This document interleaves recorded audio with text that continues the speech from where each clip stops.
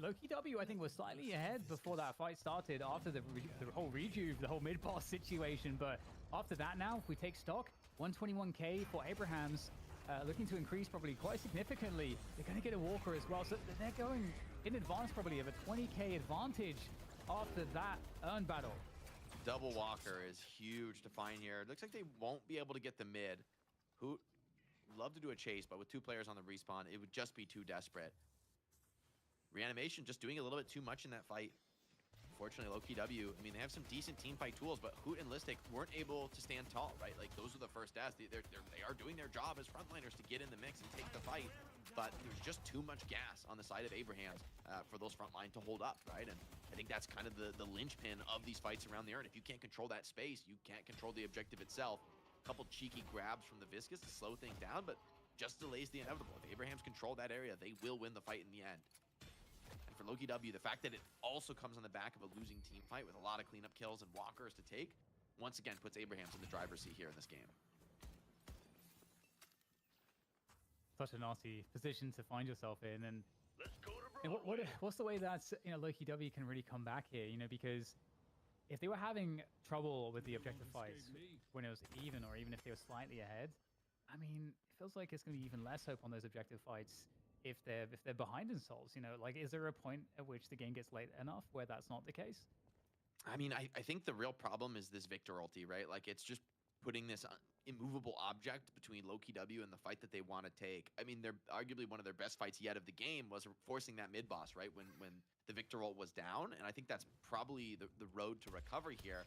But in order to have the Victor ult down and for the fight to not be over, right? You're already asking a lot, right? How do Loki W get a good enough engagement for that to be the case? That's the step you need to take, but it's not easy or obvious to me how they can get it done, especially with the Walker this low on mid. It's not even clear to me that you're supposed to take a fight here. Like, this Walker is going to go down in seconds if Abrahams want to commit to a push. Billy being caught and grabbed. Scourge on Abrams, just absolutely devastating them. A 3-man sleep from Obafim does slow things down. The knockdown cancels the Abrams ult. So Loki W could be looking to get into this fight. A big Owl connects onto 4, but a swap team condemns Hoot to an early grave, and Abrahams holds strong here around the enemy large camp. Yeah, they're going to get out of there. They're going to concede the Urn as well. Big problems here for Loki W. Down 3 walkers. They've lost the Urn as well. And I don't know what they have to protect against this. There's still that Victor ultimate available for an Urn fight if Loki W were to force it. So what really is their option in this position? Big grab now onto Obafim. Finds himself in trouble. Needs a tag-along jump. He's going to be okay. Slips away, but maybe the dive continues. Even Cosmetical could potentially find himself as a target. Out of stamina here. But Loki W draw their line in the stand, marking a hold. The Billy Chain good enough to drop Together's ultimate. This could be an opportunity, one that I don't think Loki W can afford to let slip away. Victor seems to be the target. GT going to pop the bird in a contested location. Does grab the finish in a stack. Will there be more kills on the cards? This could be a chance for Loki W, but also a risky one to chase.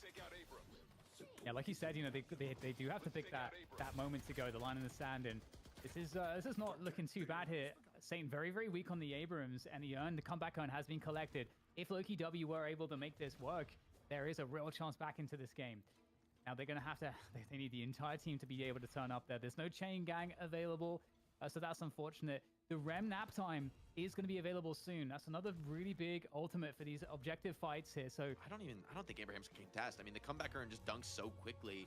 I think without the reanimation and Victor not even being alive, I just don't think you can fight it. They're going to go for macro instead, try and eat up a bit of the jungle to mitigate their disadvantage. But as you said, huge win for Loki W, right? That kind of puts them right back into the fight.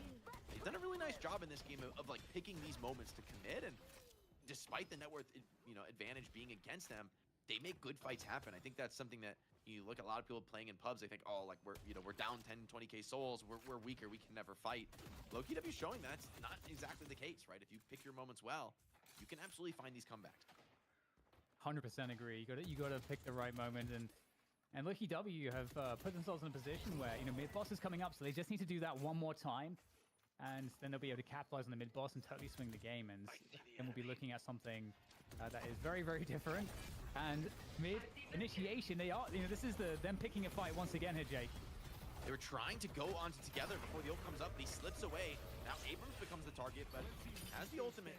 to fly back. Looks like Billy Chain catches two. Gonna be able to pull them in. The Owl, maybe for a follow-up stun, and they do get the finish on Arzo. He's dead for 75. The most farm player on Abrahams now. Shut down, and Loki W evening up the net worth. Zergy visually into this fight. A big sleep connects onto Together. He does pop the reanimation. Abrahams may still continue to fight this, but Loki W have already had a big win in that one. And you can see Zergy, he's got the Colossus. That's an item that he picks up ahead of Vampiric Burst, I've noticed, when there's a Rem in his composition. Because he can get the heals from the Rem. And mid-boss, it's just, you know, the kill onto Arzo, not enough for Loki W to want to go for it. But I think they are going to go. I think they're just healing. I think they're going to heal up and then send it because there's no reanimation. Almost as important, I think, as not having Arzo on the field. You can see Abrams are kind of desperate to keep the mid-wave pushed out, but how long will that last? You know, good big buys coming up from Loki W. The resources are reset. And I'm not sure if Abraham, I think the game almost has to fight this, but it's a scary one, right? Loki W with a real chance here. Yeah, all their lanes, they have to fix all their lanes. It's just such a rough spot to be in, but they've finally done that. They're going to re-engage back into mid. Again, this is such an important fight here for Loki W up against the full force of Abrahams. Now, Victor is offline, so, you know, you mentioned how important that is.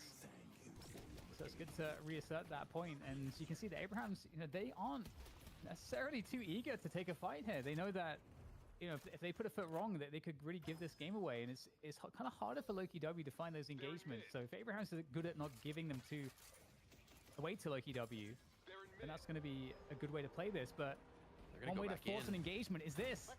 They almost have to. Together, still a ways away from that ultimate. Could come down to a difference of seconds. That recent nerf to Victor may be crucial here. The rejuve's dropping. Still no players from Abrahams in the pit. Last second move, but a big Billy Chain onto 4. First rejuve now claimed for Loki W. The sleep comes in. Two go back the way of Abrahams. Hold on. And with rejuves now on the field, turns into a death match. Already the brawl looks decent for Loki W, but they need to finish some of these kills Together. Desperately trying to run away. Desperately trying to get the ult. Just barely comes off cooldown. Now Together. Right back into the fight. And Loki W could be in trouble against this reanimation. Who's looking to reset the Lycan Curse? That is huge. Get the heal, reset the timer, and you're still in absolute danger. Like looking to push into the fight, being that insane space creating frontline, slicing away here. Good heal comes in as well. And this is very difficult right now for Abrahams to stay up here against the Wolf. And okay, Lycan Curse is out, but the damage has been done here. Abrahams have been routed out of this position as Loki W are looking really strong. There goes the anvil straight on top of the head of Sanya Sniper, who's doing serious work here on ship. He's still fighting. He's not out of this one yet, and it looks to be Loki W look to back out and take the reset. I think overall a positive trade for him, but an absolute bloodbath around the mid-boss. Both teams maybe now looking to just lick their wounds, reset their opportunities. The Owlstun is good on the Shiv. There may be a follow-up chase here. Still, it's quite a hard target. Shiv, notoriously difficult to bring down. And with a huge wave crashing here on the Abrahams base, Together has to back out, pick up all this farm. I think he's going to be close to the refresher buy, which, given how significant his ultimate has been in these engagements, I think is potentially a really big moment for Abrahams in this game. Yeah, and this is another huge moment. Again, shocking reanimations down. Loki W running the urn as quickly as possible here, straight to the deposit spot. And, you know, if Saint right now isn't alive for another 15 seconds, so there's a real opportunity here for Loki W to maybe make something work out of this. It could be pretty tight, though, because, you know, if there is delay, Empty Dreams, all Empty Dreams has to do is delay this. You're going to push out the wave. You've got the teleport across from Sanya Sniper. This urn moment, the timing window is thin, but it is possible here for Loki W to get some value. I mean, the reanimation's going to be up, so if you take this fight, it is, you know, a full-on 6-on-6. Soul's dead even here.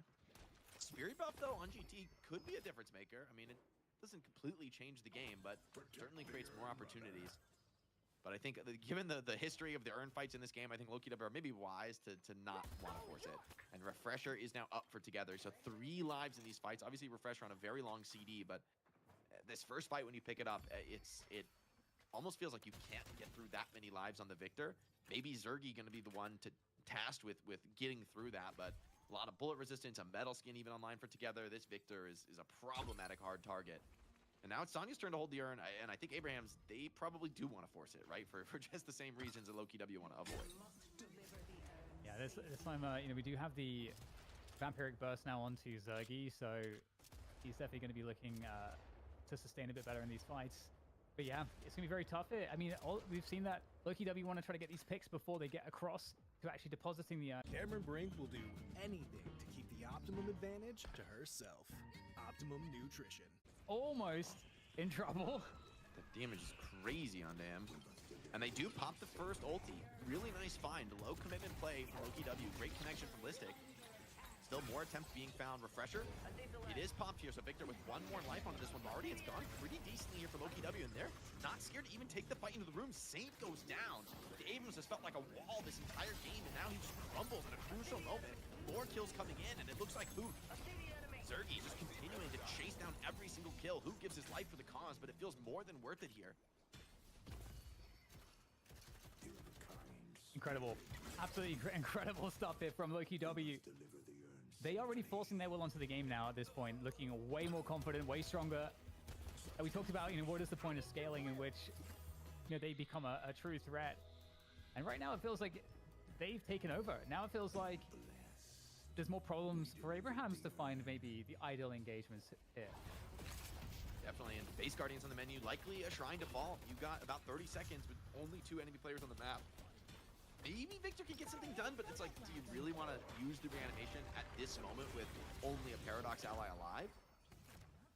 LokiW are going to choose discretion this time, though, not going for the double Shrine. Of course, the first one giving the lion's share of the value, also activating those super creeps in the mid lane. And to be fair, there are 2 walkers to push. I don't know that they have time for an actual walker siege given the wave state.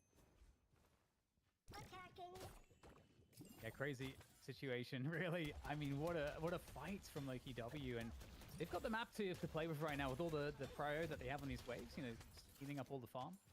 Really try to extend that advantage, buy up some items. Looking to be in a very, very good position right now. For Viscous. Spirit Burn. Oh, interesting. Okay. I was thinking Trans CD, but Spirit Burn could be pretty sick, right? In terms of having some big outgoing spirit damage. I mean, the rest of the team, I think, is a little bit gun heavy, but actually, when you look at it, LokiW have a really clean balance. An Echo Shard plus Scourge online for Rem, Decay as well. I mean, I think that's part of why that front line looks so dominant. You get items like Scourge and Echo Shard. Now, Obicam has a vastly greater ability to sustain somebody like Hoot or Zergy when they're running over together. And I mean, right now, even though, Victor's pretty gun heavy, it feels like when you're able to run through the Victor as a frontliner, I didn't expect that, and it really feels like it changes everything in this game. Now, Abrahams have to play a lot more cautiously, and that does not feel good for them. Yeah, I think the Spirit Burn is also really nice for the anti-heal, especially on like the Victor and the Abrams. So I think that's like another really nice feature here, because I don't see much other anti-heal for LokiW, at least for my optimization. And yeah, this suddenly feels like Abrahams. It's not like they're scared or something, but like they have to be so much more cautious than ever before in this game.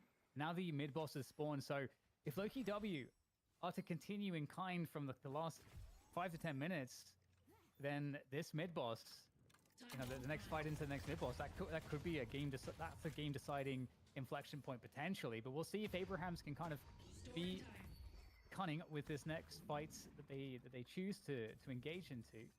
Wait, personal request for the observing team. Can we get a check on Zergy's cam? He has a vitality buff and a Colossus. What is the raw HP number?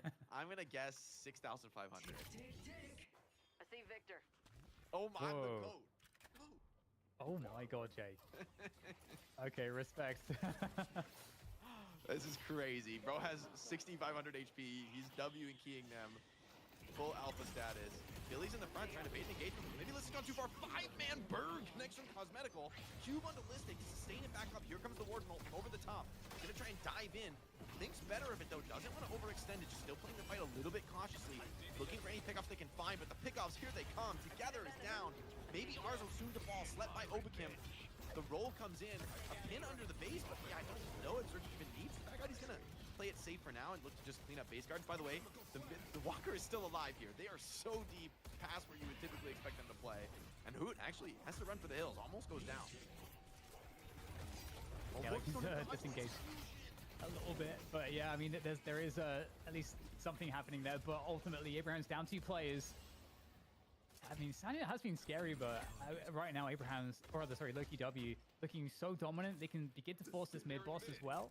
And Abrahams, I mean, what on earth do they do here? I mean, do they try to steal some rejuve buffs? It kind of feels like they have to. It's brutal. I mean, like, you could try, but it's also the possibility if you lose 4 deaths here, as is very likely to happen if you come for the contest, it could be the game. But maybe giving the rejuve also not something you can recover. Here comes Saint. He's into the pit, but a big burn stun comes in. Does get some nice parries. Hold on, Saint holding his own. The rest of the team now diving in on the Rejuve crystals. All 3 of them remain in lane. The first one somehow goes into the hand of Abrahams, instantly consumed by Taz. But with one Rejuve going back the other way, lokiW with massively greater strength in this fight. They'll be taking a hefty price for this one. But honestly, I think a really well-played contest from Saint. Like, you got to give him huge credit. Very few players could have come out of that fight with anything other than an instant loss, and I think they basically mitigate the lion's share of the Rejuves from pushing their base. Yeah, like stealing 2 there, it's pretty incredible, but it does feel like right now lokiW have started to really scale like out of control. Like the fact that Zergy's 48k, you know, Arzo slowed down. They had that race that we highlighted from time to time between, you know, the 2 M1s, but Warden has an M1 at this stage of the game, is a different beast, and now he's so far ahead of Arzo as well. He is ridiculously hard to stop, and so lokiW in such a strong position. You can see the net worth there.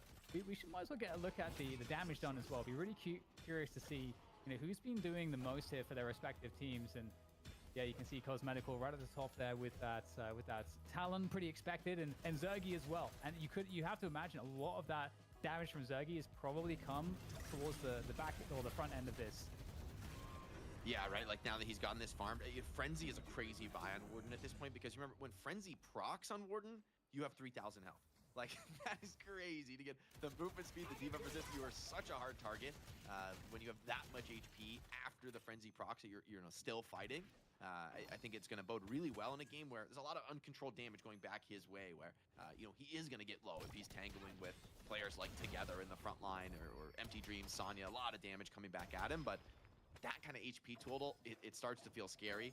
I'm really impressed, though, by Vrake and Obakam doing really impressive damage this game. I mean, Viscus on the back of the splatter alone is able to be a genuine threat into this death ball, and for Obakam, I don't know how he has that much damage, honestly. I guess it's just like Scourge and Decay, but that's kind of insane. Like, Rem, typically not a character we expect to be, you know, very competitive at all in the damage totals, but this game, I mean, this is a crazy build. Look how much he has insane spirit scaling right now. So the Scourge, the Decay, they are all hitting like a truck. Yeah, I just saw the Alk Fire too. I didn't realize he picked up that as well, which makes sense, you know, with all of the objective fights, and just a very strong item to have with all the gun on your team too. So yeah, it's really interesting.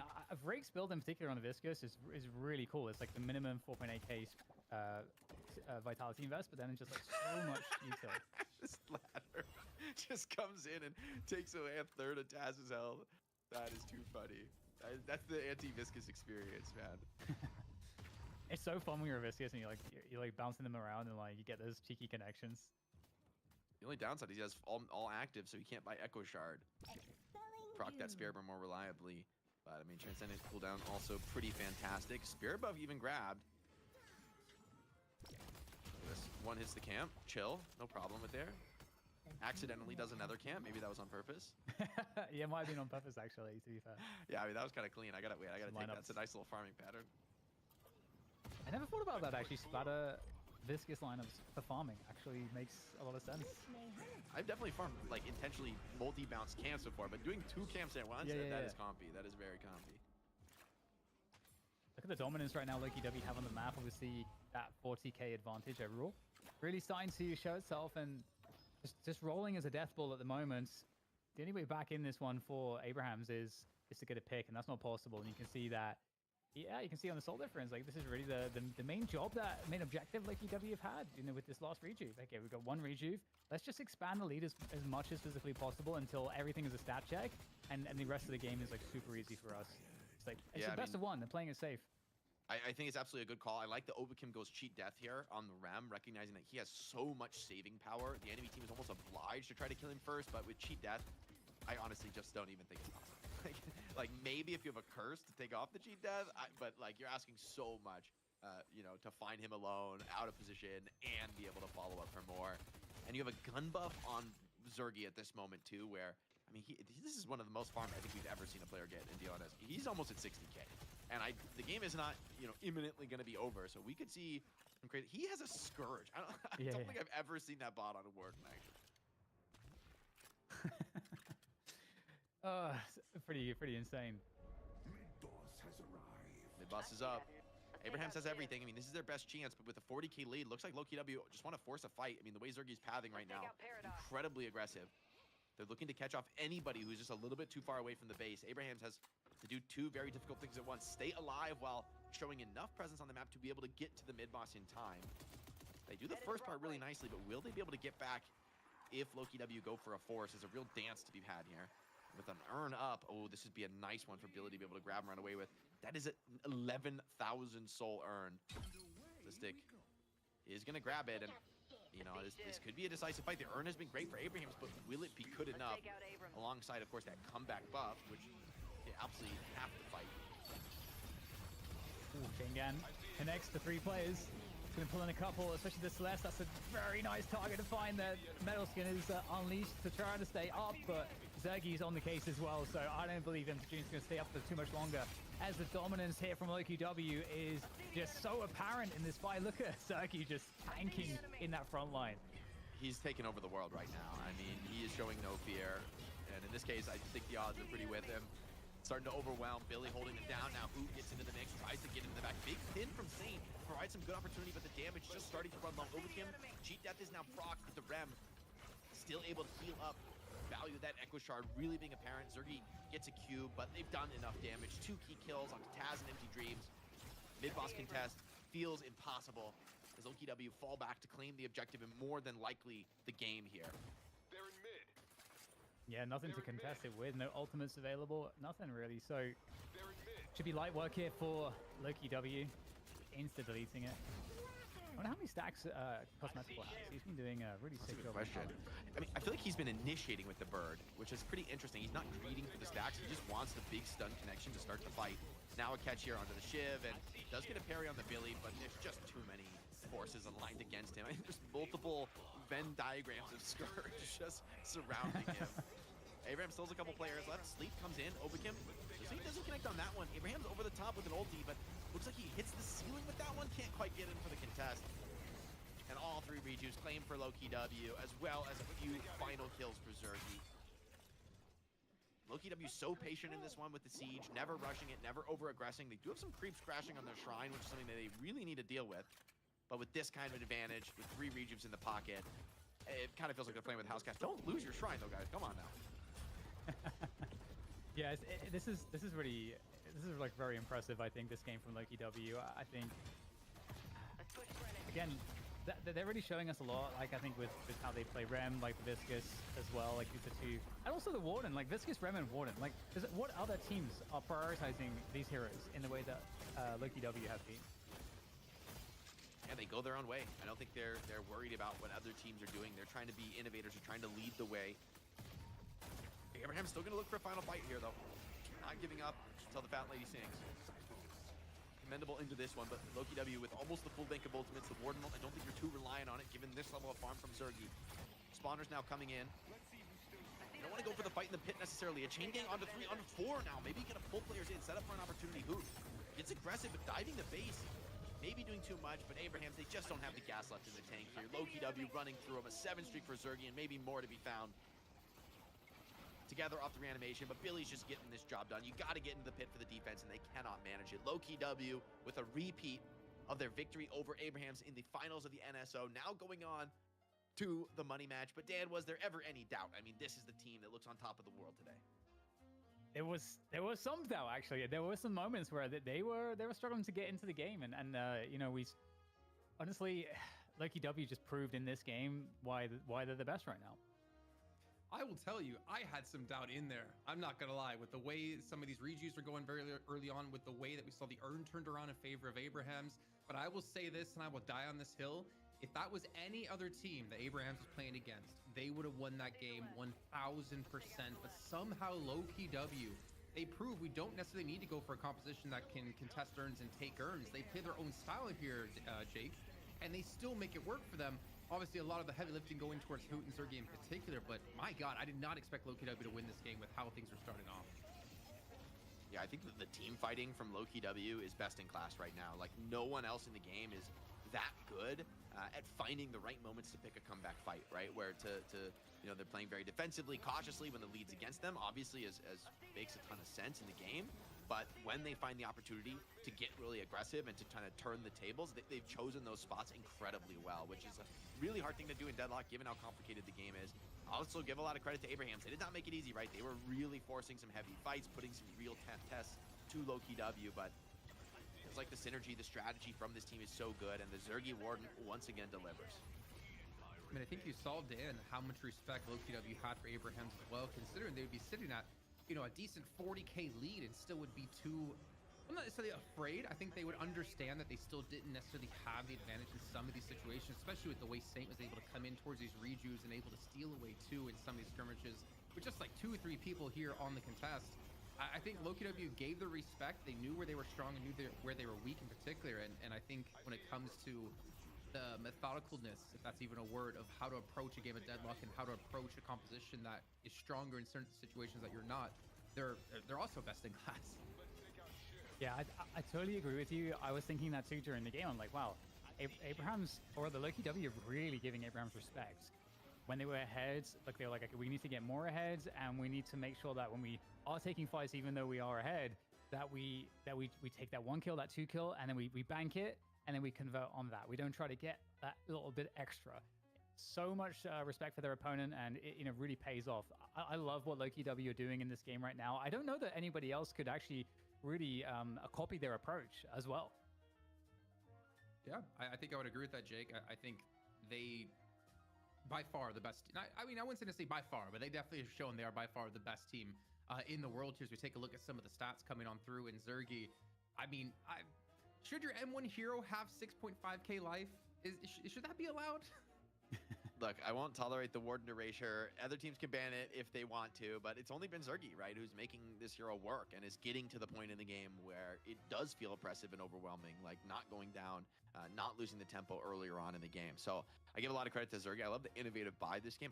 I truly don't think I've ever seen Scourge brought on Warden, but it makes total sense this game, right? You're up against a bunch of heroes that want to jump on top of you and overwhelm you, and Scourge works directly counter to that. So I think, you know, credit to Zergy on the innovation and creativity with this buy. I think it's maybe not the reason they win the game, but certainly a contributing factor, and his experience on Warden really showing with this insane 9-2 and 17 stat line. Let me pick your brain, by the way, Dan, with something in terms of items, because I think we are seeing something that kind of makes me think, is there a world we need to see Victor kind of nerfed? Because we're seeing, was this double decay, double Scourge, and it feels like most of that was oriented on that one player in particular. You mean playing against it? Yeah, like playing against a Victor. I mean, you can see that they itemize in a way to try to counter him, right? Obviously, like they try to burst him down. That's what through decays and Scourge his way, where he would have to sit inside of that. Spirit burns as well. It seems like Loki-W had to itemize specifically just to deal with together on Victor. Yeah, and it could also be also a lot to do with Abrahams in general having like this very, very tanky roster where, you know, because Abrams as well, you know, he's also got that AoE. He's trying to get play really, really close up against you, and you've got Sanya Sniper that's going to be, you know, pretty tanky, hard to kill. That's on the Shiv, like kind of in the mix there as well, like very broadly style. And I think if you're playing against Abrahams, they're definitely the best team in the world playing these heavy frontline rosters. I feel like they've been the team that's had the most identity behind like more frontline than anyone else playing Deadlock professionally. So I feel like it also makes sense just as a way to play against Abrahams. Jake, there was a certain stat in there that chat picked up on that when I was looking over. 93,000 healing out of Obi-Kim on the Rem. What's your thoughts about that?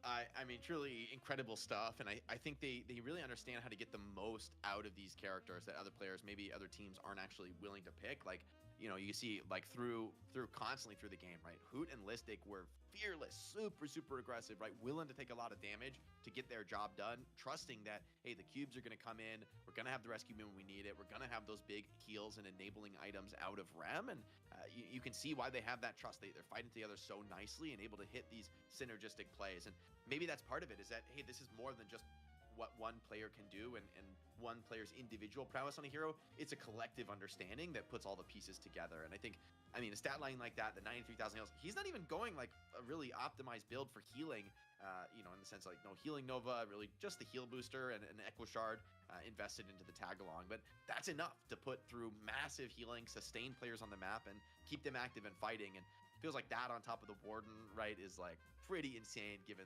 the scaling of percent HP.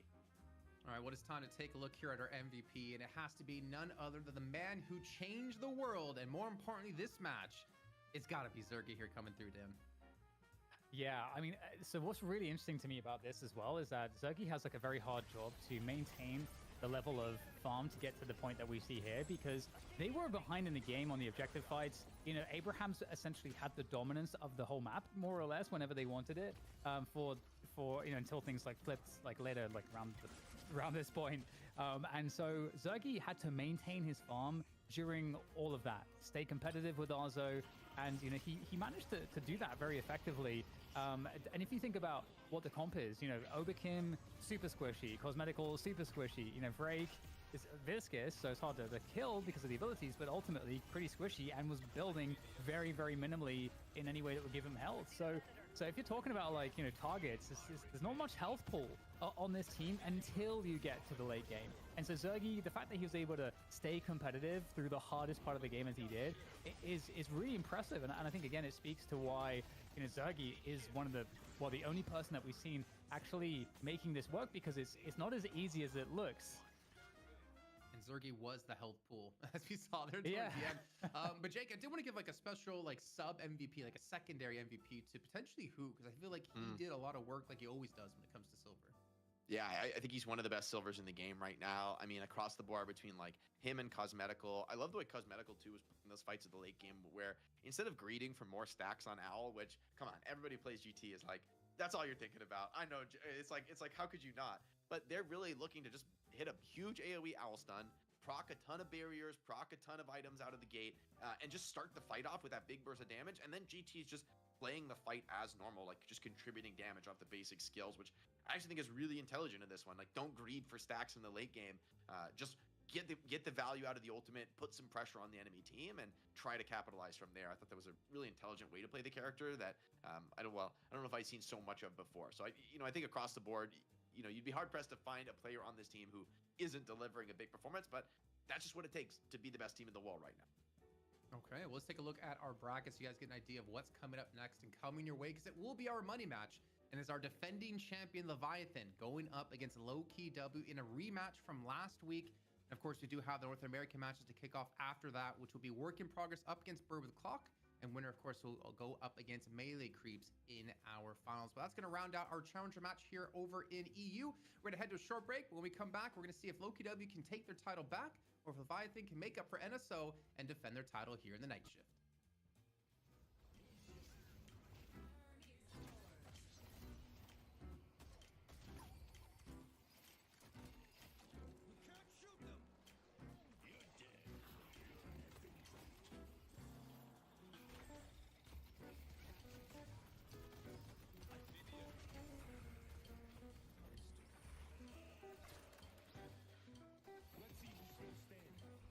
I see the enemy. I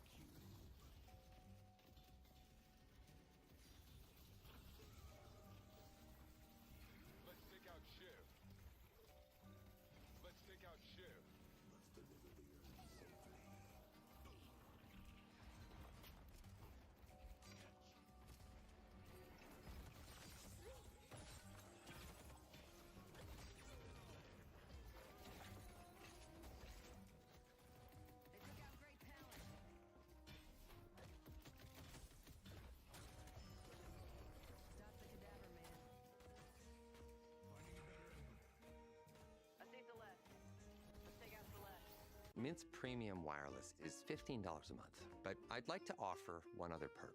We have no stores. That means no small talk. Just sign up online at mintmobile.com. It is an introvert's dream.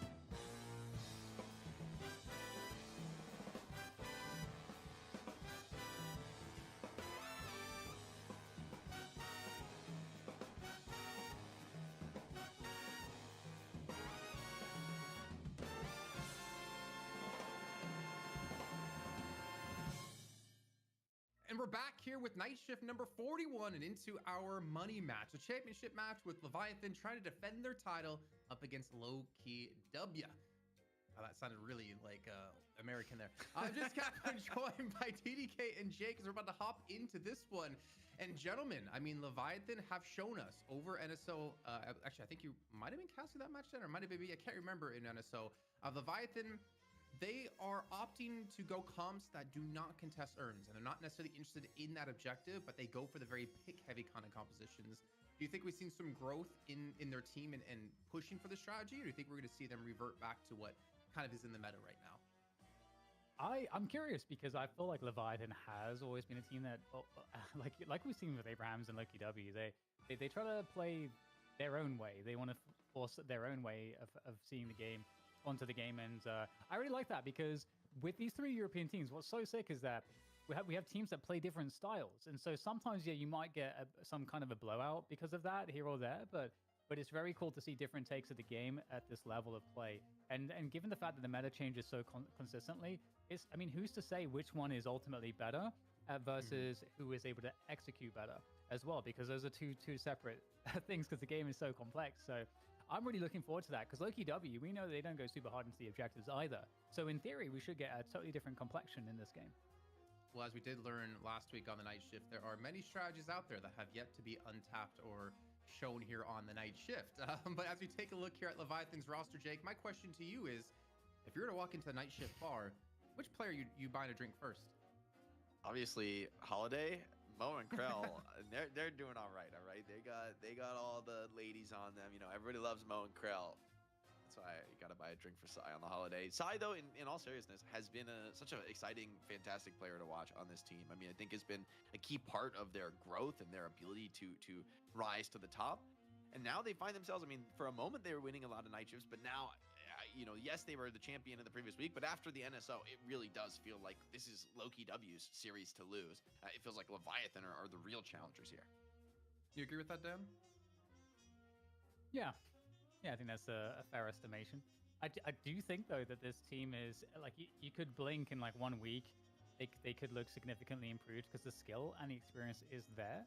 So, like I said, you know, there's so much in going meta to meta where it's a bit about who has the better meta fit, but also there is an element we just really can't see, which is how things are working internally in terms of the team cohesion and how the team itself is able to work as a unit, because it's 6 players. Like, there's a lot to that. We've seen it time and again where a team will kind of come away after really doing some like good kind of internal teamwork, not the strategy necessarily, or the scrimming just itself and getting the raw reps, but all of the other stuff, the intangible stuff, that also operates behind the scenes, and then they come out like a much improved squad. So I feel like Leviathan is a team that could surprise us significantly at any point. Yeah, I would even say that they might be one of the staple innovators in Deadlock actually in EU, because I think back to Jake when they had their original rise through the night shift. I mean, they were losing constantly. Yes, they could beat Fearless Furies, but they could never beat Abrahams at that time because that was their big competitor. Celeste was very dominant in the meta, and this was the first team we saw say, hey, you know what works really good against Celeste? Mo and Krill. And they innovated a strat that kind of took everything by storm. Yeah, absolutely. I mean, they're I think a really fun team to watch for that reason. I know I always use like the OC's build. I play a ton of like position 1 carry, and I use OC's builds like all the time. So I mean, I think like these are definitely players with a high game IQ, and I think anytime a team is willing to buck the mold and to do something that others aren't doing, that's an incredibly scary thing to do from a competitive perspective. It's a lot more natural to kind of do what everyone else is doing and just try to be a little bit better at it, to try to learn from other teams. When you go your own way, you kind of, you know, blazing a new trail, and there's no roadmap for how that's actually going to work and what you need to be successful. You have to kind of feel your way through the darkness yourself. So for me, I think Leviathan are a really fun team to watch for that reason. They're a team that is really hard to predict and always exciting, especially in the drafts, because they're willing to pick heroes that others aren't. And you could also look at Loki W though as showing a similar vein of that with the use of Rem by Obakam that has looked like a staple for them that no one else is touching. So I think both of these teams are really interesting. They're both at the top of their game, and it should be a great clash here in the Money Match. So Dan, we always talk about like the positives of teams, and I think in esports you generally do talk about positive over negatives, but I think there's some constructive thought, and as an experience here to brainstorm, where are the weaknesses in Leviathan? Do you see them as a team or as individuals? Do you see any weaknesses within this roster? Well, that's a really good question. I ask it because I have my like premeditated answer, yeah, but I wanted to hear your thoughts first. I'm actually not sure because because I could do the esports thing and say the weakness is the strength of try to innovate in a limit test, but but you probably tell me off for doing that based on how you set it up. Well, I mean, Jake, do you have any thoughts on that? It's a good question. I mean, I think they're a hard team to compare against others because they're so different. And so for me, I don't know that I have an easy answer, but I'm curious what your perspective is coming into this, like, having watched this team a lot. And I'm curious how you see it, Jason. I was actually leaning towards, so originally my constructive criticism about them was it was like a one-man team. It was always OCs. And then we have seen them grow. We have seen them adapt. Freemok has definitely stepped into his own. ZP and I will continue to butt heads about who the best Shiv in EU is, as he'll always say Freemok. But I think maybe one of the weaknesses is the inflexibility of hero pools. And I know that's kind of like generic and easy to say, but we see that teams can easily outdraft them based off the fact of they know Freemok. Well, I mean, they know they can't play Silver and they can't play Shiv. So if they take one of them, most likely they're going to see the other being taken by Leviathan. And that does make them slightly predictable. And I would hope that Rayek, who initially came into the team as a sub a long time ago, we were super surprised. We saw Hayes out of him, we saw Celeste out of him, and he had really good success. But it seems like the team has kind of been limited by hero pools, but also have shifted away focus to what originally, I think, helped them break into the scene in terms of Rayek. So that was my kind of like thoughts or maybe about weaknesses of the team. What about you guys, if you have any thoughts on that? Yeah, I think it's a good point. Like, hero pools are something that we're so early in Deadlock, and for a long time I think it almost didn't matter because like everyone was relatively limited, right? Like everyone was more or less just picking up the game and could play a lot of heroes, but how many are you really like confident enough to play in a competitive match with stakes, money on the line, an entire pro team arrayed against you, right? Like that's another level of competency that's needed. Some players have gone above and beyond and are showing that like same elite level performance across a huge variety of characters. That gives their team captain, their coaches, the drafting potential to really play a wide variety of strategies. The less options you have, you can be amazing at the strats you do play, but by being a little bit pigeonholed into them, not only can other teams attack you in the draft on the basis of that, but they can also just prepare for you as a team. They can, even something as simple as an item build. Like, you might be able to figure out an item counter to a certain hero, but if you already know, like, oh, we're going to be playing against Shiv this game, you could kind of come into the game knowing, well, I'm gonna go like a Toxic this game that I might normally not. I'm gonna go for a Decay that I might normally not. And I think that just preparation edge is actually meaningful in a game as complicated as Deadlock. I assure you, even the best players can't like perfectly pre-plan their items every game. That's a huge level of skill variance here where, a team like Leviathan, they're different, but they're pretty consistent in the way that they're different. And I think other teams have probably caught on to that.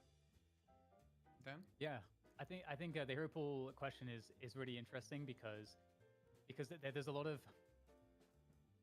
in esports and I guess in sports in general, you might think about how people should be characterized in certain roles or places within a structure or a team. And I think Deadlock is interesting because I think what we're seeing is that that's kind of detrimental to be super locked into any one position. Even let's say something that is a carry role. I think this would be like typically the most protected position because you want your players to have the most in-fight intuition and like reaction speed and the highest level of mechanics to kind of be prioritized into those roles. But at the same time, in Deadlock, I actually don't think. I think the mechanical requirements, like it's high level, but it's not so high level to the same level of precision as a game like Counter-Strike, and there's a higher time to kill. So I think the mechanical edge that you might have on a player that's like an M1 specialist, I don't think that like extra mechanics is necessarily like that important. I actually think it's more important to be more flexible, and I think we're kind of seeing that if you look at some of the roster changes and how some of the hero pools have changed. Like a Sanya Sniper we use as a good example. Someone that was kind of the example of an M1 that's now kind of going into more of the off carry or like even more flexible playmaking roles like in general. And I think expanding across the hero pool is not only really good for the player to make them better, but I think it's also really impactful for how you draft and what you can go into a game with and how you can also be more unpredictable for your opponents. So that is what I would think of the hero pool criticism. Yeah, and I would almost go to say it's well, we are waiting for the draft, by the way, guys. For wondering why we're blabbing along, it's not waiting on us to hit a button to start the game. But I would go with the term of future-proof. You're kind of future-proofing yourself as a player, because I think of esports in general, and I think of well, one easy one to go that comes off the top of my head is in Overwatch, you had GOATs play for so long.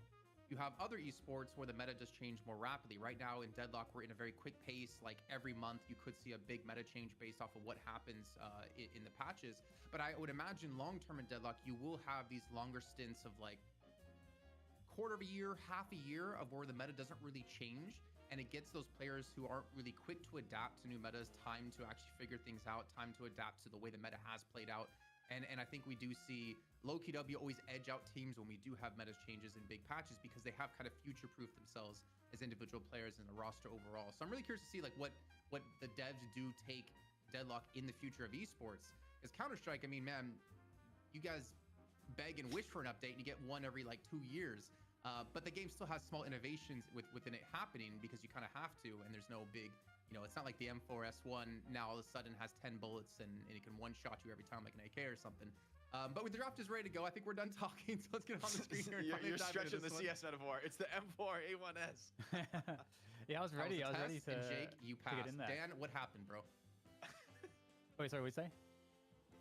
Jake knew the actual name of the gun, and you just let me say it was a test, and Jake passed. And Jake started to see us. Oh, I didn't know it was a test. I didn't know I was supposed to call you out, Jason. I could call you out, a lot more if you want. When you need me, I'll be ready.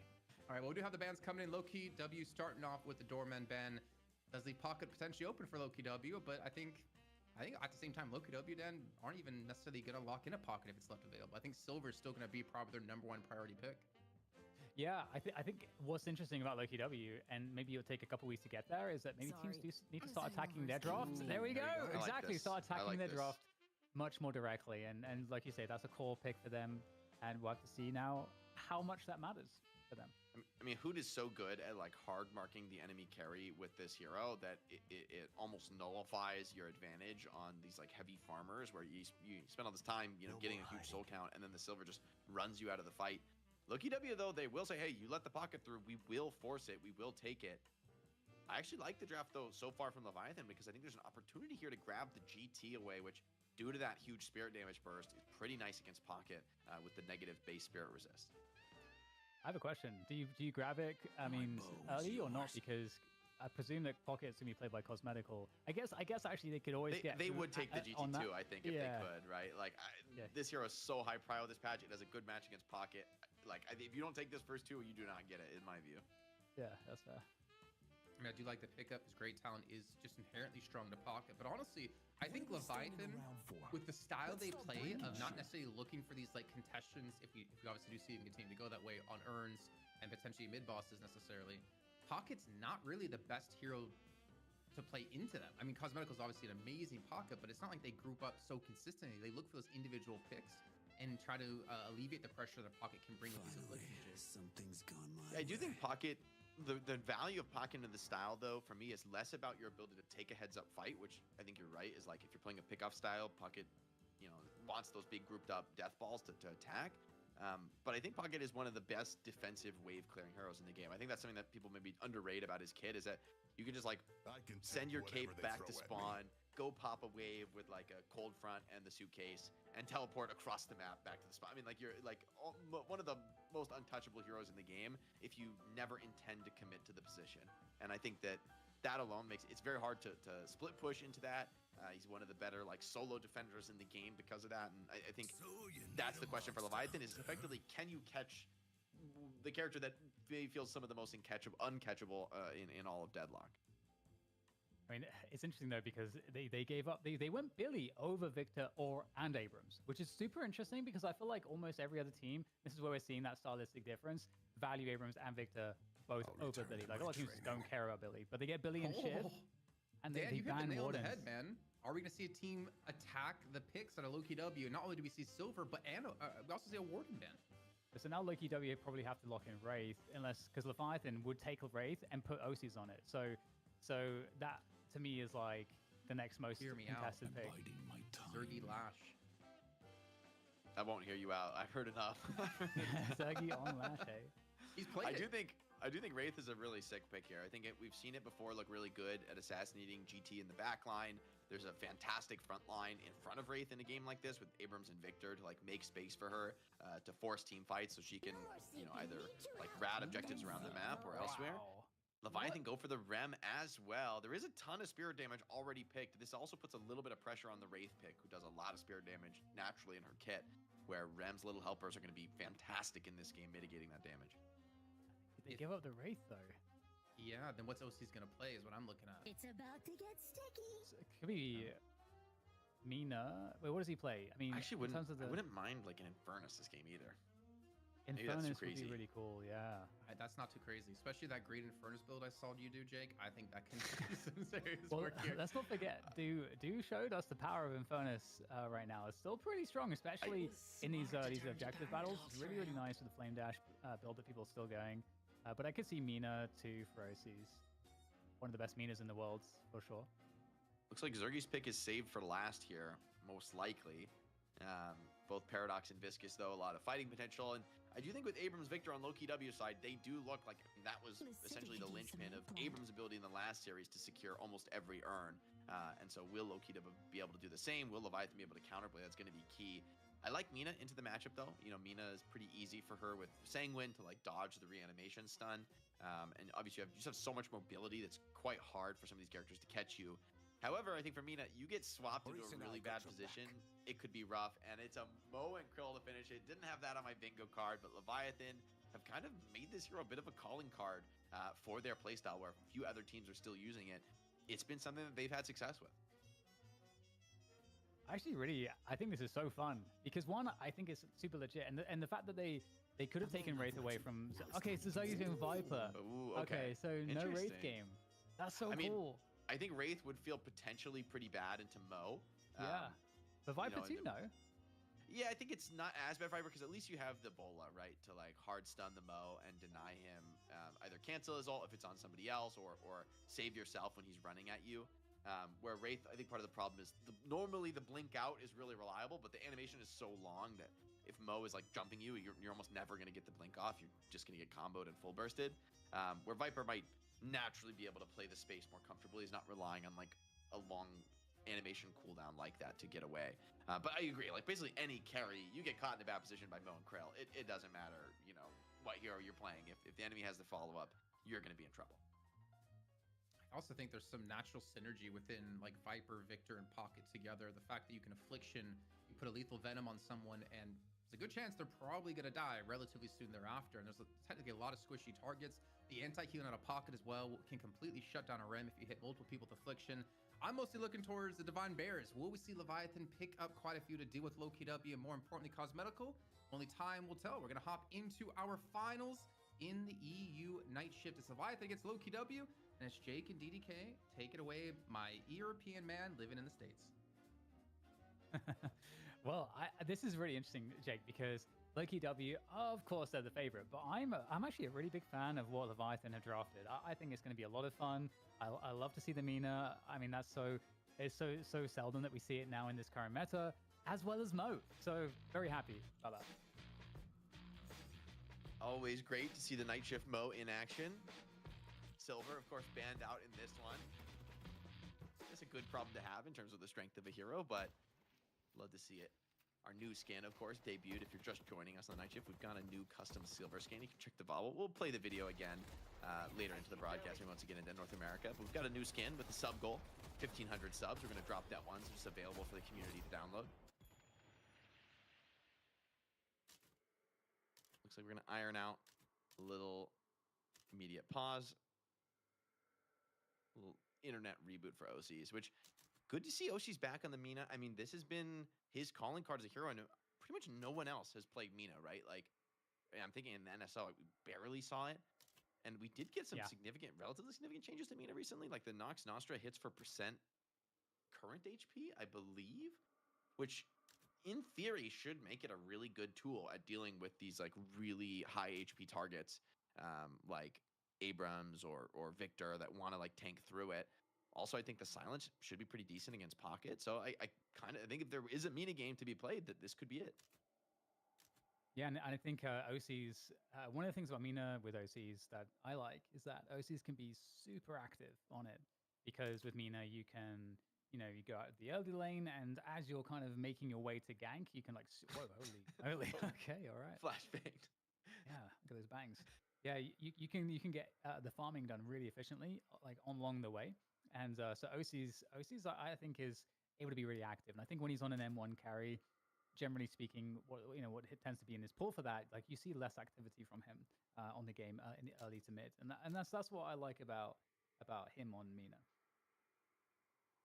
Yeah, definitely pushing the tempo, which feels pretty important nowadays. I mean, you can have your carry playing the side lane where everyone else does the earn fight. I mean, we saw a bit of that last game. But Mina, I think one of those carries who really doesn't mind showing up, popping the ult, right? Like getting that on cooldown and taking a chance. Or even if she is on the side lane, if you get pretty farmed on Mina, I think you're one of the scarier 1v1 threats on the side lane. Like Nox Nostra alone can lock down a lot of different characters and finish them off if they're relying on some of those skills to be able to outplay. Well, what do you think of the lanes then? We can definitely cover that in this pause. Who's tempoing out first, do you think? Laning wise, it's going to be interesting. I generally think of Mo as a relatively weak laner. And so I guess I'd lean Loki W off the lanes, but Cosmetical, I would guess, is going to have maybe some similar difficulties here. So I actually don't think either team has drafted like too crazy into like really dominant lanes. I think they're really thinking more about like the mid game, the ability to play these objectives. As we take a look at the ever stylish Mo and Krill Night Shift skin, still a classic. Oh yeah, look at that logo, that motif, the big red tie, and Abrams as well in the same lane. The learned We're stacking Abrams. them up. You can't separate him from that book. Dude, that gun is huge. Like that thing is just, think about it. Like, how does he even hold that? I mean, look at his hands. I mean, but is it not like just like it's like as big as his whole body, It is like a revolver skin that's like a shotgun though, which is kind of weird now I'm thinking about it. Yeah. I mean, he's got strong wrists. You got to give him credit. He's lifting. He's got the book in one hand. Like, bro is hitting forearm.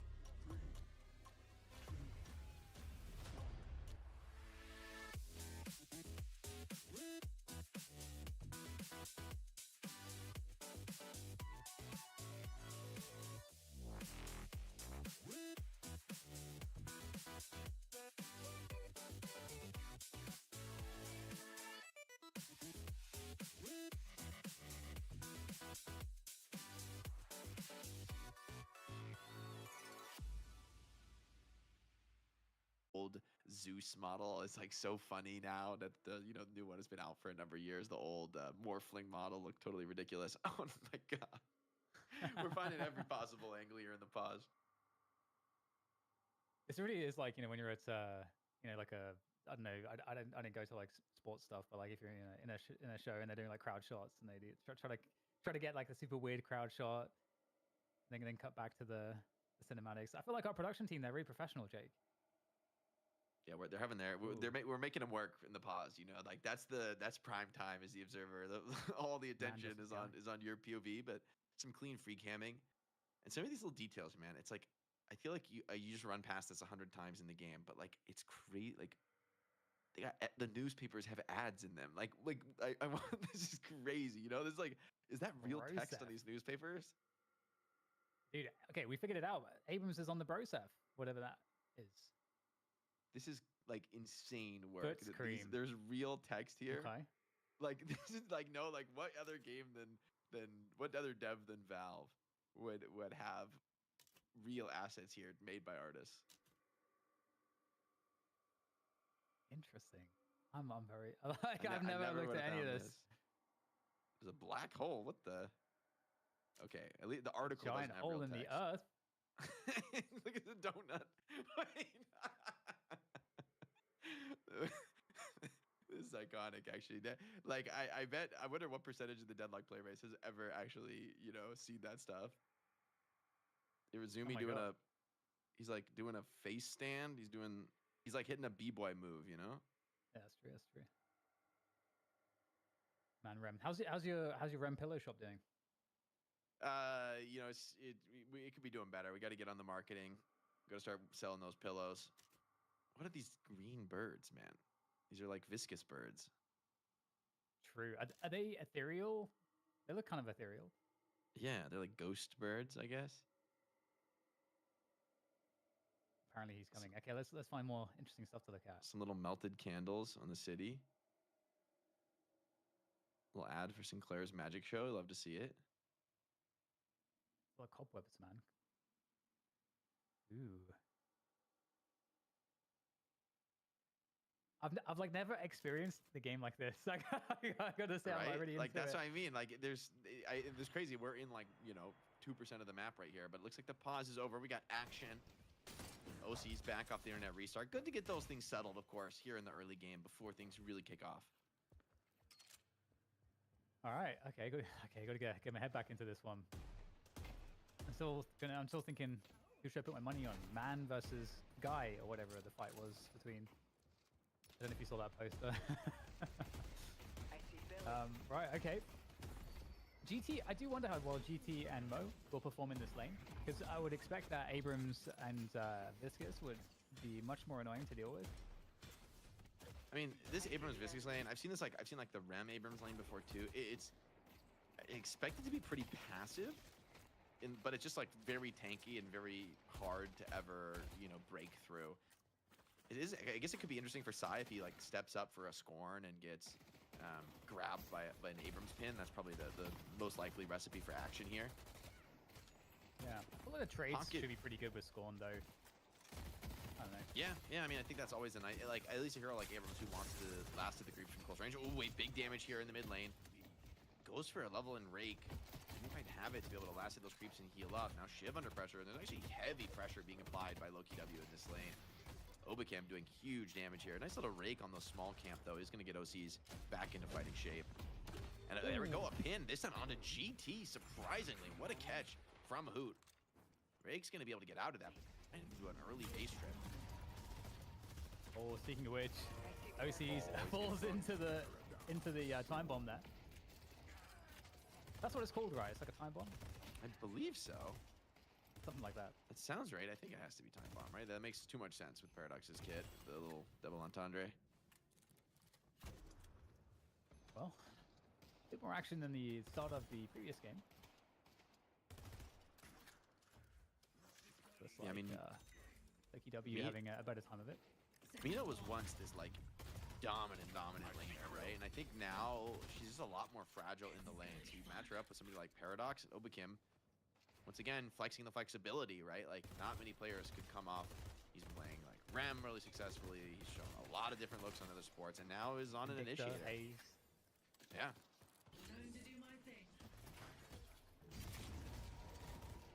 already I feel like Loki W are just playing with a lot of confidence across all the lanes, right? They're willing to look for engagements, looking for trades.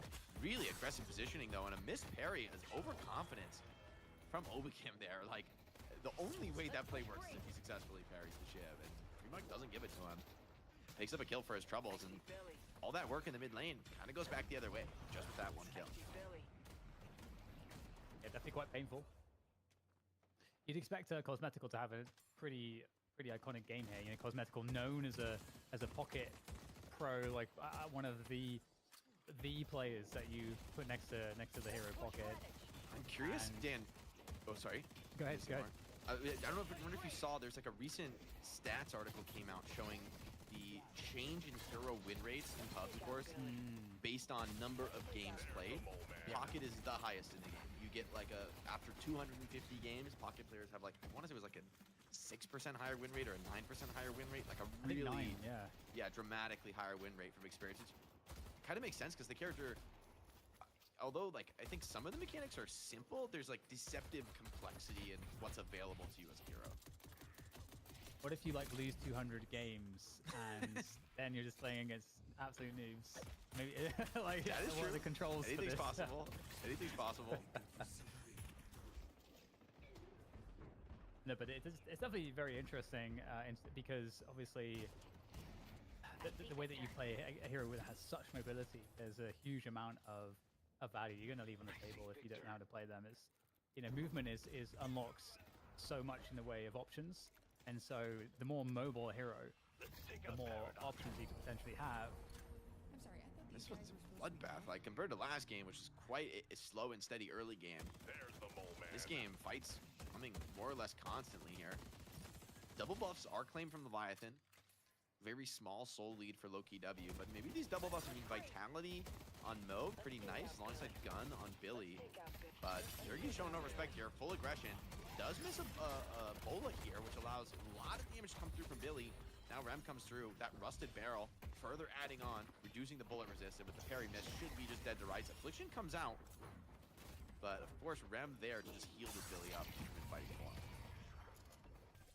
I think something that's been really interesting about Rem picks, although here might be a conversion, nap time to save the Billy. Is it going to be enough? It absolutely looks like it's going to be enough. Also, some nice damage there on the exit.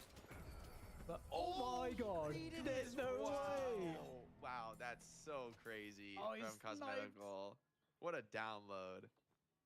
Yo, that's respect. One shot, that was like one click. Yeah, and it gets the zip knock, right? Like, it wouldn't have done enough damage, but the zip knock, I mean, overseas, you can see why he thinks maybe he can just get a little cheeky zip grab and drop off, and just maybe a little bit quicker back to base on the reset. But that kill kind of saves that exchange for Pocket. On this side, though, Sai using that life up to great effect. Found a combo there on the other side. Tower's starting to fall very quickly.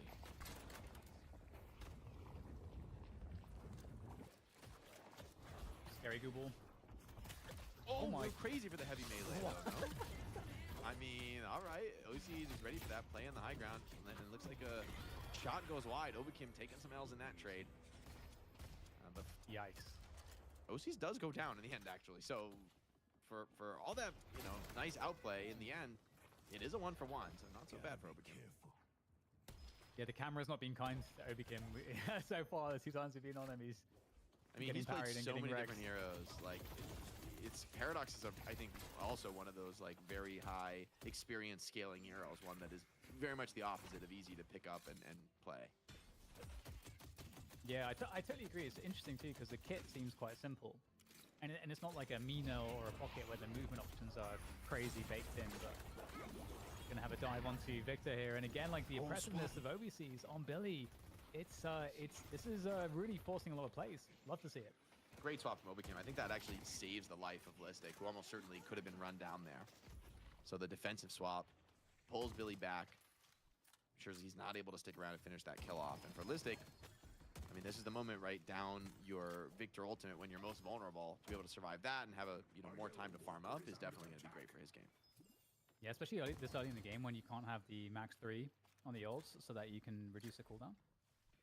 It's like it's like 260 seconds you gotta wait, something like that. Long time.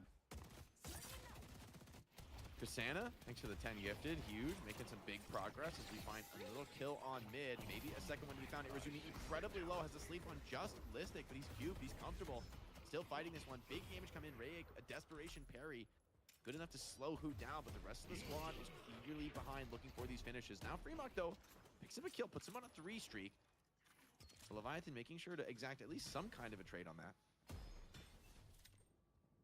You know a stat that I would really love, Jake, is if we could see how much damage is effectively stopped by the little helpers with the spirit resist that they provide. Because I feel like I know it's in theory really good. I think it's a lot better than people think. But I want to know how much. That's a good point. I mean, it is like a pretty significant value, but that's I mean, there's so many stats to be plumbed in Deadlock. You know, so many deeper opportunities. Looks like a bit of a duel here happening on the side lane. Mina pops the Nox Nostra, but wow, Cosmetical overwhelmingly strong here. I mean, he's at 11,000 souls versus a 7.7 Mina. Probably was about 10 before the kill, but I mean, he is off to a hell of a start. We talked about Cosmetical being one of the premier pocket players in the world. Really showing it here, and on a hero that no one else has allowed him to get. Finally gets his chance with Hoot taking the Silver Man.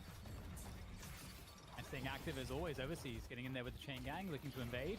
And Overkim, oh, talking about a bag. That was a pretty big bag right there. Might be able to follow it up as well. Still no shocking reanimation, I think, available. So that's a dangerous moment, but we'll take the Guardian down happily.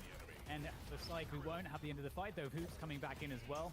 You know, pops the slowing Hex to try to guarantee these kills. Oh, nice sick carry. though.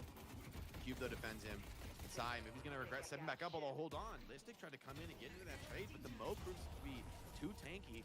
Does go down, but finding that kill onto Listic likely going to feel well worth it. Zergy also wait pretty low on the Viper. Is he bleeding out to a shift knife? Maybe he's okay for now. Maybe it's actually Fremont who could find himself in trouble, but a clean burst of movement here gets him out of trouble and on back to the base here for a reset. Love those fights where it starts off with someone dying, like Overkim, and you're still like casting the fight, and then the fight ends with Overkim killing someone. You're like, wait, what? Like, you know. I mean, Deadlock honestly has to have some of the most intense action and like long duration fights of any esport, especially in the shooter genre, right? I mean, fights can plausibly last for minutes on end, which is kind of insane, but also sort of like in a mad genius kind of way where, I mean, it's part of why I think the game is so addicting for so many people right now. There's just nothing like it. Ooh, Cube blocks the execute, but not going to really move the needle in the end. Fremont does get the tick out on Zergy. Wonder if he canceled the cube early to die to the Shiv instead of the GT bird coming in. It's kind of interesting actually, because it kind of feels like the Leviathan is ahead. They're behind in souls, but it's largely all because of Cosmetical. So Cosmetical to me is the only person on Loki W that's very scary at the moment. So we'll see how the Urn fight goes, because Cosmetical obviously in the Urn fight is going to be able to have a lot of impact, and that Urn fight could really start to allow one of these two teams to kind of break this deadlock. He said it. He said the thing, chat. I was hoping you wouldn't say. All right, little gank coming in on Cosmetical. Combo not quite available. He probably smells that one out. Trades also occurring on the other side of the map, and Shiv could find himself in a little too deep. Very low HP. Swap being held by Overkim. It doesn't seem like he's even going to need this one. Has a movement buff. But the chase down immediate.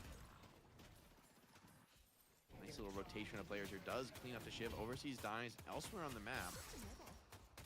Leviathan find themselves on notice here. Mina, interesting build from her.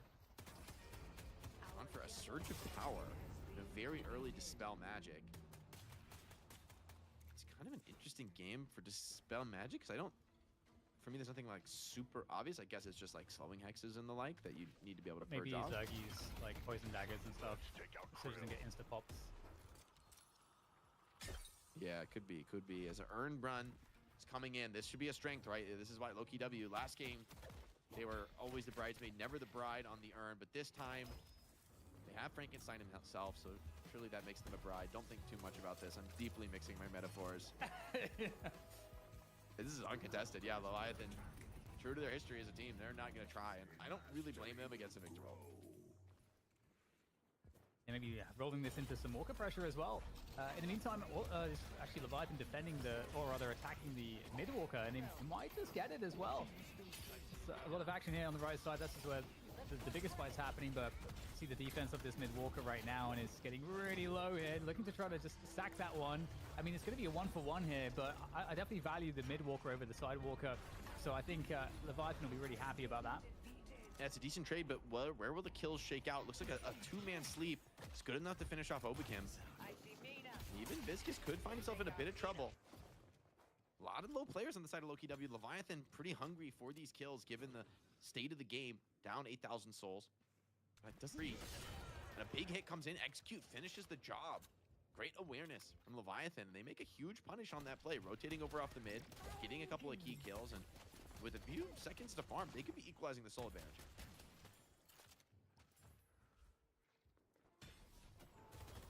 Yeah, really interesting situation, to be honest.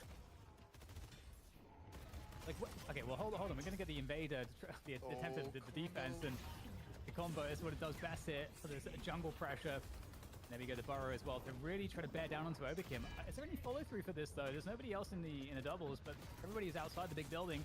Billy's now making his way in to finally finish off Obakam. I feel pretty bad. I feel like he's getting real targeted in this game so far, but in goes the Billy for another slap. Ult.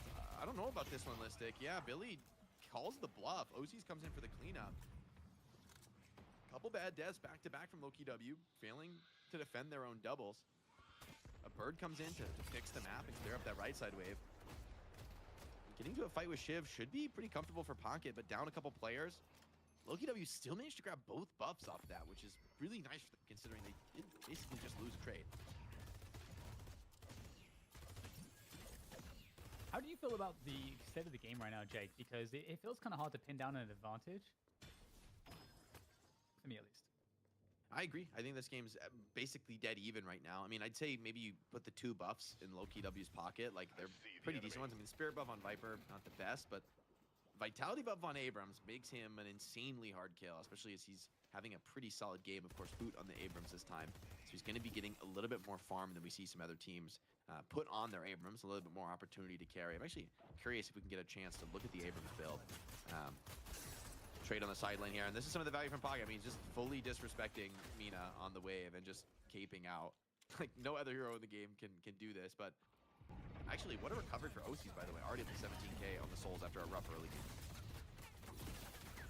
And this fight now down by the mid boss with the return fire getting pinged. It's looking pretty scary right now for Overseas, trying to get out there. Oh, the Rising Ram looking to maybe do enough here, but just getting slapped constantly. Finally, there's a parry into a nap time as well. Looks like that's going to get stopped, though, as the follow-up continues, and Overseas will fall. So LokiW able to at least convert and keep the game like very, very tight. Slight lead. Yeah, it could be more kills to be found on the other side, though. Leviathan need to get something out of this. They really don't want to give up kills like that just for free. Mina, Herb falling back to the side lane, signals that maybe it's enough, but Fremar does find the finish, though. Catches Obakam, he's not able to fully retreat out of that, even with all the mobility that Paradox Kid offers. Once again, it feels like no team can really find more than a small advantage. I mean, the game still, with mid-boss up, of course, rests on the edge of a knife. I mean, one really bad fight around the mid lane can be disaster. Especially with the Walker down, right? Like, that prevents a pretty significant strategic advantage here for Leviathan around the mid lane that it's going to be a lot more comfortable for them to go for some potentially deeper chases in that position. Yeah, I think it's massively more valuable than a Sidewalker. We'll see how well that advantage can be utilized, though. Cosmetical be a dive here. He's dangerous to be up against. Or Rosie's rather does have the ultimate. Isn't going to pop it just yet. Cosmetical plays away, but so does the Mina. And this is the kind of trade that is really great for Mina, right? You pull extra players to your position, you still put some big damage down. A bird's coming in, so there could even be some threat onto the Victor. Nice little counterspell from him, though. Blocks the bird damage, doesn't get stunned. He's going to slip away from that one. And with Paradox coming in to assist this, Shiv still trying to fight that. Mina ult out as well, but LokiW really doing nicely in that trade. Yeah, a lot of fighting here from Leviathan. They've really put a lot of players on top of this position. 4 players, slightly outnumbering LokiW, but they do have the Walker advantage. The raid comes through for the finish. Obakam again going down. And looks like a really solid situation. This pressure onto the Walker now becomes very serious. Loki W at risk of losing it. And, I mean, the Earn is coming, but Loki W have lost all priority on the left side of the map. Yeah, I mean, not only finding the kill on Obikim, but also taking that reanimation out of Listic's hands. That's a pretty significant window of time, especially right as the Earn is being considered for a dunk from Hoot. It feels like without the reanimation, you got to think twice about that. And Leviathan, their signature style, right? Like, they might not have had the best performance this weekend, but they have shown a real fight in this match. I mean, this really does feel like an even series. You know, here, this early in game one, it's obviously very too close to call, but there were some moments at the very start of this game where I was getting a little worried. Headed to Greenwich. Yeah, especially, you know, a pocket, especially because cosmetical. Like, if you get a lead, it's actually so easy to keep compounding the lead. Because I think, you know, you were mentioning it earlier today, like, there's so many ways for pocket to just farm super fast, really effectively. And OCs will be able to escape on the left lane, but in the meantime, this right Walker's being pressured right now. And this is also the problem with these split Walkers on the side lanes. It's like such a seesaw between them. Take out Krill. And you're able to kind of force pressure on opposite sides of the map, force you to be constantly in rotation with Rig on this Owl, getting a nice full scout of where the opponents are. They do also seemingly get Earn control if they want to force a fight. Listic, though, relatively close to having that ultimate backup. Of course, reanimation crucial in those fights. And so for Leviathan, they definitely are at a decision point here. Still down a little bit in the souls. Considering a gank on this side lane, but this is Victor quite close to his Walker. He almost wants them to come in and chase. I see Mina. Well, he doesn't quite know. It's super close, but he doesn't get it in time. And makes actually a mad dash for the exits. Can't quite get there in time. Riek, though, does pay his life for the play. I'm on my own out Yeah, here. really looking a lot more positive here for OCs. Okay, hello, Zergy. Coming out of nowhere, the knockdown there to try to set up the kill. And Mina is very, very low on in terms of HP pool. And the Blood Tribute making the DPS too outlandish. And that's going to be a dead OCs. And again, okay, we'll just over to the cam to see Obikim die again. Poor Obikim. Yeah. How many deaths has Obikim had? Holy. Yeah, he's been struggling in this one. He's been really punished, I think, for a lot of the step-ups. 9 deaths in the game. I mean, I feel like we've seen most equal of them. to the rest of his team combined, so pretty brutal. I mean, that's kind of the nature of I think, Paradox at times, where you step up, you like start off fights, or maybe even sacrifice yourself to save like a more valuable carry. But in comparison to the Abrams, where you can maybe get away from some of those plays with your life, on the Paradox, it's a little bit less forgiving, and we're kind of seeing the implications of that. Fremont, we talk about his Shiv a lot here at 21k with the movement buff online. I think he's potentially pretty eager to look for a fight. Once again, Leviathan, it seems like they don't want to take this Earn challenge. They're going to grab, well, the first life out of this Victor, but Victor a little bit in the wrong neighborhood. I think likely to just go down again. Some good movement, but it's not enough. OCs and Rag by his side. There's just way too much spare damage there. It's interesting. I wonder how this trade's going to work out here, because Leviathan aren't really in position to necessarily defend the Walker on the left side, so trading Walkers plus losing Earn doesn't really feel very good. But they gave up the Earn there, and maybe they just, like, yeah, we're just not ready for this. They're just going to have to sack that disadvantage. Loki W, though, I mean, they are getting suddenly quite far ahead here, Jake. Spirit Burn purchased up here for Cosmetical. It's going to be a pretty big power spike for him early, but find himself mostly on the retreat here with an Owl steaming ahead. Every time this Owl comes in, it feels like you've got to really slow down the engagement inside of Loki W. And I will say for Leviathan, as well as they're playing some of these split fights, the macro is starting to turn against them. Like, the lead is expanding not from like big team fights on the side of Loki W, but just better farming, better ability to play the map efficiently. And I mean, for Leviathan, they don't have like the best heroes to clear jungle quickly. Even, you know, somebody like OCs and the Mina is not going to be farming, I think, nearly as fast as a Viper when it comes to like pure jungle clear speed.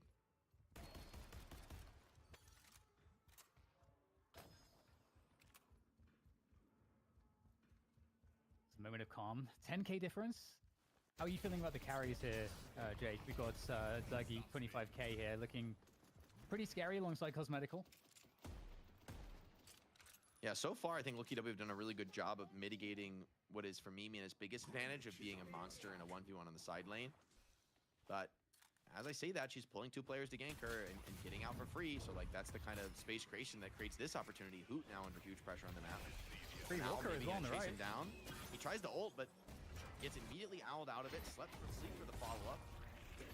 You're saying the Walker's going out at the same time. Billy's looking for a big team fight. Overseas senses weakness, senses an opportunity to maybe blow this game wide open. Listic doesn't have that reanimation. Billy getting slowed to hell and back into this one. A nice parry slows things down, but eventually overwhelming numbers for Loki W get the job done. But with the Walker down, it feels like a good trade for now. Combo onto Listic as well. He's super low. Can he get out of this? Wait, he's alive for now? No way. Okay, he does get run down. Little flank comes in from Shiv, but maybe Viper can punish.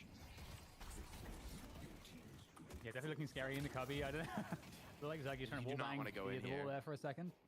I don't know how you get out of this one. Like, oh, look at that clean movement. Slips away, but does take a big shot to slow him down. They do not want to let him continue to proc these dashes, and it looks like he's just a little too scary. With Rem coming in for the assist. What a play from Freemog, surviving for like 20 seconds there in the cubby in the sewers. Yeah, especially that blood tribute on Viper looks actually ridiculous. Totally Yeah. ridiculous. But they evened up the scoreline here for the Leviathan. They got that Walker. It was a 1-for-1 in the beginning of that fight. They're in a good spot to actually start coming out ahead here. And right now they're forcing Loki W to have to try to come to this. And Loki W, they don't have any ultimates. They got no way to really deal with this. Yeah, from their map position, it didn't seem like they saw this coming. Listic going to come back into this, but he doesn't have the reanimation available. The Rejuve's already dropping. Is this going to be too late? Loki W, mad dash to the pit now, trying to get in. Big parries from Hoot. Slows things down. A big connection as well from the Bola and Sergi. Huge connection from him, allows him to grab all 3 Rejuves, but still Loki W down a couple numbers without great ultimates for this fight. Leviathan might still try to brawl this one out. And there we go, Zergi stepping up to the fight, and it's not the result that Leviathan were looking for. Looks so good on paper, but they get fully wiped here. This is going to be a huge problem. They're going to grab the urn as well at the same time, so it looks like a free urn. Looks like there's going to be perhaps both Walkers here also. This is a massive swing in the game right now, all for the loss of that mid boss. I see the enemy. The hope, I mean, I totally see why they go for it. Like, the setup was so good. I honestly think if Loki W had instant last hit the Rejuve, I think, honestly, the Hoot was just a little bit too late to get there, but they're so ready and expecting for the contest to come in. You know, they wait that little extra quarter second. Hoot gets in for some huge parries. Zergi comes in with a massive Bola shot, and now Leviathan left to try to pick up the pieces. This game falling apart at the seams here. Rayek being run down, can't even get the bird off, and Loki W just taking everything around the map. My God. Viper's a little bit too much right now. A little bit too much. So much Yeah, damage. Oh, looking for the trade. Yeah, good combo grab, but hold on, the swap into the silence wall. Keeps Zergi up for now. Still with 2 Rejuves to play with. The Bola shot also goes in, and Leviathan throwing good money after bad here. Desperate to try and clean some of these Rejuves off the map, but they're just throwing bodies into the wood chipper right now. Loki W still low HP across the board, but more than happy to continue to take these trades. Freemike has to ult just to live, and man, the price is expensive here because you still have, what, a minute and a half, 2 minutes on this Rejuve, opportunity to reset your HP and go again.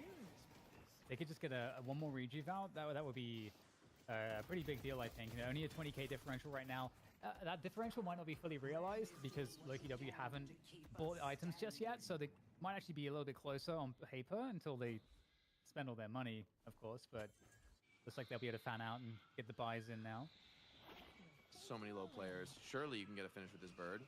Maybe the Viscous as he comes out of the cube, but I think he has a little bit too much HP. Tries for the pocket. I think that was actually very close. Assuming the bird is... Wait, he doesn't actually have next bird, does he? So it's always hard to tell from me when the skill's on cooldown. Doesn't look like it. Looks like it's max 1 and 2. And So it might have... 3 I as mean, well. interesting because having the max 1 makes you a pretty powerful fighting. I mean, a lot of this build is, like, I think really meant to be in the thick of the fight here for Rayek, but sometimes that execute bird, right, could be what the doctor ordered. Yeah, precisely. Okay, no, it does have max 3. Okay. Interesting. Just that definitely didn't look like they had the little silhouette It's like, I think when on the skills are on cooldown, you like can't see the upgrades in observer mode. It's kind of an odd thing. So I think it was just really close to the wire for that pocket to be below the threshold. Irezumi gets caught off, all the arrows thrown essentially to the wind because Fremont also going to be going down. Rem tried to get in for the save, and he was the one who paid the price. Lethal Venom, just inevitable here. And yeah, this one's starting to fall apart here, Dan. I mean, it looks so hope for Leviathan. I thought that forcing mid-boss was a good play, but they just couldn't close it out. And Loki W managed to slip in, flip the contest, win the fight, and it really feels like it's all falling to pieces here.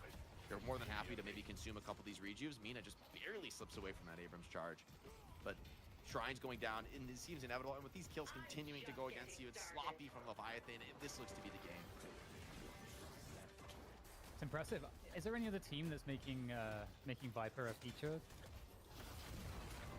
I mean, at this point for Zergy, I feel like it's kind of beyond the hero picks. Like, we've known him as a flexible player, but I think you got to look more at what he's putting on as a player rather than like the hero he's necessarily getting to do it with, because you know, his carry performances have been some of the most stable we've seen, and I think probably the best of his player career so far. The team has really come into their own around him. Affliction only onto one.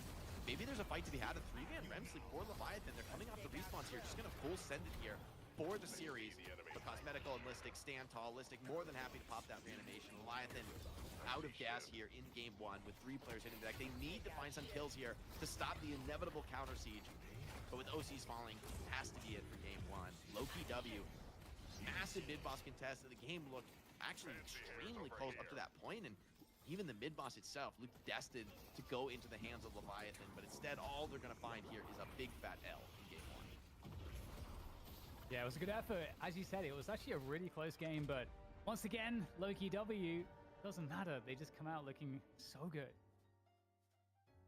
So good indeed, and Loki W are just continuing to chug away on pace to win themselves another night shift, and more importantly, have back-to-back wins in NSO into this. And gentlemen, I'm gonna just hit it straight with a topic that I've been wanting to discuss. It's something we talked about during NSO, is that Grey Tom individually can be a very strong hero, but if you don't have the competency or the practice to play around it, it's not effective. And I hate to say it, but Rake finished off with a whopping goose egg of +0 on GT. It's painful. It's that infinite scaling, right? It can get going to such a crazy degree, but also you could just never get the train out of the station and never be able to find it. This kill, by the way, crazy.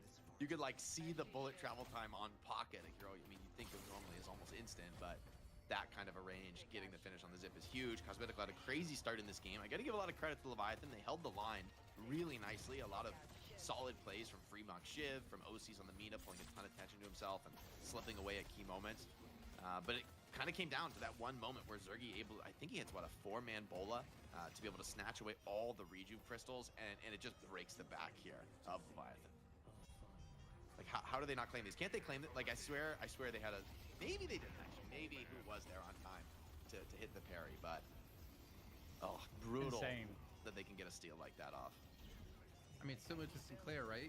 It's Viper in her essence. You have to respect the fact that you can't just take an easy rejuve against her. Same with Sinclair, who's rabbit hex you. And I mean, the thing is, Zergy was already our MVP, I believe, in the last game, and he's kind of shaping up to almost be it yet again. Even though Cosmetical had a fantastic game, it seems to always end up just being looked at towards Zergy and how well he's you know, participated and how well he's dominating these fights. And the thing is, people maybe sometimes forget, or people don't know, he's on a freaking trackball, guys, and he's still playing Viper this well, playing Warden that well, and he's using his like finger to move the ball. I don't know how anyone OP, can bro. do that. Trackball's OP. I'm trying to nerf it. I'm trying to convince Average Jonas in chat to be like doing a content series where he learns how to play with the trackball and see if he can get to a Turnus with it. I don't think it's I swear you have to replicatable. play with that since you're like 6 years old. Like, there's no way. I swear it's like another level. You know, I think the people I've known that have played in it literally started playing when they were like a kid, like that. It seems so hard to learn. Trackball Yeah, I only wonder if I tournament could where try, 'cause- Zergy's banned. Thoughts on that? I mean, there was some content that him and Listic were doing where Listic played on a trackball and Zergy played on a regular mouse, and we're trying to see how well they could play. And of course, Zergy's just as good on a regular mouse as he is on a trackball. But turning back to the game here, Dan, you know, looking at this game, obviously Cosmetical and Zergy were the big standouts. But were there any individual moments by any other players that kind of really helped close this game out or gave Loki the edge? It's interesting. I mean, it was so interesting because it felt like Loki W were really on Cosmetical's back in a lot of senses for quite some time. I think who played really well on Abrams. But again, the Bola steal of those rejuves, I think, because if we think about that moment, Leviathan had just gotten a trade before that where they picked up a free Walker basically, then took a fight in mid with less numbers. The fight went 1-for-1, so they got 1-for-1 fight and a Walker, and they fall back onto mid boss where they have all the numbers. Like, there was a point where they swung the value heavily in their favor. If they pick up all the crystals there that they're supposed to, they probably would have won this map or would have had a very, very strong chance to. So So to me, like, you can't not give it give it like the MVP of this map to Zergy because that bowler like saved everything. So I will say this though, looking at how the game played out, Jake, I feel like Leviathan, it seemed like they felt comfortable being the aggressors. They always seemed like they were on LokiW side of the map. They were pushing walkers, but again, like LokiW is what we learned in the last game against Abrahams, is that they can kind of play around the style you're bringing them, and then still eventually close it out if they need to, or if they need to, when they want to.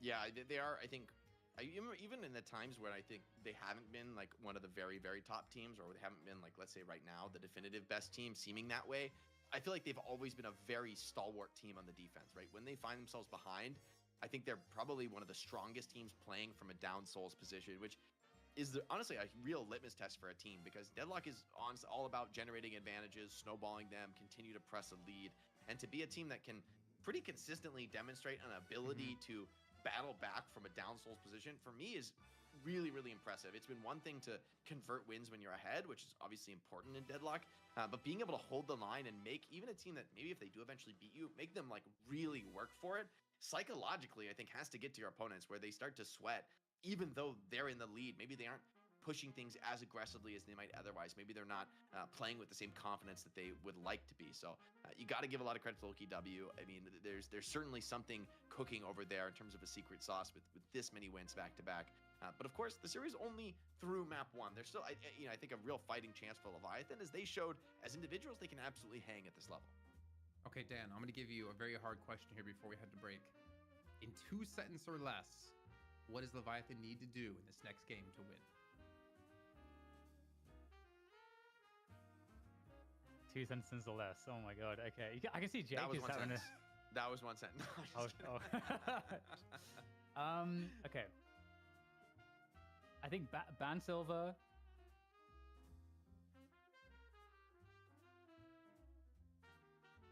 I don't know, man. I don't know. I do think banning Silver is the start. I think what they did, they were winning the game until that bowler steal. So like, I don't know, man. I don't know that they need to change too much. Okay, I feel so bad putting Dan on the spot, so I'm gonna throw it to you instead, Jake. In 7 words or less, how does Leviathan win this next game?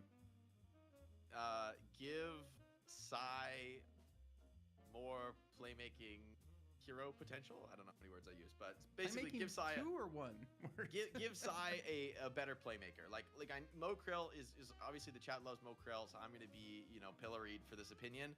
But I want to see Psy maybe on something more explosive, more mobile, able to push the pace. Okay, well, we're going to head to that short break, and when we come out, we find out if Psy can get on more of a playmaker role, and we can see Leviathan take it to a game 3. We'll find out shortly.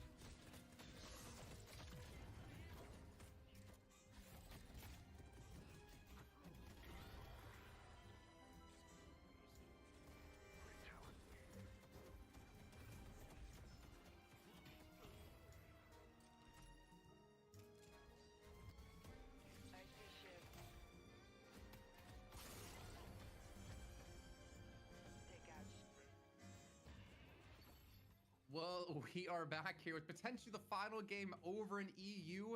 The Leviathan, that is the night shift with 5 heads of a showing today. 2 more to come after this one.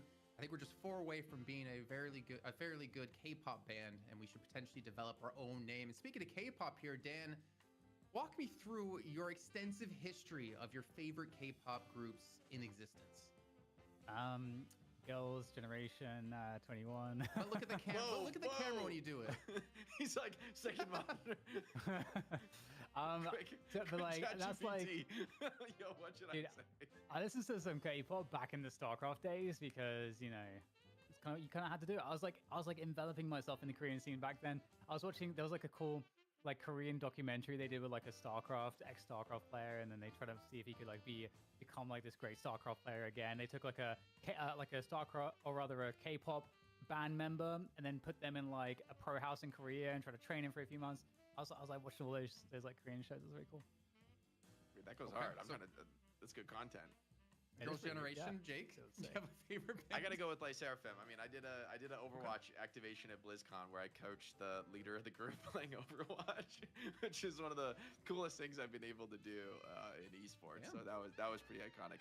So she's always gotta stay my bias. You know, come on guys. I'm pissing off our production right now, like saying K-pop band over and over. But we don't need to talk about it anymore. It's time to focus on what's coming our way right now. Leviathan currently down 0-1 up against Low-Key W here in our finals match of the night shift number 41. And we have Leviathan. I mean, they were not afraid. I can't look at Discord right now. They were not afraid to continue to be aggressive. And yet Low-Key W were able to play it out and show they can adapt to styles being brought their way and still turn things around. Now, going into the draft here in just a few moments, Dan, you talked about banning silver. We talked about when are teams going to start attacking the hero pools of Low-Key W, and we had a silver ban and we had a warden ban, and yet they still came out with like a Viper, and they had a pocket for cosmetical, and they looked just as good. Yeah, yeah. I mean, it's interesting because if there are some of these interchangeable picks, like what is your approach here? And I do think the opening's probably pretty good. But maybe they need to be targeting, like, do they need to be targeting the Viscous? Do they need to just like, try their way down like different parts of the core? Because Viscous has been a part of their core that's been pretty unattacked, and maybe that's something that's worth investigating because nobody uses it quite like them. I don't even know how to exactly quantify the impact of Viscous and whether there's value to doing that, but at this point, what are you left with? Either you keep doing the same thing, they had a close game, they're well within their rights to do that, or they try something new. You know, Jake, a while ago, well, we eventually did close out on it. We had to introduce bonus pay because we had so many big win streaks out of teams of Abrahams and Melee Creeps. But maybe we need to introduce bonus bans that if a defending team wins multiple times in a row, you get additional bans towards them in particular that you get to do in the initial banning phase. Might be possible, might be doable. CFO I Jake. think you guys are we're coping too hard too early, guys. Like Low-Key W, yes, they're on top of the world right now. They came off a really resounding victory, of course, in our NSO this last weekend, and some solid performances in the night shift as well. But this title has proven really slippery for any one team to hold on to for more than a couple weeks because, like you were saying, like there was an era where Abrahams won like 15 straight or something insane like that, right? Like months and months, patch after patch, nothing really mattered to them. They could stay on top. Low-Key W has been on top for what, a few weeks now? It's like, yes, it's a good result. It's impressive. They're a strong team, but I think the game has changed maybe fundamentally in the sense that even the teams that aren't able to like get the win are more closely matched than ever before. It's so hard to have more than a small edge. And so for Low-Key W, they've got to stay focused. I don't think this is going to be an easy one, despite the fact that they've won many in a row at this point. I still think these teams are pretty close to them in power, and a couple missteps here and there. Like that last game, it really just comes down to a mid boss fight. It's not like a laning phase blowout the way we used to see. Okay, well, let's actually head to the draft here because it's ready to go to kick things off. To be honest, though, Dan, I thought the silver ban respectful. I thought it worked out decently well. I feel like we didn't get to see Hoot necessarily dominate as heavily as he typically would on a silver, though Abrams, as ZP did bring up, is on a massive tear in the last weeks. But I am wondering, when we get into these bans, do you think maybe Leviathan switch things up, or do you think they just go with another silver ban yet again? I think I like the silver ban. I think the I'll be silver ban ready. gets you the GT as well. If Low-Key W insta pick the pocket, which they may or may not. I mean, Cosmetical played really well on it, but Low-Key W is one of those teams where they will just change stuff because they can. So we'll see. But I do think that's a good start.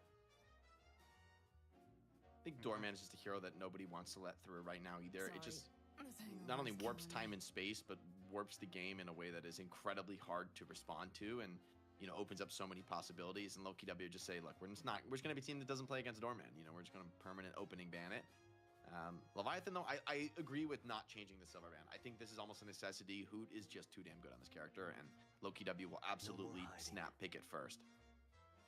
See, this is the crazy thing to me, Dan, is like teams will constantly try to switch things up in terms of bans and what they pick against Loki W, but Loki W just looks so comfortable on any hero, it seems like, that they also never feel pressure to change their composition. Like, if we see the draft play out relatively similar for Leviathan, I wouldn't be surprised to see Loki W just run the exact same comp yet again. So Really I definitely agree with that, and it seems like Leviathan are so bullish on Billy, and I find that to be interesting too, because I was actually expecting one change we could have seen is instead of the Billy, that they would have gone Abrams as like a higher priority to kind of swap things up a little bit, and also deny that pick from Hoots as well, and just put Hoot onto something else, because Hoot has also been, like you said, Jason, Hoot's phenomenal on everything, but he's been phenomenal in Abrams. So there we go, Abrams comes and makes a showing. In the overwhelming frontline draft was kind of like one of the earliest metas, right, in Deadlock's history of going for like at least 3 super heavy frontliners. But Loki W, honestly, you'd be hard pressed to find a better top 2 picks to deal with the heavy frontline draft. I mean, Victor is sort of the frontliner enemy of other frontliners, in that he soaks an entire death, and they can't really stick around, of course, in that reanimation zone. And Pocket, of course, with Affliction can punish you for overly stacking. So I already like the way the draft is going for Loki W, and they prio the Viscus earlier than we've seen it, I think, usually for them, recognizing that maybe they really want that extra save potential when there's going to be a front line trying to overwhelm your teammates, that, hey, being able to save them and cleanse them for a few seconds can make a world of difference. It's so interesting to me to still see how different it feels like Loki W drafts compared to like North American teams. I mean, I think Leviathan, their adaptation and going into this was, let's take away as many frontliners as we possibly can. I'm kind of surprised to see the GT. I feel like it just didn't work out whatsoever in that game. Having 0 stacks the entire match, I feel like to me that's kind of one of the pivotal points of what makes Great Talent strong, is that you can assist with the birds, and then of course you continually become a stronger and stronger threat as the game goes on. But I like the fact that Leviathan took away front lines. But Loki W, again, they just don't prioritize getting Zergia comfort pick. They kind of leave him as the last resort, which is so interesting to me considering what we see across other teams. Yeah, I actually think the way that Leviathan are going with it is pretty awesome. I think the GT I do think the GT is kind of a must. I do think it does provide such a threat to Pocket, and I don't know. I think having those stacks isn't super surprising to me, because you're getting level 3 online a little bit later, but and also the way that the ult was being used was, I saw it was getting I think, like you mentioned, Jake, it was used so much to initiate, and like never really available towards the end of fights. So we'll see how it goes this game, but Venator is a different look, so that's definitely going to change the complexion of this game a little bit and give a bit more late game scaling for Leviathan.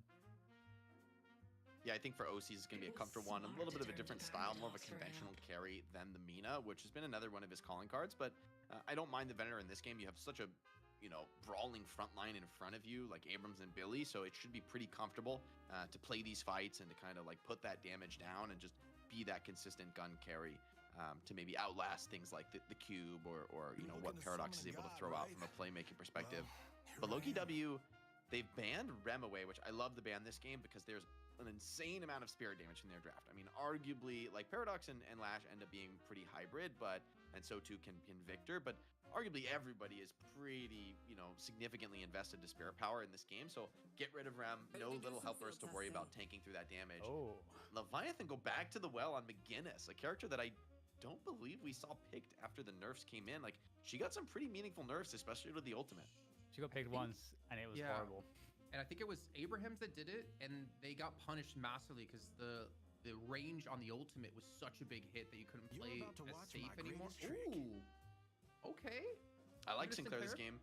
Pocket ult to steal, Victor ult, Lash ult. Yeah, those are 3 very strong options, and even like Viscus and Paradox, not terrible to steals to get. Like, Sinclair has a lot to work with this game, and I actually think Rabbit Hex is one of the best ways to deal with a Victor on especially the mid boss trying to last hit those rejuves, because you don't have to actually kill the Victor, right? You sort of just let him stay alive, hex him up, and steal the last hits. But Geist to close things out, and this is such a polarizing hero in the last few months, right? Like Geist has looked so terrible at times, but I also think you could say the same thing about Warden in other players' hands. So I give Zergy some credit on this one. Like, just let him play the farm game, let him show up, be Geist on 60k souls, and I think we might see maybe a different story about what this character can do.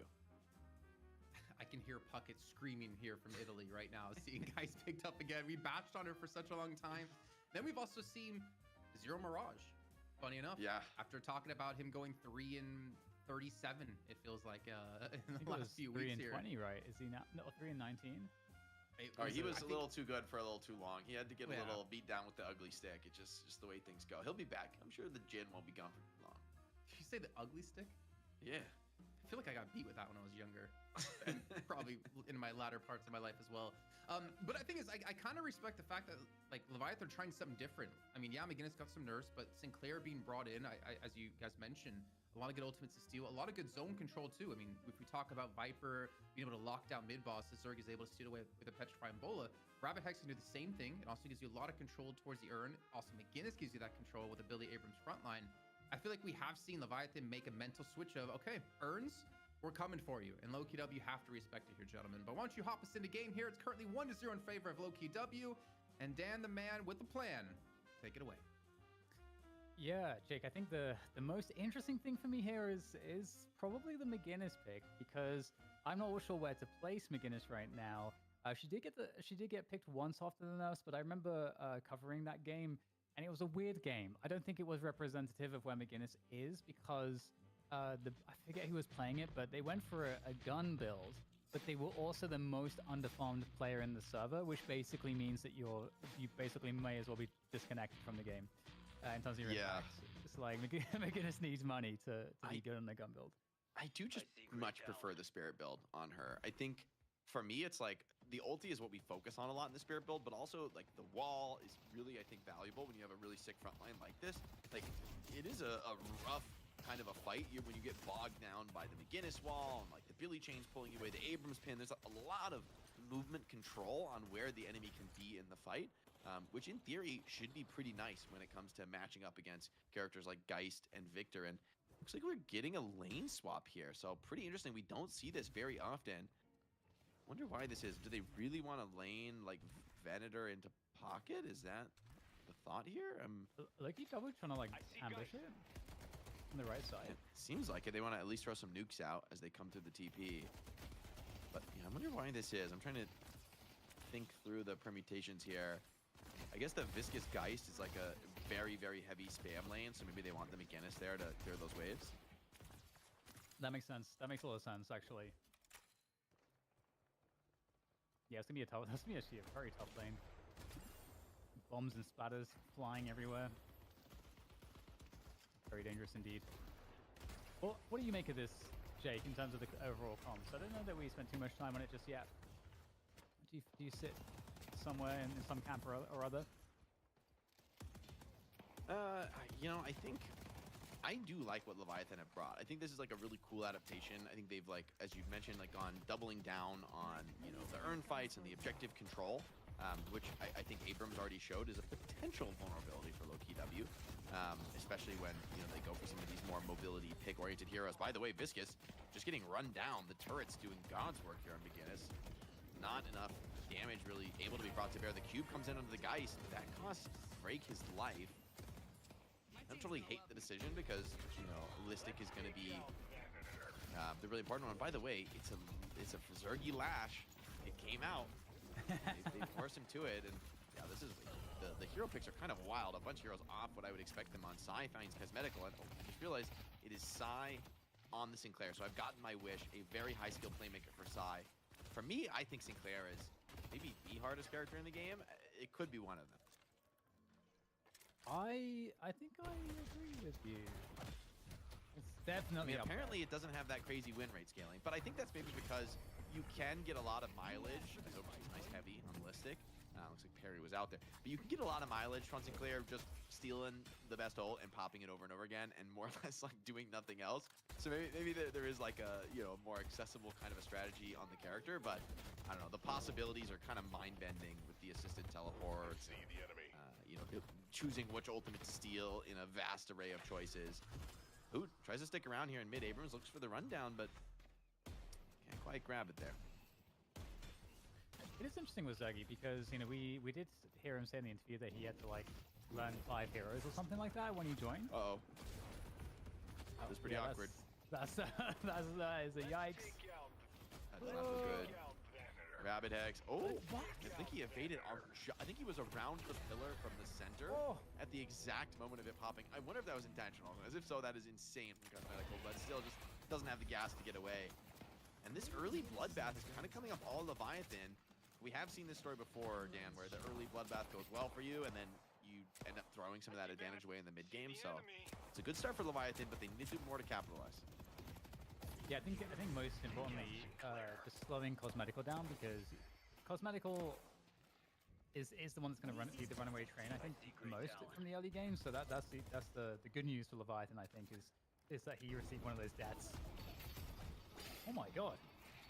Big dive in the side lane. The Billy Chain comes in, actually kind of pulls the guys into a decently safe spot. But I mean, just recognizing, hey, we have the ultimate online first on Billy. We're going to quadruple down here and. Geist is not a hero who tolerates a bad start well. I mean, you don't have the best comeback farming. You really want to get to that first skill maxed. And while she's probably going to get a comfortable side lane for quite some time, it means that I just really don't think we can see Listic in a fight for a significant duration in this game, which could kind of hurt when already Leviathan have shown a real willingness with this draft to force objectives, force team fights. That's the fastest Guardian we've seen all day. That's a sub 5 minute Guardian. I mean, that lane swap really worked out. Obviously, they had a gank to come in and help out, but that was extremely effective. And so now what's interesting is, you know, what do they do with McGinnis? Because something that we've seen, Jake, is if the McGinnis lane gets an early Guardian, they move the McGinnis to another lane and just like leave like a solo farmer for the lane that's lost the Guardian. But so far, McGinnis on the lane still with Billy on that right side. I mean, I'm curious because I resume I saw he bought Escalating Magazine. By the way, Psy finds another kill in this lane, this time onto Zergy.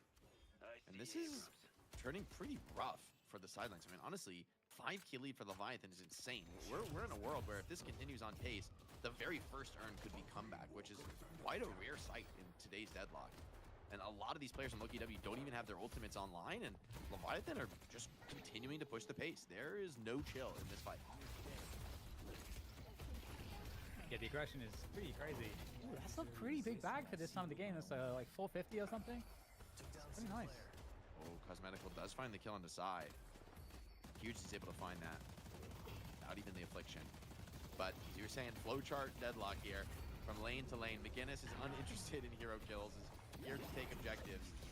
The Victor ulti is going to stun Abrams out of the sky. Can't quite get the slam down on Fremont. Big chase comes in and Pain Batter is enough for the finish, but they could maybe find a trade here on Victor. Seems like with the extra players, Listic also showing up to this fight despite the low net worth. We're not going to go for it.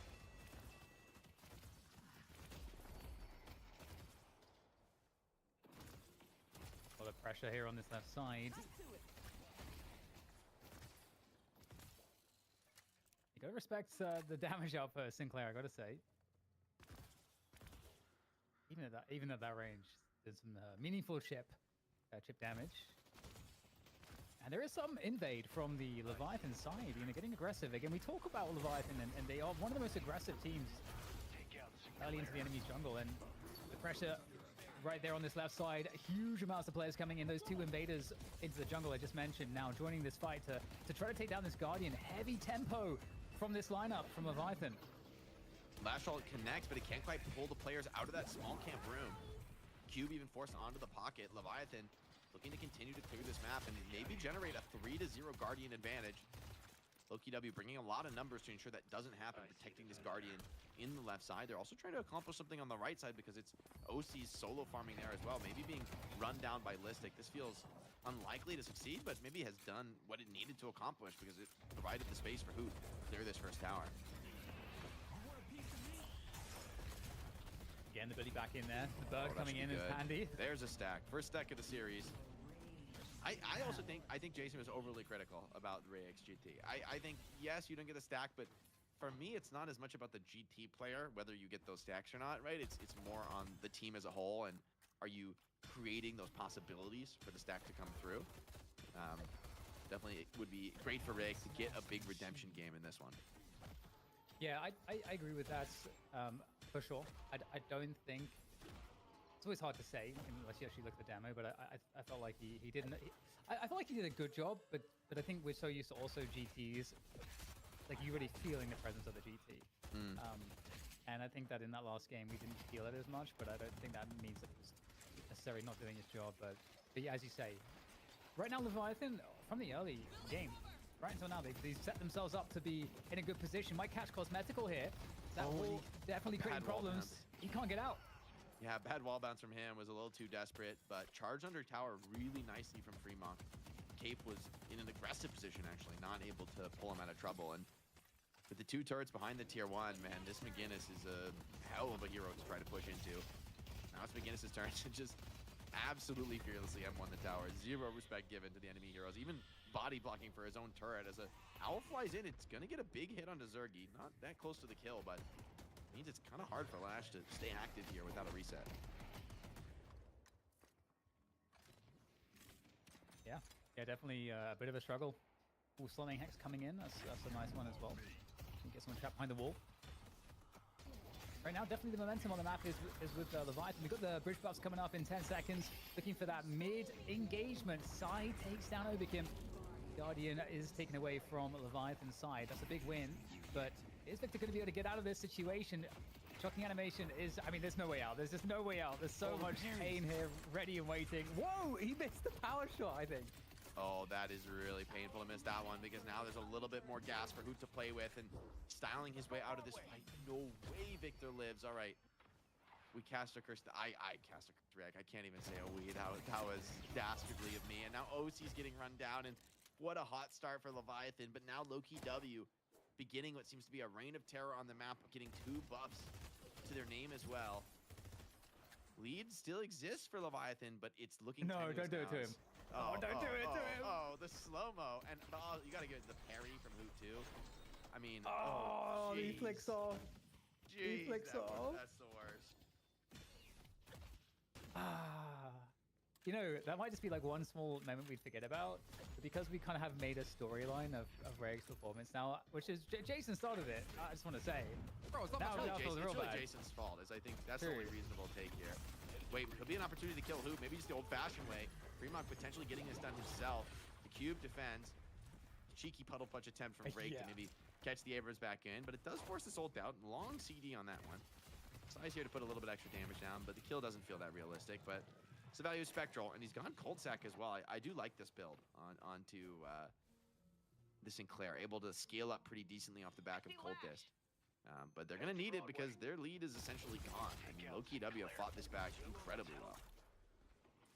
oof, barely making it over the wall there. Yeah, I've never seen someone, an Abrams get puddle punched out of Seismic Slam, so I was really hoping that was going to connect. Well, that was so cool, but...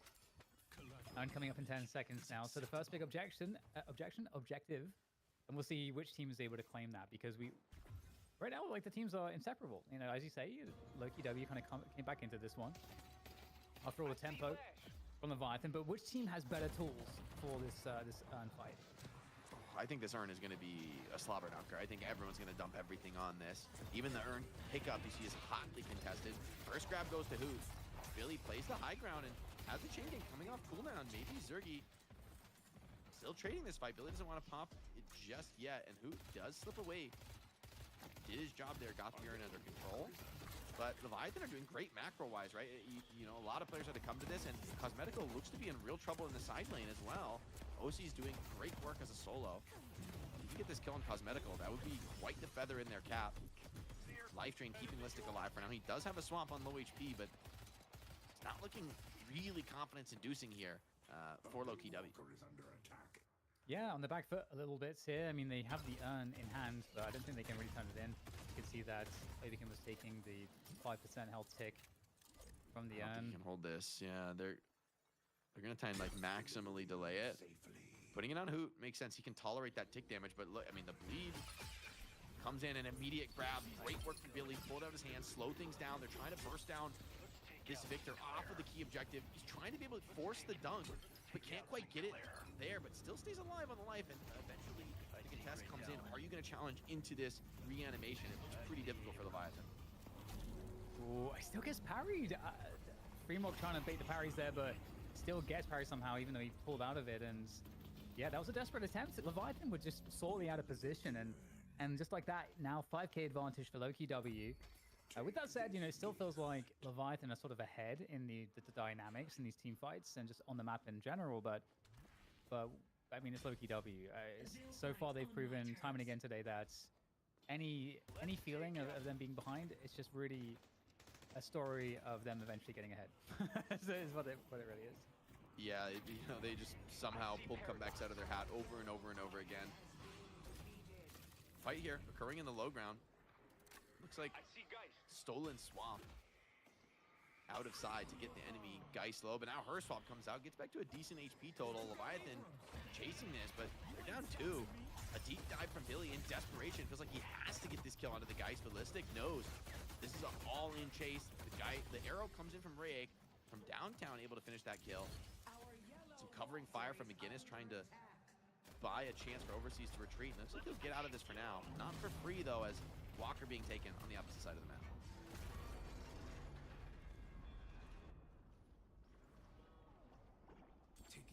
All right, pressure here. Can they get it? What's the first damage between both GT and Sinclair?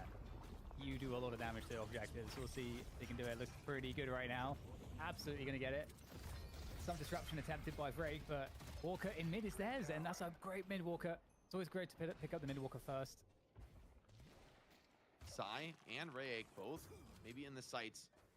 Rayek goes down. Cosmetical basically gets it done solo. Sai dies as well, and 2 big kills for the mid-walker. I mean, the mid-walker is a big find, as we talked about, right? Like, being able to take it down first when it's the low HP target is always a really nice win for you in terms of able to, you know, capitalize on other walkers on the side more easily later on in the game. But, you know, giving up all these kills for it definitely does not feel good. Oh, the swap. Always problematic. See if there's any follow-up for that one. Overseas looks to be clear. And definitely a much more respectable McGinnis game so far, I would say, but we'll see how well that statement ages. I think I should check out the McGinnis build. I don't know if you caught it, Jake. I mean, it looks like pretty middle of the road right now. I mean, like, on some from early gun investment. Definitely a build that was all about taking those Guardians. But this is where I think the game gets weird on McGinnis, because you're insane at taking tier 1 Guardians, but where you progress from there, I think, is sort of the issue with McGinnis right now. You know, obviously the ulti is still pretty nice in team fights, even after the nerfs. But what do you try to accomplish on the map after those T1s are down? Like a Walker Siege often just feels unrealistic. It's not a play that people really go for anymore without like significant picks or opportunities. I see pocket. So for now, I think they're just going to maybe Parker in the mid lane, try to like slow things down, maybe get some initiations, but nothing heavily committed. Jump on Cosmetical here once again, able to get out with a cloak. So no drama here for Cosmetical. It's a little scary. If he got Rabbit Hex there, it might have run out. Another cloak. Should get him out of here in time. And I mean, Cosmetical just playing to keep these waves pushed, but in the 2v1, won't last forever. Zergy comes back. Zergy also grabs a Siphon Ball. It's pretty early buy for him on that. Able to be maybe a more effective gun hero than you would expect. Big Lash Hold at super close range. Throws players back into the group, but a counter Deathband this time picks up the Lash himself, throws it back down. A nice rescue beam from Break pulls Zergy out of the worst of it. Hoot tanking through everything though, and hasn't even popped the reanimation yet. A cube is gonna ensure that he doesn't even go down. Beautiful timing from Break to block the bird.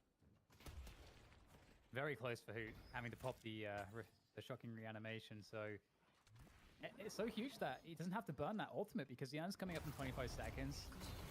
And big fight in mid here. This could help to turn the tide even further in Loki W's favor. 3 players down right now. They'll be up pretty soon, but 3 picks not unanswered. This is a great look for Loki W. Yeah, Leviathan, they came out swinging so hard in the beginning of this game, but it just proved to be too difficult to hold on to the lead. Now it's Loki's W turn to play with that advantage. Listic absolutely back into the fight after a pretty crushing laning phase. Another stolen lash ult though. Hold on, opportunity for Sai. Maybe needs to get some kind of a fight off. Zergy takes the challenge against Abrams at close range. That really is a testament to his strength right now in the game.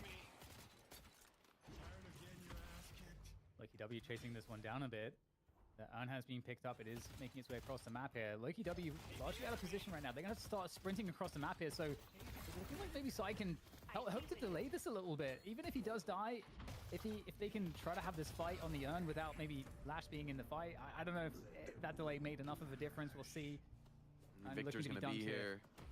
I mean, is this comeback? It might be. They might have huge resistance here. See the fight progresses. Big Billy chain out of 3. Affliction 2 back the other way.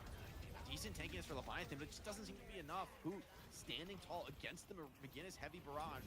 The time wall for Paradox providing a bit of space here for Loki W to work with. Reanimation here popping on the urn ensures Loki W stay in control. The rest of the team falling around their ears. Leviathan, this one looks to be all over, but the Crying, man, like they still have walkers remaining, but the last few team fights have been so decisive. Now a mid boss likely to go for free. Maybe Abrams and Sinclair rather have to do something about this, but it feels so impossible. Oh man, the swing of value in the last, like, let's say 60 seconds is actually insane. And it's going to get worse for Leviathan very shortly. Already the right Walker's being worked on by Leviathan, trying to just get something extra. Maybe dying for this one is definitely going to be worth it. Good luck running from this. They should be able to get it. I think Zergy's on the case. Can he slow this one down? He's going to get pushed out. Dodging the stun. Okay. But at the same time, there's no way you're surviving this 3-mark. But they've taken down the Walker. That's pretty much the best you could have asked for from Leviathan here. Maybe some lane push on the left side as well. A 1v1 between Billy Overseas and Drake on the Viscous. Keep the lanes pushed. Trying to start some kind of a fight here. Looks like a stolen affliction was on a cosmetical, but he's going to be healing up and coming back to the fight. Now it's OC's turn to just run. McGinnis does present a nice little stalwart defense to slow down Listic, but that's about all they can accomplish with this Berserker, man. He is a real force to be reckoned with on the front line. Now it's Hoot's turn to maybe look for a siege of his own. A little bit away from that ulti, but just a few seconds on the cooldown. Feels like the punish isn't going to come through, and I see the enemy. Loki W just dancing on the map. Feels like they can play wherever they want. Leviathan relegated to a really defensive posture. Doesn't feel good. Another swap here from Ebikim. Ebikim, talking about redemption games, this game's been really good for Ebikim. It's going to get focused down. Nice engagement actually behind the McGinnis wall. It's going to provide them some tactical advantage. See if there's any other follow-up here. Only one Reju taken down. Doesn't look like they're close to another one. Zergy and Listic are just too fat right now. Zergy actually kind of almost leading the game on the Lash. I don't think you would have expected that with Cosmetical on Pocket and Listic on Guts. He's doing it. Just Zergy things, man, seems to not matter what the heroes are. The rest of the team looking over. This entire fight, by the way, took place past the Leviathan Walker, but you wouldn't know it from the results of the engagement. Only one Rejuve taken. That's really the extent of the damage done to Loki W in that. In exchange, they get, what, 2-3 kills in the fight. Clear up the mid Walker. Gonna grab more than likely the last Walker of the game here for Leviathan. It's like, when do you draw your line in the sand? When do you try to stop the bleeding? If not now, will it ever happen in this series? It's feeling harder and harder to believe the way Loki W have made a comeback look almost like clockwork. In a game like Deadlock, anyone who's playing the game a lot these days knows how much it's the opposite, right? How hard it is to leverage these fights when you're down souls. It's so crazy that it's like a difference of 40k basically off of that the fight that preceded the Urn fight, and then the Urn fight that was somewhat hopeless is now ballooned into like just a game-winning advantage. And I see Paradox. yeah, I mean, so that's the thing that's interesting. You know, Leviathan, they try to deny what Loki W have been winning with, and we're like, oh, okay, that's really interesting. But until you realize that it doesn't matter what heroes they're playing, like. Yeah, I mean, I think this is a showcase, right? Like, I was fully convinced that this Geist was going to be a Zergy Geist, that Listic would be on the Victor, as he so often is. But the fact that they can just kind of play mystery heroes and like swap people all around just to fit what feels the most comfortable for them, is just a demonstration of the options that this team is working with and what it's going to take for a team to unseat them as the top dog here. It's going to take, really being able to match that level of mastery across that many different characters. Now Fremont under huge assault here. Cosmetical, they just run him down. I mean, and this already feels like a bit of a crumbling for Leviathan. They're just getting picked off left, right, and center. OC's, is he going to go down as well? Losing the Bender here would be too much to bear. And they do hold the line against that for now. An Afflict on 2, though. I mean, Loki W going to keep the push going even as the rejuice look to expire. Yeah, they're so strong right now. I mean, why not? Just dealing with all the base Guardians at once, just like completely compounding the advantage. Just suffocating Leviathan. And I wonder with Loki W if what we're seeing this week from them is them showing us a new level, right? Just like being just a cut above, being able to do things that no other teams are able to do in the world in Deadlock. What's crazy is that Leviathan did so well in the lanes this game. I mean, they came in with such a vengeance. And I'm talking about this game like it's already over because there's a part of me that thinks it kind of is. OC's though, okay, that's a big kill on the Ballistic. 70 seconds on the deck. If there was ever a moment to do it, it would be now. Fremont ulting for a chase, but it feels desperate. A Billy Chain though, hold on to Hoot and Zergy. This is almost a must-win fight now. Leviathan, this is the first chance they've had for a decent engagement in what feels like 30 minutes. Cube saves, but the rest of the team is super low. This actually could be potentially a very big fight. But as Zergy now starts to re-engage, despite being on low HP on the Lash, as Fremont goes down, Hoot able to get so much done with reanimation and just holding on to the refresher. Doesn't even need it yet in this fight. Yeah, the refresher is just adding insult to injury right now and just being able to charge at them, using the aura suffering to slow them down. And there's no coverage for OC's. The snipe from Obikim. Talking about our redemption arc, we were talking about it for the GT for Ray, but let's have a look at Obikim's stats this game. I don't know if we can see the damage and maybe see his kills, his deaths. You know, let's check out Obikim. Okay, so yeah, he's crushing. Very respectable. I mean, getting a lot of the damage for sure out of the Paradox. Now Urn Dunk comes in. It's a comeback Urn though. Look at how fast it goes down for Leviathan.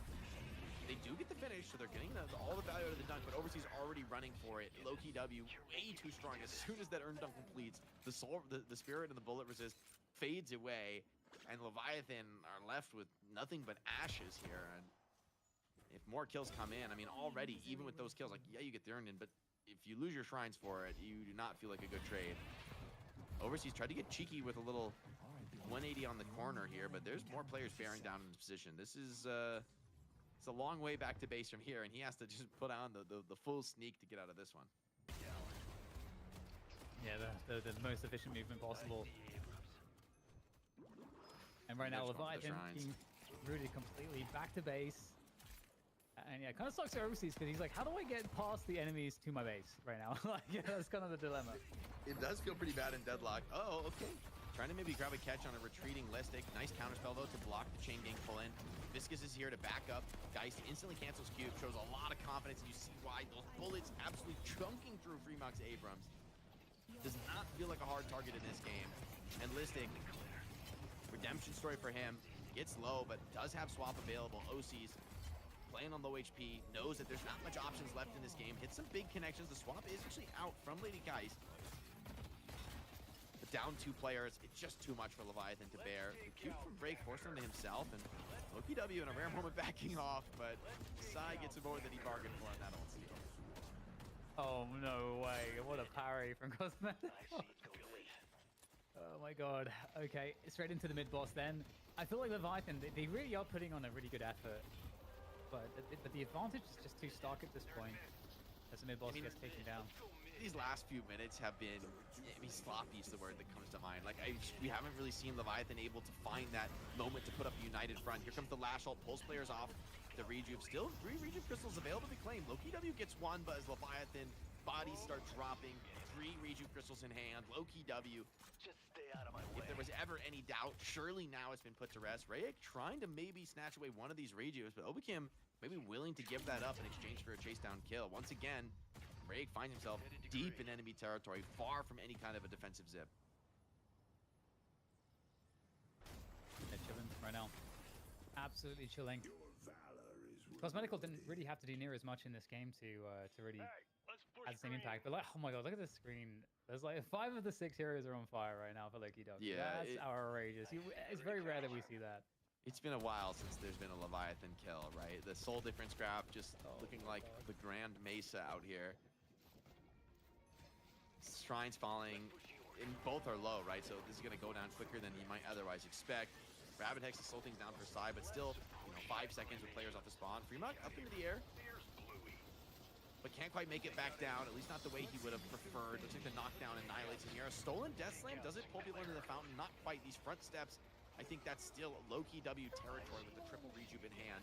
Hoop goes down to claim the first. Leviathan fighting with the help of that base to maybe slow things down, but the second Shrine falls. Down a player for 50 seconds. McGinnis throwing that ult out, but it's just tickling low-key W. They're continuing to siege the Patron with 0 respect. Yeah, Listic still has a swap available. Still an Affliction available. There it goes. Frogs get sent flying for the Plague. And Hoot still has the Shocking Reanimation. Probably has Refresher online too. I mean, they just have everything here to finish the game, and that's exactly what they're going to do in the pit. There's like no challenge with 3 players afflicted. I mean, what are you going to do? Lash ulted back out into the pit. Instantly bursted down. All comers, all challengers will be accepted. Hoot in with his first life, has that expended. Rejuve's starting to run low, but Leviathan, you just don't have the faith anymore. The solely crushing against them. They're getting some decent trades in this, but 4 players hit the deck. Overseas soon to follow. Irizumi now the final defender on this McGinnis, and with that final kill, low-key W claim a well-deserved win on the Night Shift Wednesday off the back of an incredible performance in the Weekend Open. Truly on top of the world right now. Best region, you got to admit it, EU, and this is the best team. A well-deserved victory for Zergy and the boy. And what can't they play, man? I said it earlier on, Jake, and you're like, no, I don't want to entertain the idea of Zergy on Lash, but he plays Lash, man, gets some ridiculous plays as well. Super high on souls, and just put in work. I mean, I think Dan pointed as well. There was like 5 people on fire towards the end of that game. Obi came with his redemption after going 9 deaths extremely early in the game. Before that, I wrote the note down, but I don't need to really harsh on that too much more. But, I mean, Leviathan, and I think, even old school buff enjoyers, they show that they don't necessarily need to win the laning phase. Like, teams back in the day were able to consistently beat buff enjoyers when it came to that laning phase. But when it came to macro play, low-key W became unmatched. Leviathan, unfortunately, ran into that, Dan. Yeah, they definitely did, and it's just so incredible as well, because Leviathan, you feel like they did everything right. They had a lane swap right at the beginning. It seemed like that really worked out. They had such good momentum off of that. They won that McGinnis Billy lane when they were up against Geist and Discus. Like, by all signals, it looked like they were going to have a really, really good start. And also, the other thing too that was present was the classic Leviathan aggression into the jungle, and even that was going quite well. And they had like good trades, they're it was going so well. At So, like, 6 minutes here. Like, how did this come crumbling apart? 6K at 6 minutes. And I mean, yeah, I think that's the problem, is that like the lead they were able to get, they weren't able to transition further on to, go into mid game to then take that lead and push it even further. And I think that's something a lot of teams struggle with, is how can you play flawlessly at that point once you have the lead. I think AVG or Average talked about it before in the past in one of the graveyard shifts, that once you have a lead, as long as you don't make mistakes, you're gonna win the game. But I think low-key W are so good at forcing you into those mistakes, more importantly, not allowing you to get the control you want in this game. I mean, even Listic, who kind of, I would say, struggled decently when it came to the Geist, and proving Geist is still, I mean, not as dominant as she was previously. He was able to bounce back and put out some crazy damage, as you see here, and the confidence he had as well to be able to do this, as you pointed out, canceling the cube, knowing he can win this exchange. The amount of times it felt like he also outplayed Psy as well, with the help, assist of some knockdowns, able to keep him away from the soul exchanges you just saw right there. I mean, Listic showed he can still play Geist to make her look pretty decent. Yeah, the hero picks, it's crazy, but for this squad, it feels like you can give them even the dregs of the meta, and they're still going to show huge performances. They're still going to make these comeback fights happen. I mean, they're able to play on a different level, and ultimately, this is Deadlock, right? Like, it's way more about the macro play, the team fighting, those bigger decisions, than about the laning phase. That being said, there's not many teams that can come back from that kind of a brutal deficit in the laning phase. Like, that can turn really parabolic against you very, very quickly, especially with characters like McGinnis that can really push the pace. I mean, we've seen Venator put on some huge games, but I mean, the stats across the board tell a really striking story here. Low-key W, just the top team with a huge bullet on them. Abrahams, I think, we're able to put up a little bit of a closer test here, but it's pretty clear who's top dog today. Yeah, Dan, and I think the question that every team out there's asked themselves is, how do we beat low-key W? I think it's not even once, not even like twice, but just kind of do it consistently. the only way that we've seen teams be able to do it was back in DSI, and it was with Vrayek not able to play, and Hapex had to sub in for the team. That was the only time they've really lost in recent memory. But, you know, Jake, I'm going to go back to you really quickly. You talked about wanting to see Psy on more like playmaker heroes. How do you feel like, obviously with the loss, the Sinclair worked out for him? I mean, he was a huge part of the team's dominant success in the early game, but no one was finding anything successful as the game went on. I feel like we saw like a real last gasp out of Leviathan, where they came out in game 2 very, very strong, very aggressive. But once they lost that lead, I think they too probably lost faith in their ability to win the series. I mean, you kind of could just feel it in the way the game was going, that, you know, there was like minutes on end with just like slow bleed out of Leviathan and Low-Key W just sort of claiming everything around the map. I still think he played well on the Sinclair. I don't think there's any one individual player effort that could have changed the outcome of this match. I mean, I think ultimately this is a team gap situation. I also want to give a lot of credit. We talked about this for Obafemi. Had a really rough game 1. I think like a pretty weak game on Paradox, which, I mean, I don't know that he's played in quite some time. Game 2 is immediately back on track. Huge performance from him. 12, 2, and 20, I think, is a stat line. So pretty much the dream game for Paradox. Wanted like very high hero damage as well. Shades of like what Taz has been able to do in the past on the hero. So, you know, really well earned from him in terms of the flexibility accolades. Not that I'm trying to like cut him down, but if you add in the 9 deaths he had 20 minutes in game 1, that'd be like 12, 11, and 20, you know? But yeah, I mean, the fact is, like, for him to stay focused in the next game after having such a blunder, even though they did win, I think is really important. But one more thing I did want to hit on here quickly, Dan. We saw McGinnis. How'd you feel like she played? I felt like McGinnis looks a lot better. I think the previous time we've seen her, it was just like a terrible game, and I think it'd be any hero that would have looked like that. But in this game, I do think there was a lot of value to the walls. I just think that the overall game state, like, it just got out of hands, and they weren't able to actually play some of these earn fights in a way that where McGinnis could shine a little bit more. I don't think this was a proof that she's not viable, but her value probably has gone down, because I do think that it's perhaps like a little bit harder to die for and still be relevant in these earn fights when the range is decreased so much on the heavy barrage. I still do think like the rest of her kit does provide a lot of value. Like, we saw the impact of the early game. Like, it was partly because of her early game strength that allowed Leviathan to get so far ahead, like crushing that first difficult lane and giving them tempo. They just weren't able to hold on to that lead. So I do think that there is an argument where McGinnis it looks really good in this game.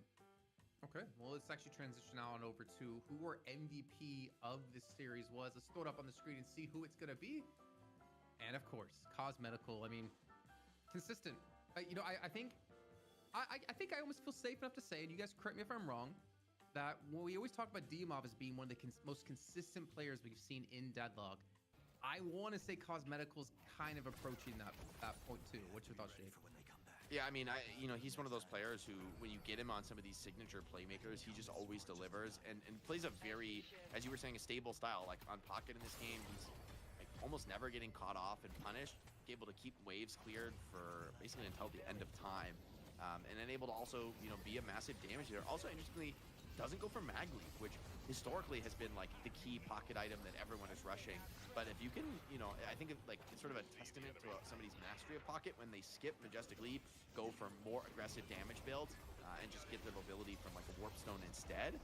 If you can get away with that, right, like, you just unlock a lot more potential, a lot more net worth on the hero going towards impact. Yeah, and Dan, I mean, you see, Impact is exactly what he had. You know what's so funny about Cosmetical, though, Dan? I remember the 1 week we saw him on Buff Enjoyers. They lost, and then they disbanded as a team. And I actually talked to Listic, and I was like, did you guys really think, like, Cosmetical, like, fits the team? And he was saying, yeah, like, they have no doubt in their minds that Cosmetical is exactly the player they want to have on their team. They know what he can do. They know how high he can reach. And I think it's cool to see that they didn't give up on him. You know, they kept together with Low-Key W, and Cosmetical now is probably one of the most talked about carries that we see in EU.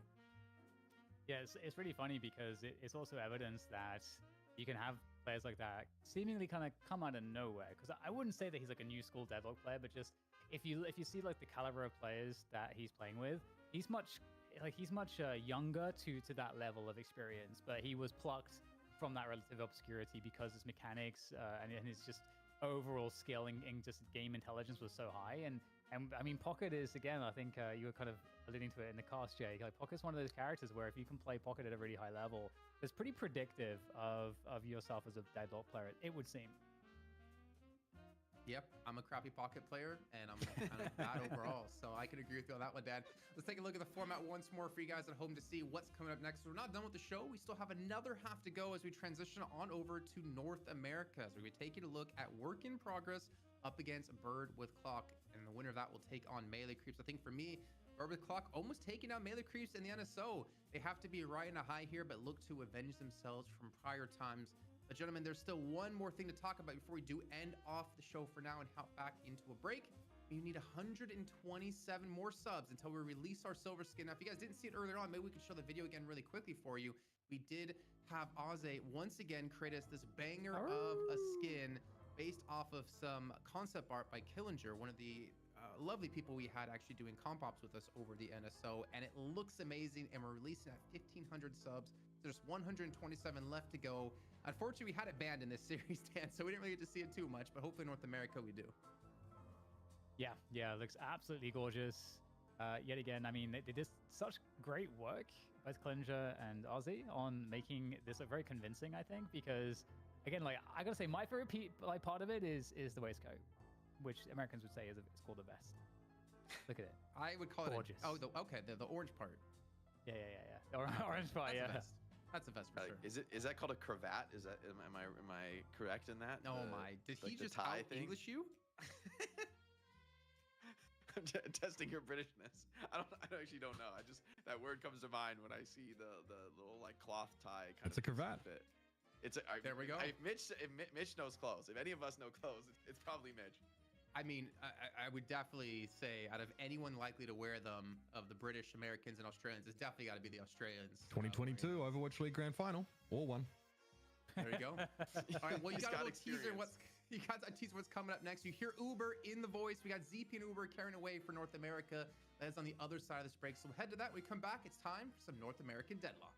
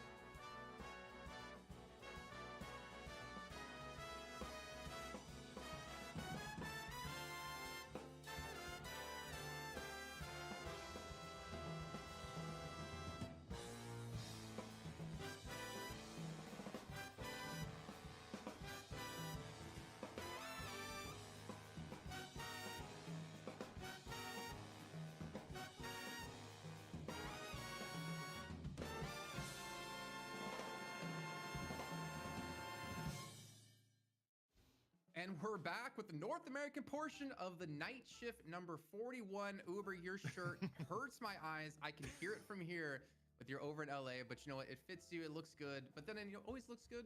ZP. You always look good, ZP. Yeah, That's crazy. Yeah.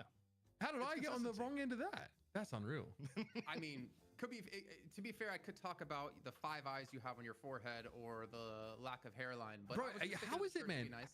How is it though that like most people grow out of just like having dog water skin at like age 20, but I'm stuck with it, bro. It's because you're always you, traveling. You're always gone. You're always working. You never get you time. You never get to go to a spa, relax, get a Is that massage. how you? Is that how you? Yeah, I mean, yeah.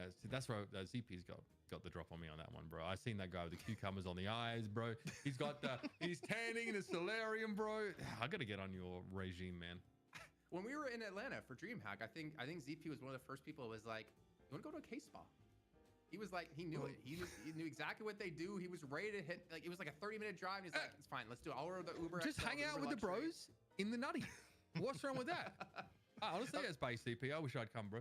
Yeah, I mean, what I'll say here is that it was not actually my idea. You know, I'm just getting credit by proxy in regards to that. But, you know, Hey, we'll leave it to the mystery as to who it was that suggested it. Just take the credit. Just take the credit because it was a No, good I idea. know who it even though was. We didn't do it. Was it Jay?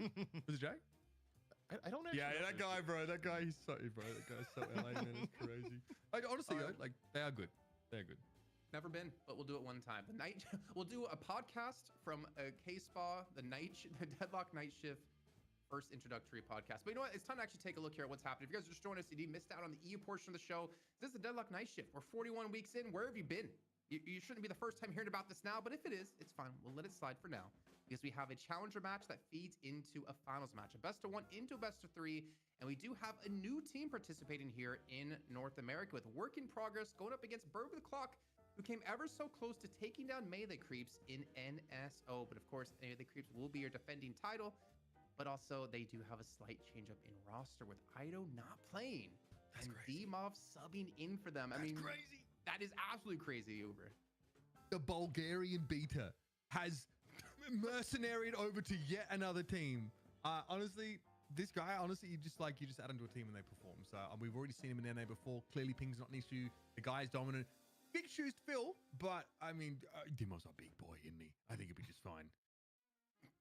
I mean, ZP, there's rumblings of him trying to get on a team in EU, and this is like a last little hurrah in North America, if I'm not mistaken, right?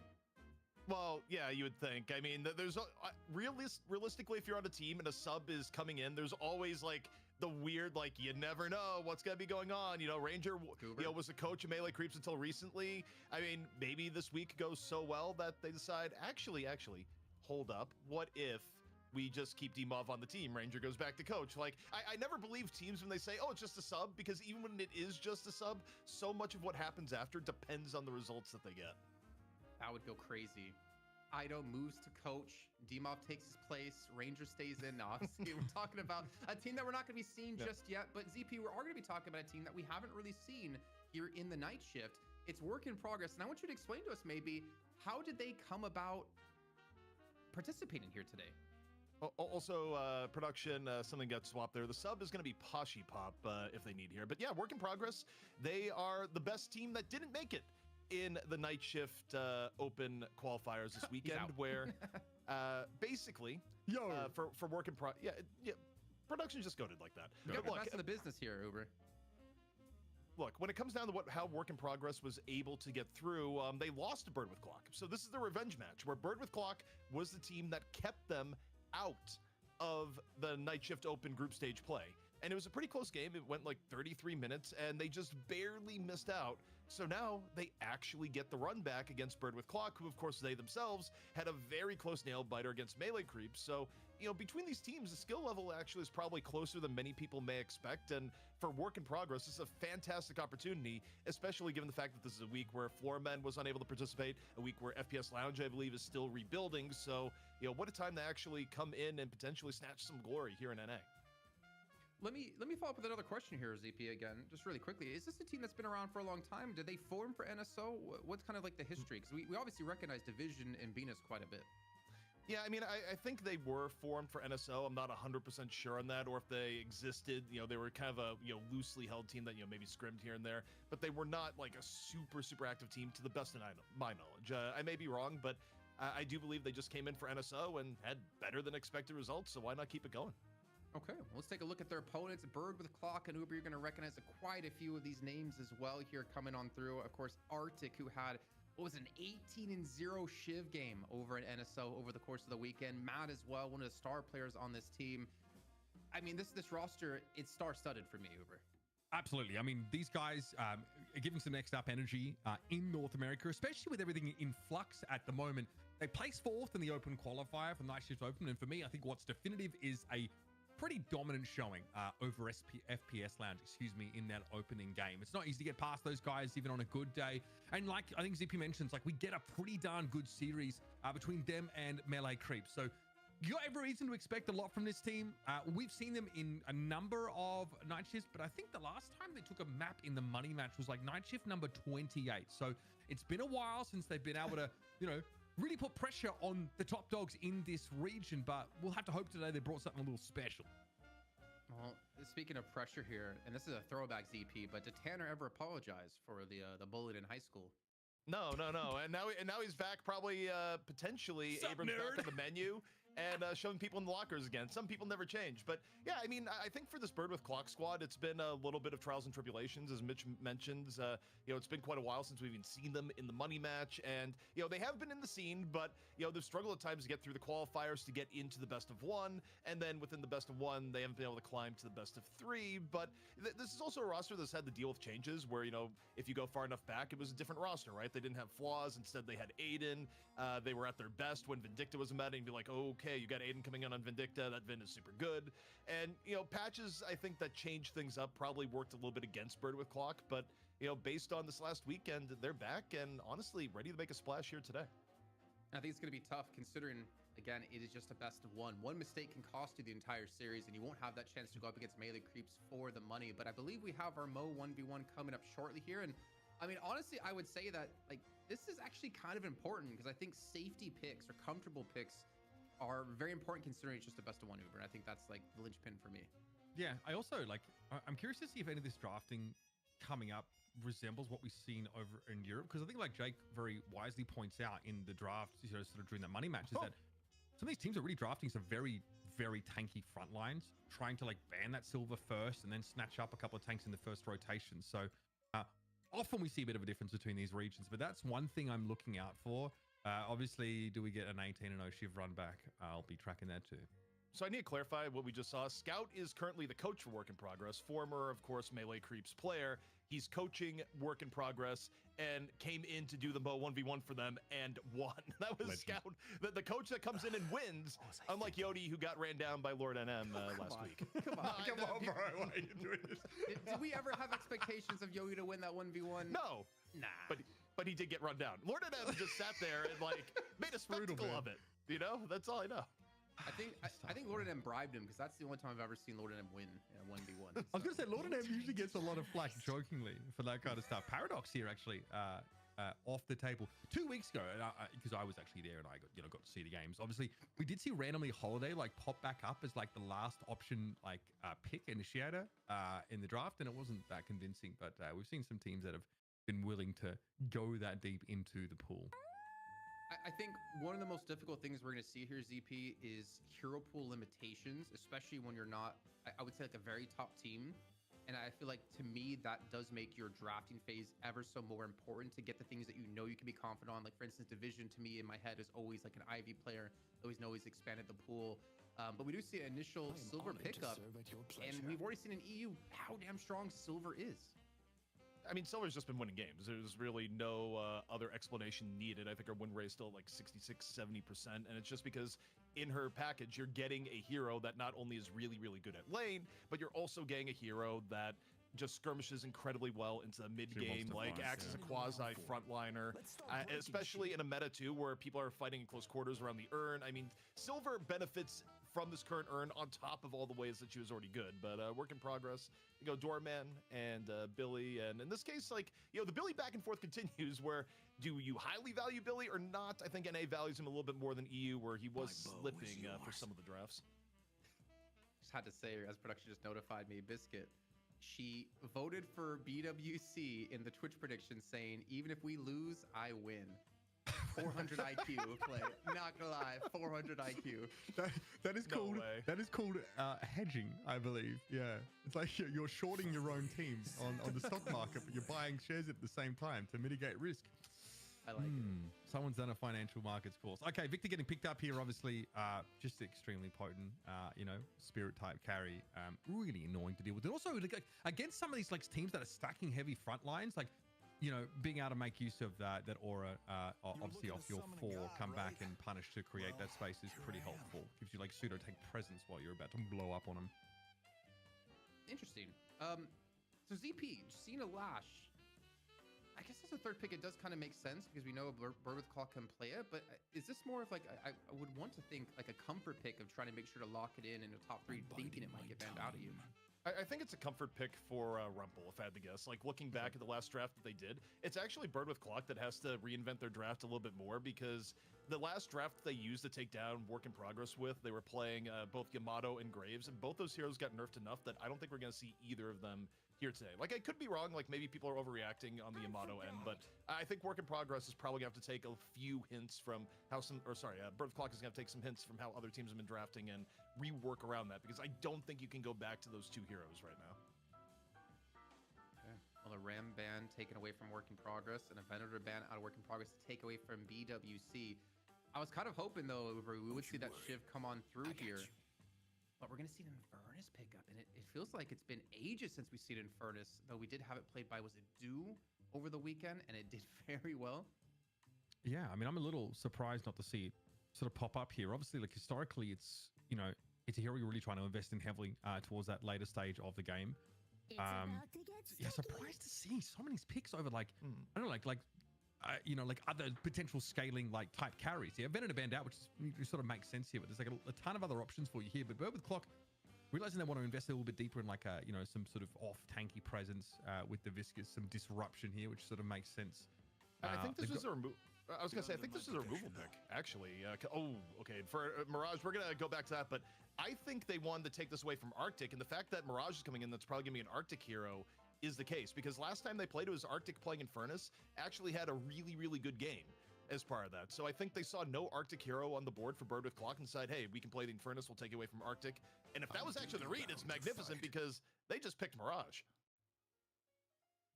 Yeah, I mean, reasonable, obviously, just to be able to spread inhibitor late in the game is just very, very potent. Give yourself global presence. Warden getting picked up here as well. So, okay, obviously starting to round things out a little bit with, you know, some carry, but we've seen some Warden bans, you know, being thrown in here. I think so. Ivy to round things out. Okay. Yeah, on the Warden bans, I mean, there's Zergy's Warden, and then there's like other Wardens, and I think this, I mean, it has to be Comfort Pick ZP coming in, I would imagine, because you still have an Infernus. I mean, Warden, I think the Cage can be very good against Mirage. You stop the Dust Devil, or at least you force the Dispel Magics to be picked up. You still have the protection of a Viscous here. I don't know if I'm quite convinced, though, by the Warden. I mean, it's kind of interesting. The obvious point in favor of Warden is seeing what Loki W has been doing, but then it's just how much of that is Loki W, how much of that is the Warden, how much is it Zergy as a player. Like, I think for Warden to do well, you still have to have a lot of things like go in his favor. Like, Warden needs space, Warden needs time to farm up, and you still need a really, really excellent player. Otherwise, Warden kind of falls short. And obviously, Loki W can play it, but we haven't seen a lot of evidence of other teams playing Warden to a high degree of success recently, so, you know, we'll have to see. I mean, and then you snap up Wraith, who just is going to be bonkers if this game drags on. We'd be pretty terrified, obviously, to see that make its way into the composition at this stage. So both teams with some scaling potential. I kind of like that Work in Progress have like a, you know, some initiation potential here as well. I wonder about like their tankiness as a composition when you're, you know, going up against the Silver Viscous look here, but in general, they've got some potential. I do want to see how this Infernus is supposed to play out, because it's been a little while since I've seen it. And it's also pretty early in the pick order here, all things considered. Yeah, I think one thing Infernus does give you that we kind of overlook sometimes is that combusted combustion is like very important when it comes to contesting the urn or trying to hold on to the urn. It's kind of like a deterrent, similar to Shocking Reanimation, though I'd still say probably Shocking Reanimation is going to be quite better when it comes to it. But work in progress for me, ZP, they have a pretty damn decent composition to do urns, honestly. And I think that kind of gives me like a leg up for them. Yeah, I mean, for work in progress too, I also think they got some high value picks. The only thing I kind of take issue with both drafts a little bit is I think both teams are, whether it be a hero pool thing or not, missing the boat on the current power level of Abrams. I think you look at EU and like how the valuation of Abrams has gone up and up. I think it's accurate, and you're not seeing that here. But yeah, I mean, in terms of how urn fights are going to go down, Doorman alone is still going to be putting out a ton of AoE damage. Like you look at Doorman's actual contributions when he's been picked recently, they're off the charts. You still have Lash. Infernus, I think, has actually been criminally underutilized when you look at how players like Do were able to just pump damage on the hero in urn fights. So yeah, I mean, I think there's a lot of potential in the work in progress draft. All right, well, it's coming down to this. It's a best of one to determine who plays against melee creeps for the money. So let's throw it on to our commentators of Zuber P. Wow. Okay. I guess I never really thought how we'd mash up our nickname. I'm not sure if I'm going to go with that one, Jason, but I'll put it in the suggestion box for the time being, and we can revisit that a little bit later on. Okay, so definitely curious about our sort of side lane carries here. Of course, we've got the Mirage and the Victor up on the right-hand side here. Keep an eye on that one, of course. And the Infernus, of course, going to be over on the left with the Lash. And of course, in mid, a little bit of a safer affair here. Warden and the Infernus looking to, or rather, the Doorman, excuse me, obviously being really quite a nuisance with his constant call bell spam. Also, I believe it may be Pashy Pop on Warden here. Benes wasn't available because his internet just exploded before the match. So far as I know, Pashy Pop was a designated sub. And yeah, it's going to be Pashy Pop and the Warden. So yeah, you talk about comfort picks. When Pashy Pop was more active competitively, Pashy was on Warden, it felt like 50% of the time. It was Warden or Geist. And looking at recent data, probably want that to be a Warden. So we'll see what Pashy's Warden can bring to bear. So we're on board here with... and for no particular reason, Stride on the silver. So looking pretty flash out there in our night shift skin. Here's that call bell, of course, something that has to be respected a fair bit. You can see Bevel Clock playing back pretty safely in that mid lane. This is a lot of harassment between our Chemical Flask and Call Bell, and also a lot of push potential here. Work in progress. Do not want to take your foot off the gas for a moment. Yeah, it's an interesting lane matchup in middle. I mean, Silver oftentimes bullies a lot of lane matchups, but against Warden Doorman, that's a combo that you're actually going to have to give a reasonable amount of respect to. Now, off on the right, you got the Mirage Victor lane, which see how much power that's going to have as... Okay, this is deep already. Yeah, I mean... We're off the beaten path here, Pitch. Yeah, I mean, so crucially, obviously, small camps being taken on the left-hand side of the map here, but dumping back over towards mid here, we have... Poshy and JBK getting relatively active here, obviously having shoved up. They want to just interfere with that first little camp take, just to make sure that, Burble Clock don't really get a moment of peace. And for Burble Clock, you're going to kind of want moments of peace here. You're running with Wraith, Mirage. This is a team that, when it comes online, it's going to be later into the game. You're going to be looking at heavier lifting out of your GT, your Silver, and your Viscous to make some of these early engagements work, because the fact is that Wraith and Mirage usually are slow starters, even the best of circumstances. Now, obviously, people look at Mirage and you get the recent hate of, well, does this hero win games? And the answer is no, which is why his pick rate plummeted on the final day of NSO. But, even in the best of scenarios where you rate his power highly, it's going to be a slower composition for Bird with Clock. So if you're work in progress, the more you can get done in the first 15 minutes, the better. Actually, with potential drift over here from Visca right now, looks like she might also just be taking a couple creeps. How does Victor fit into this power curve kind of conversation thing? Because obviously once they get some of those aura-based items online, they are really hard to deal with as well. I mean, Victor's thing is that Victor can be incredibly frustrating, especially in urn fights where Victor just goes on top of the urn and dies. The fact that Victor's presence simply by dying early in a lot of fights causes problems, especially around urn, where you have to clear out. It's a very significant stun, but if you clear out against a Victor that's died on the urn, you're probably giving up the urn, or you're giving up so much positioning that may as well be the same thing. So Victor's ability to just run into a fight, die, and actually have it set the tone for what has been somewhat of a more circle meta, as people have called it, is actually really strong, which is why he's been seeing such pick rate. You can see already, Matt is trying to make sure that Tanner gets as much solo farm as possible on that right side of the map. They got decent push, and obviously with the wave crashing into the Archmother side right Guardian, they were able to send the Mirage away quite briefly. It's definitely getting pretty active here in both of these side lanes, and also push up here with from Bird with Clock over in mid. But we're here watching Gibbs, of course, who has to deal with that Infernus Lash lane. So there's definitely some risk associated with trying to fight them there, especially as these ultimates get online. We'll be tracking that. And here's some good old Guardian pressure in mid. Yeah, and this thing's going to be back and forth because on paper, there's scenarios where either of the two lanes can have advantage. I mean, Warden in general, above average laner, backed up with Doorman, who's absolutely top tier, but you got Silver on the other end, who's top tier at laning, and GT, who's no slouch. So this is actually about as execution dependent as a lane is going to get. I think actually you can make arguments one way or the other depending on the players in question. But it's about to be 5-minute buffs coming up.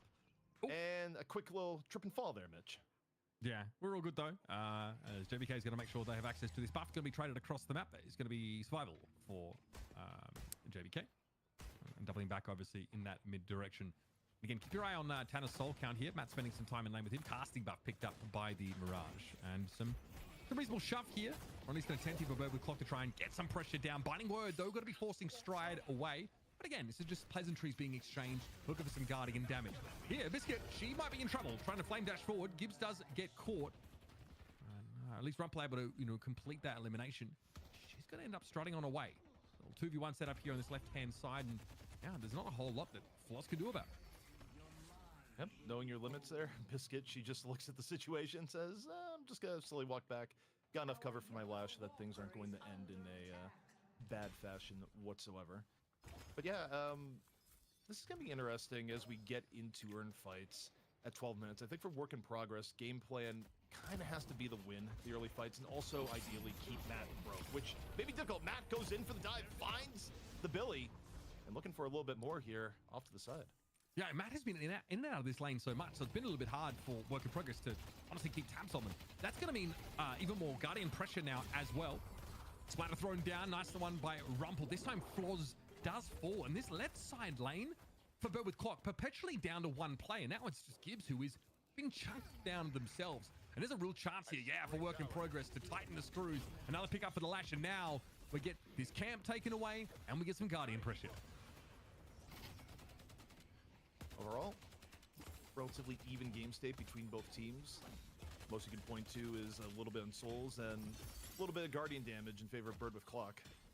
One thing of note that I meant to mention earlier too, though, relative to the weekend. So for the weekend, Stride wasn't available for Bird with Clock, and you had Erebus subbing in. So Bird with Clock, they ran a similar composition, but it was Erebus on the silver. This time around, it is Stride. What effective difference it's going to make in the gameplay, we'll see. But that was their composition over the weekend. So it is a little bit different for Bird with Clock. And I guess same for work in progress. We got Poshy Pop subbing in too. I feel like Matt and Erebus were playing together in the past as well, if I recall, going back here towards night shift. So still familiarity with each other. This Great Talon obviously pretty annoying in the lane. Will constantly put that pressure down, and as Poshbot constantly getting hit by many of those longer range arrows. And frankly, Bird with Clock just haven't really suffered at all in terms of their mid guardian. This bodes well, of course, for they're two, I guess, heroes that want to have that big impact in like the mid game, the Silver and the Grey Talon, especially while you're waiting for your later game heavily scaling carries to get online. Right, well, off to the Baroness here for Stride, and we'll be able to get out here in the nick of time. They do, but what do they emerge to? Well, it's going to be a Binding Word, and that's going to be very, very hard. Even in Lycan Curse mode, the tanky Silver will still be brought to heal. Yeah, I mean, that's just a side effect of leaving the Baroness. You gotta use a little bit of stamina to get out, and then you get the welcoming party of Warden, who's about to put you in jail, and you no longer have the mobility to actually escape, especially this early in the game where you haven't picked up some of your more key mobility items or things like Dispel Magic. Anything that would get you out of the jam. Early game is where you're most likely to be stuck in it. But this is great. Off the back of that fight, you can see that, Rumpel's been able to go over and get the enemy side sinners. A little bit annoying here for Bird with Clock, who are definitely feeling the pinch on that left side of the map. Work in progress is playing around their ultimates to finally get an edge in mid. But Bird with Clock are back in mid, and they'll put some pressure down. Note as well that Tanner's also drifted into that jungle side, so he has also drawn across multiple work in progress players, leaving Matt here to try and get some farm in the pocket. There are a pretty safe wave here for the Mirage to work with now, but I do wonder if this Victor is going to start to show up. Just going to farm our own camps for the time being, though. Bird with Clock pulling out of mid, making sure they get as many of those souls as they can. I see, Lash. And again, Buffs coming up in 1 minute. We'll see how much contest we have there. It's a little bit spread out relative to where it was before, where sometimes you get huge fights on the buffs, and then if you won those fights, you'd be able to go from buff, and then go from buff immediately into urn control. Now, even if you get kills on the buffs, you cannot immediately do urn. It's spaced out a little bit more, so, you know, a bit more objectives fight overall. But Telekinesis coming on out here, courtesy of Flaws. Looking for Biscuit on the other side. Lash over in, drops a Death Slam. That's what the fall through is.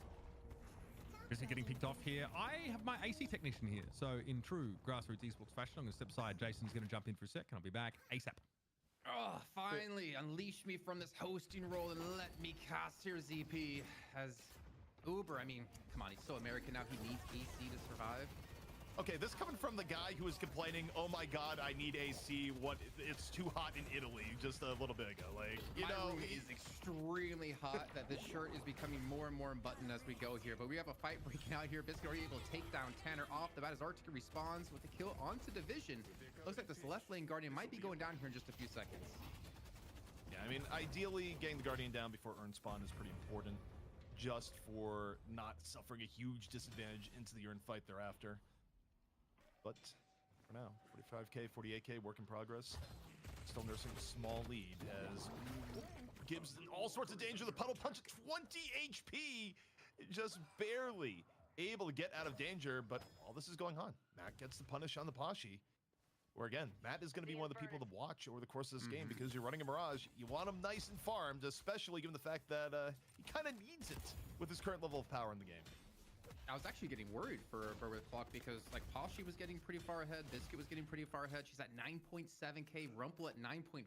Like there's some specific carries that are really starting to run away with this game, even though there's only a 1k soul difference between the two.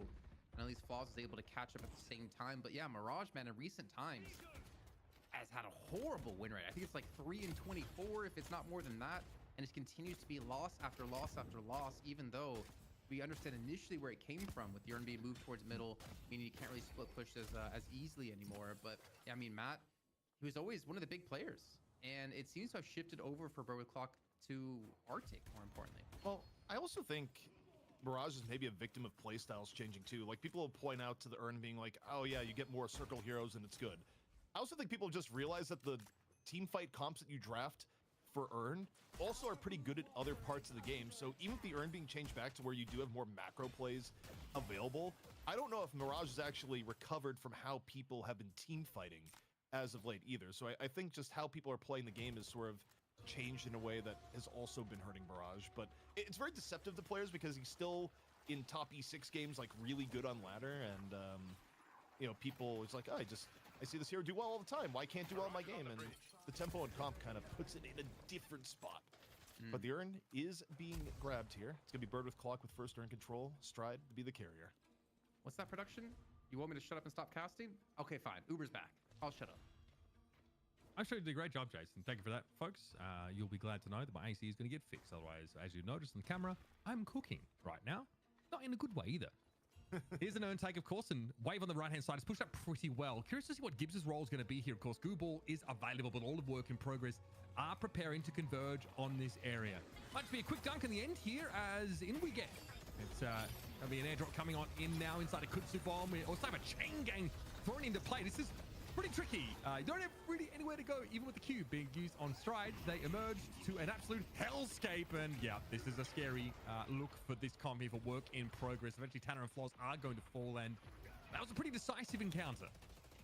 Mitch, the worst part about that by far for Bird with Clock, they actually had the numbers advantage of the game. It started out as a 5v4. Matt was able to traveler over, and Matt just got caught in the flurry of AoEs that came out from Work in Progress. So Work in Progress running with a composition that we were calling from the onset was probably going to be stronger at Urn fight, especially early on, needing to get ahead of Bird with Clock with their later game power, and they've done that. Work in Progress now with a significant lead, even as Division gives their life for the tower. It is a comp that death balls pretty darn well, and while you're right, they have some scaling potential in the form of the Infernus, for example. And they're not going to be so active in this phase of the game. They've got great utility, of course, with that Doorman. Obviously, the ability to contest objectives like the Urn, for example, is also, you know, at a premium. That's given them this pretty healthy 10k soul lead at this point in the game. Obviously, a brief lull here as many of these camps are being picked up. We've also seen Tana show up in that mid lane as well to try and give it a little bit of a push down. But Biscuit, this whole time, she has been studiously farming and leads the lobby in SoulCal. Yeah, it's a good place to be as Infernus, especially where the next stage of the Infernus playbook is ideally, you know, if you think about some of the Infernus play we've seen recently with players like Do on it, you get a lane to yourself, you try and fight for the one-on-one onto the Walker. If you get the one-on-one to Walker, you kind of use Flame Dash to your benefit and potentially get a kill plus Walker. Is that going to happen in this case? Maybe not, as we see Biscuit swapping back over into middle, but we'll see what Work in Progress does with their lead. It's about 15 seconds until next set of mid buffs come up. Oh my god, I mean, sorry, this right is absolutely copping it at the moment. Chain Gang also being used because Binding Words to follow up, and yeah, I think Floz knew that there was nowhere that they could have gone. Gibbs attempted to intervene with a Q, but there's just too much lockdown with this Warden and Billy Luke. And this is a problem for Bird with Clock so far. The fact that your Wraith is getting interrupted, the fact that your Mirage is getting interrupted farm-wise, you've run a comp here that comes online late, and so far, it's been tough avoiding Work in Progress, getting the engagements that they want. Now, buffs just come out and they're split. You get the casting buff over the Gibbs, and you get the gun buff over to Biscuit. But now I take a look at this. If I'm Biscuit, she has to be wondering, do I go right lane and just go for the one-on-one onto Mirage with the buff? But for now, it's all in middle. Yeah, Tanner obviously sent off to the Baroness for the time being. It doesn't look like JB wants to do too much about that. Maybe they're just looking to take them out of the fight. Nasty splatter, though. Gibbs hitting pretty darn hard on that Doorman. Here's a Stone Idol, though. Nice little stomp. And, of course, we are going to clear the area as Victor returns to the fray. But they managed to knock that ultimate off them, and Tanner now has to have his wits about him. Yeah, elsewhere, looking at the right, it's more of a macro play for Bird with Clock, leaving Matt and Stride to avoid the middle chaos, simply go for the right Walker. Now, they're going to get the Walker. The question is, are you going to be able to get out safely? Traveler certainly shows that for Matt. Maybe not so much for Stride. We'll see. Stride actually goes to the rooftops and looks absolutely okay. Yeah, I think Arctic also threw an owl in there as a potential deterrent. All of Work in Progress probably just stayed in the shade for the time being. So this is nice now. Little box run mixed in here by Stride as, you know, they'll set up here over towards the secret shop, make their purchases. Yeah, Hunters Aura into the inventory. Obviously represents a pretty big power spike here for the Silver. And so we're waiting for this mid-game presence that the GT and Silver are looking to have. Stride has Lightning Curse available, so if you want to throw down, it's not a terrible time to be fighting. There's a bit of action here over towards the middle part of the map. It looks like already some pressure being felt. We'll see the GT just fall back off this pretty safely. This death ball of Work in Progress has to decide ZP where to put themselves now. You know, as a setup to the next urn, which is in a minute, I'd like to see the damage done in the game so far, just see who has been dominating throughout the early to mid game as far as performance, and maybe who's been a bit on the lower side. Obviously, it depends on how many fights you're actually in, but get a look at the current damage stats here and see how this evolves over the course of the game.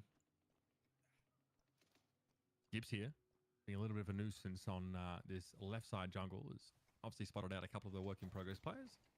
Doorman also returning over towards mid and setting up his namesake. And Strider over that right-hand side, trying to get a little bit of farm in. Yeah, you can see that Mirage is actually, honestly, been in a decent spot and also been left to his own devices. Matt's been able to get up to 19k souls, so we'll track that. The Lash, obviously, Rumple, very active early, very involved, also in just a couple of straight, like, 2v2 kills on that left side, so no surprise to see them leading that metric. Yeah, the one thing I was curious on, I thought maybe Infernus would be a little bit higher, but the person that's been having a heck of a game here so far has been Rumple, where, you know, thinking back to the draft is wondering, okay, you've drafted Lash pretty early, this is a high prio, and, you know, looking at some of the NSO games, you saw Rumple a lot on Lash, and I think the answer to that is a definitive yes, both from the eye test and the actual stats that we're seeing here. But once more, it's going to be first earn pickup here, the Burn with Clock, or Bird with Clock, no burns yet. I was going to say, we've got Alec Flask in the mix. I also want to point out that this earn turn-in location has actually caused Work in Progress to have to pull off the Walker, unless they allow themselves basically to be baited into a flank scenario. Right now, Stride just trying to put themselves in a position to intervene pretty quickly in a lot of these fights, but you've got to be careful. I think Tanner might not be aware that there are people up and, you know, above and behind him as we head for a turn-in now. Clock looking to try and set up for this one. Could get about messy.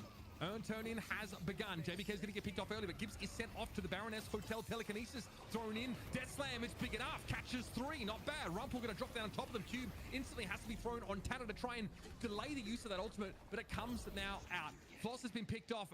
Also got put away during that time, and it was Work in Progress who were able to turn it in. Nothing seems to pay off here for Berwick Clock. And now we can just fall back and protect this Walker. I'm sure BWC are furious. I mean, comp-wise, Berwick Clock has very few ways to actually get control of the middle once the engage comes in. That was also arguably ideal. I mean, they're going to get clean up here towards the end. You got the Matt with a little bit of Dust Deviling. Actually, they look at that again and like, wait a second, we're low HP. Why are we doing this versus Billy? Matt actually far overstays his welcome. And now, I mean, if you're Rumpel, you're just like, I'll go for a few extra hits right now. Why not? Exactly. Rumpel back away, back onto the Walker. Eventually going to get picked off here because the Silver has turned up. Stride immediately appears with a flourish. Is able to find 2, and this is good Walker damage. I mean, we'll talk about, like, Work in Progress have been pretty effective in some of these all-in death ball fights, but the macro side of things hasn't favored them. They're about to potentially lose yet another Walker and go to 1 left, and instantly Berwick Clock respond here going after the mid-boss. Talk about bouncing back after an ill-fated Earn encounter. Yeah, and I think they may have time. And you look at the mid-boss HP relative to where JBK is. JBK likely is not getting down into the pit where there's going to be, but we're going to see. You got Stone Form to delay a little bit. Stone Form's already been used. The parries are out. Tanner's already got 1 rejuve. Second rejuve here to Tanner. Bird with Clock with 2 here so far. JBK gets there towards the very end. Off the delay, finds 1, sets up the door. And now Bird with Clock, they've lost all their rejuves, Mitch. That Chain Gang catches 3 and Work in Progress actually have the buff of their rejuve at the moment. Division eventually going to go down, so neither team actually exits with any rejuve creds, but you can see how scary Work in Progress's composition is to fight against. But amidst all of this, Berwick Clock have been able to make up that 10 to 14k soul deficit. Probably in the form of that Walker is a big part of it here. But they managed to get in a position now where they can start to have the mid game they've been hoping for. Biscuit trying to get aggressive here, but Lycan Curse is active. Still no chance to save that mid Walker. Important first Walker pick up here for Work in Progress, but will be worth the aftermath of this fight because Viscus has been brought down. Now eyes over towards Mo. They're trying to back on out here. Caught in the telekinesis, so it's going to be a tough situation. They're getting torn to shreds by Stride.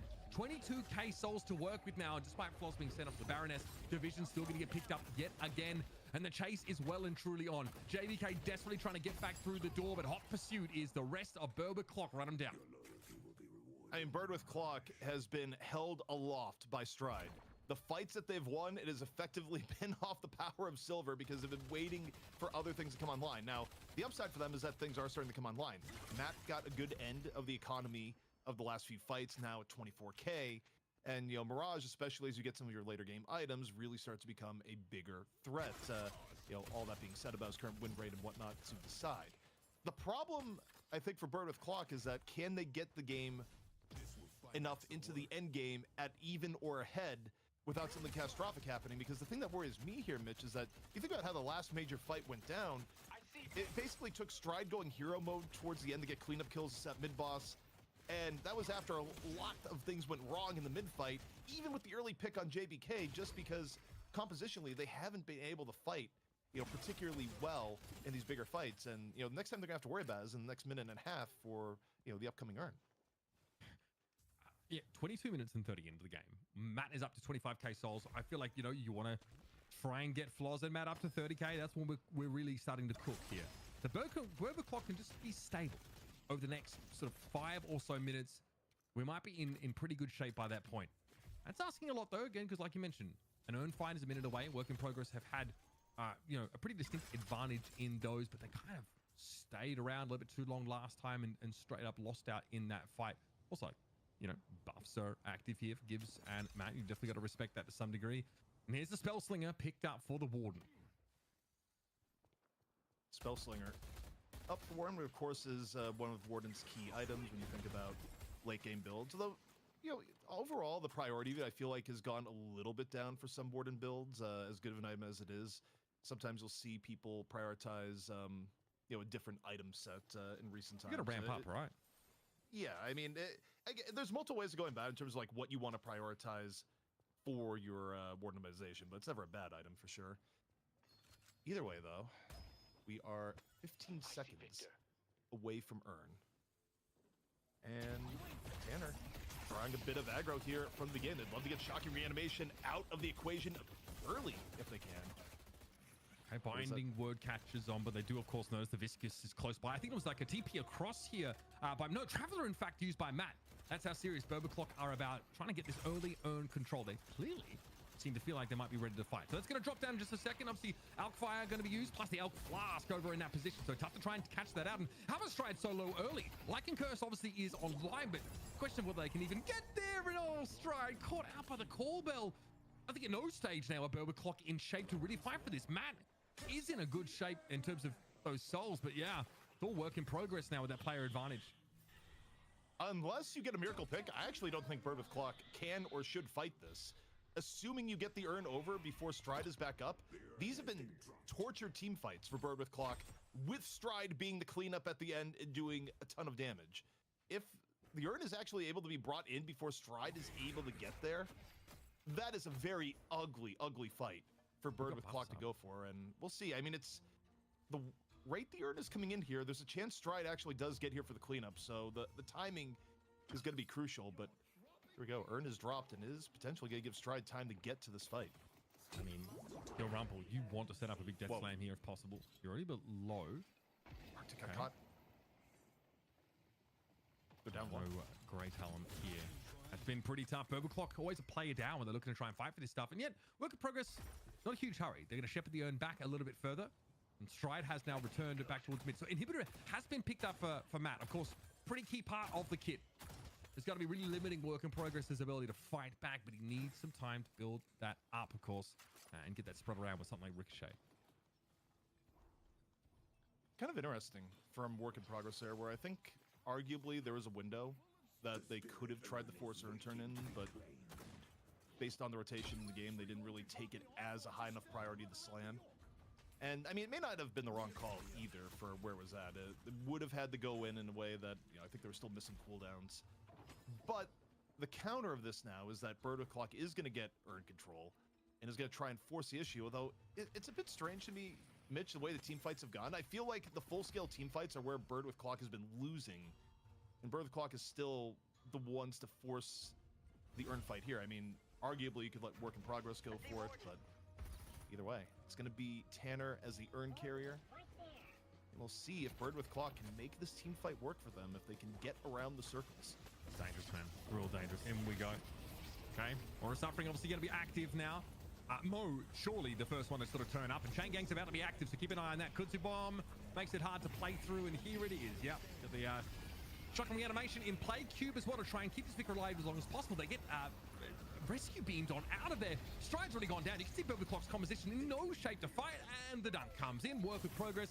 Get themselves a nice little 10k lead yet again, but there's still a fight to be had here. Even with Gibbs and Arctic absence, Matt definitely looked like, yeah, he was a bit of trouble. Potchipop brought down, but not nearly enough. Work progress, only lose one player, and they go 4 up. Mitch, Poshy was the hero there. I'd love to get a replay from his point of view. You talk about never show fear no matter the odds. Poshy chased down, was able to get Stride, create enough room for Rumple to come in and get a 3-man death slam. And Bird with Clock is reeling as a result. Not only do they lose Urn, they're likely now to lose all 3 rejuve charges for mid-boss.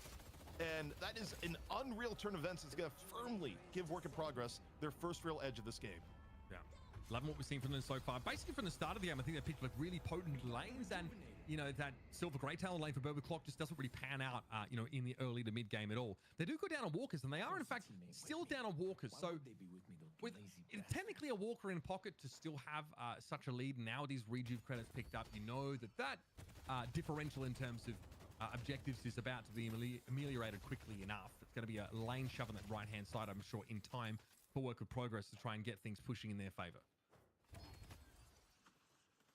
Work in progress.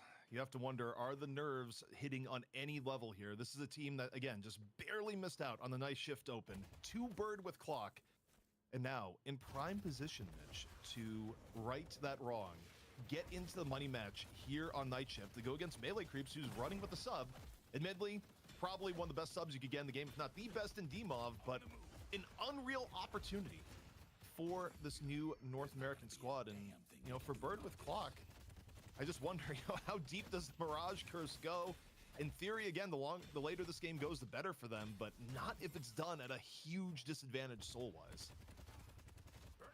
Yeah, it's going to get... I mean, again, their buffer is starting to run out. They are running out of time. We're 29 minutes into the game, and it's work in progress. Lineup showing no signs of slowing down, and also the elements of their comp that want to scale, you know, the Warden and the Infernus are doing that quite nicely. So it's not as if Clock are finding an edge just because they're still managing to hang in this game. And obviously, you know, Arctic hasn't been able to get a ton of farm there. That's totally fine. Stride was really good in a couple of those fights, but, you know, isn't really able to put up the level of durability that's going to be required against this work in progress squad, who themselves, I wouldn't say they're all that tanky. You know, with like, you know, Dorman and Ivy sort of being mixed in here, but Mo always had good positioning. ZP always been, you know, in the pit for the earn take, and always seems to have that chain gang ready to go. You know, you ever considered what hell it would be if Mo was playing in a game with Mo and Krill being played? Like, that is actual, it's not gonna be good, Mitch. Like, let's thank God Mo and Krill himself is being played in this game. But one thing I have to say about the way the team fights have been going down, the last two team fights, Work in Progress has shown adaptability where their #1 priority, Mitch, has been to assassinate Stride. Stride has not been able to take over the end of team fights like we were seeing earlier in the game, because the priority is clearly shifted to take down Silver first, no matter the cost. And it's been effective for Work in Progress. For Bird with Clock, I feel like one of your bigger priorities, you know, however the next team fight goes down, is you need to make sure Stride lives and doesn't get bursted down at the beginning of the fight. Yeah. Easier said than done from what we've seen. And fairness, normally it's Tanner that's getting burst down, which is kind of the idea, I guess, for Victor, but it's happening very quickly, and Work with Progress are not being forced to take any of that AoE damage. They're just like, it's just like they just knock a soul revival off the Victor, and then they're ready to play. Here we go. Earn time again, and I ain't seeing a whole lot of action here from Bird with Clock. They might just let this one go to the keeper. Probably smart. I mean, the way the team fights have been going, none of them have been in their favor. Ideally, for Bird with Clock, you play in a way where you find a pick off and go from there. But Work in Progress, they go directly from Earn into Walker. They want the team fight one way or another, and they're not scared to do it with the Walker involved. Walker gonna melt down immediately, and they get the pick off on the flaws. Things are going bad for Bird with Clock. Yeah, it's a big problem here. Okay, so the Dust Devil aims to catch up Biscuit. She's completely unbothered here. Eventually, Matt's going to be dealt with. I mean, you know, the Mirage really wants to sit in the back and just get those debuffs on, you know, over a longer period of time, but that's just not something that's been allowed to happen.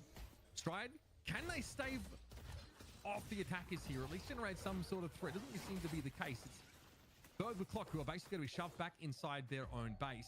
There is look, what works in their favor is a significant push on this right side of the map. That is going to force Work in Progress to turn back and deal with it at some point, but here's some pressure. They know they need to start a fight of some sort. Chain Gang catches on the full. That's pretty nice. Last Stand is active. Oh, buddy, I don't know if it gets too much better here for Work in Progress. Tube here is going to prolong the lifespan of Tanner. We'll still see that revival coming out here. Of course, respected. Everyone's folding away from it. Outclass thrown in basically straight away. Biscuit's gone down though. Mutt is still alive in this fight, and it's dangerous, I think, to go up against a 41k soul Mirage and let him just go for it. Now, Baroness Hotel sort of used Matt able to return to the fight, but not a whole lot was done to punish the Mirage as they emerged. No, and I mean, Bird with Clock, they waited until Rejuve was gone, went for the engage, hoping that, you know, things would go well. And I mean, the hero of that fight was in fact Matt on the Mirage, able to find significant uptime. And of course, space was being made by the rest of the team, but that's kind of the contribution you're going to need from Mirage going forward if Bird with Clock is going to get back into this game, because here's the upside. You're 42k Mirage, you've gotten into endgame.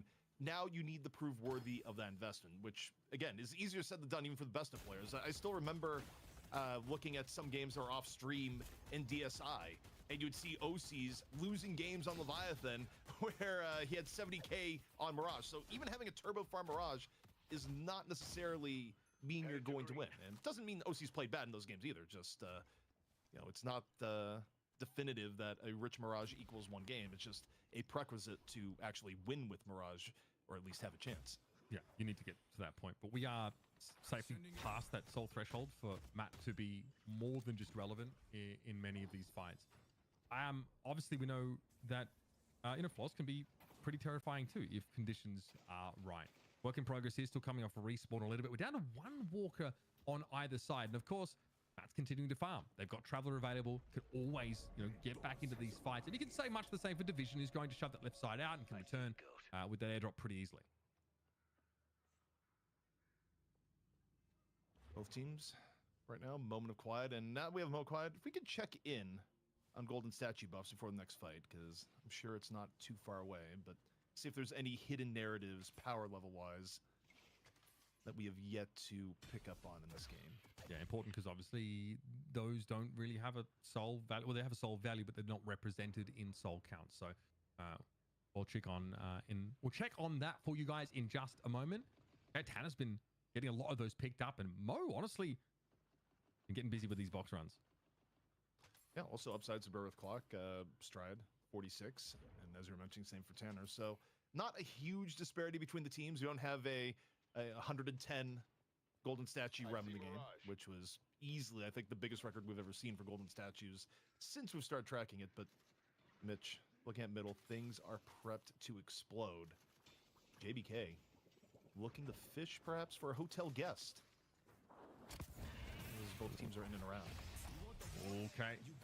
Not terrible to target Matt. They realize that they need to dust level the heck out. So now the Mirage not quite in position at the start of this fight, although you can see Matt's very quickly returned. Nice little owl catch on the 3 here for work in progress. That might be a half decent start, if I'm honest with you.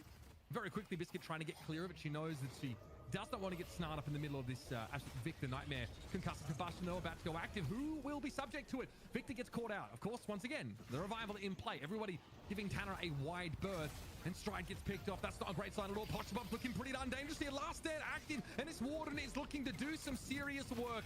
Outflash thrown down. Brief silence there on Matt, and everybody crumbling under the scrutiny of this pretty darn fed Warden. Status of the world is that it's changed. Big cleanup coming in from Pochbop. Also, the way that started was quite good. JBK was able to go in, give Flaws the early hotel guest. Flaws was out of the fight for a huge portion of the time, so a lot of your damage coming in from Wraith was simply gone. And once more, big team fights proving to be a bane of Bird with Clock. The lead about to get oh so much bigger, on top of 3 rejuves going the way for work in progress. And Mitch, at this point, Bird with Clock, they're running out of options to turn this game, as is the stat checks from this point forward are going to be miserable to fight against. And if they get out of this rejuve without losing shrines, it may be a miracle. You can see that the victim damage is still pretty darn scary, but Tanner does not have that ultimate available. Ooh, yep, they are going to get cleaned up. The call bell coming in from stage left, but Pochbop is looking terrifying right now. You even need a last stand, I think, to strike fear into the hearts of your opponents. You've got a lot of those core items you're looking to pick up here on Warden. Yeah, I do not want to mess with this guy whatsoever. Seeing Crippling Headshot, of course, make its way, into the inventory. This guy's legitimately terrifying gun carry. Ah, yep, that's normal. Very reasonable. Siphon Bullets, not quite the prow it was way back when, but still one of the items you kind of expect to see in a Warden build as you get towards the end game and you go, I'm at 50k souls. What do I start prioritizing? Your build, you start selling some things that normally you have and, go deeper into the end game itemization. But with 3 rejuves at hand, this should not be contested from Bird with Clock. So the lead is going to continue to balloon here, Mitch. And once more, I mean, I just kind of look at the Bird with Clock roster and wonder, what does a good team fight look for them? Effectively, they need a really incredible flanking angle from Flaws or Matt. They need basically very high uptime out of both the Mirage and the Wraith without something ruining their fight, which seems less than likely with how JBK is usually either putting, Flaws or Matt into hotel first. I mean, you can just death ball with this work in progress comp, and I think you're in great shape. You saw the itemization there for Division as well. Bound Spirit, Vortex Web, all picked up. Of course, Alk Flask, which is, a real pain when you stack that with Kudzu Bomb, Alkfire, excuse me. A lot of AoE here for work in progress. They are more than happy to make sure Billy gives them that sort of, concentrated fight that they're looking for. Whereas Bird with Clock really just need to try and pave the way here for their carries to have enough time in these fights to be impactful. Floss just does not really have the soul count that I think you need at this point in the game. They are going to be feeling very far behind. And Gibbs is going to be feeling very squishy. It's tough. I mean, you don't want shrines to go away here, and yet it is still a minute 30 on rejuve. Work in progress are going to force the issue. Shrine firmly within the sights of Mo. Just gonna walk up to it, and we'll see what the Bird with Clock defense is gonna be. But I gotta tell you, Mitch, I'm not sure it's gonna be too impressive here. Seems like a fight that's played more at the Patron for me. Yeah, I mean, the Billy build is also a pain. You got Scourge that you got to run to as well, which is kind of crazy. One of those very important aura items. Here's an owl. Catching on to JBK. Biscuit, briefly. I'll say the advantage is a little bit low, but that's something that could be fixed in no time at all. It's going to be hard for Berber Clock to really have anything to say about this whatsoever. They've got telekinesis, of course, to try and start a fight up for them here. Tanner's going to be knocked, though, and that ultimate is going to be drawn out of them far earlier than they otherwise would have liked. We are on to the Patron now. Work in progress. Have simply pulled too far ahead in the last 10 or so minutes. From start to finish, though, I felt like there was no point in this game that Berber Clock really had the edge outside of that one brief sort of 2-kill scenario there for Stride as they, appeared on the silver and got some good work done in that fight. But this game is functionally over. It's a gigantic lead, and arguably, I mean, 3 rejuves and 50k lead. Work in progress could have ended it right here and now, but I think given the nature of the scenario, given the fact that I'm not even sure they thought they would be in this position, given what happened over the course of the weekend. I mean, they played against Berwickville closely, but to beat them here and go into the money match, you want to be sure. And in this case, their way of being sure is that they are going to wait for at least another mid-boss or pickoffs in the mid. But the rejuve has faded, and for Bird with Clock, they are looking for a miracle now, Mitch, to somehow turn this one around. We just saw two, we saw Indomitable and Juggernaut being picked up by Mo, so they are going to be literally unkillable at the moment, especially with those very potent aura items. I come back to it as well. Scourge doing max health damage to people in an aura around you. You are a better Victor than Victor is at this point in the game.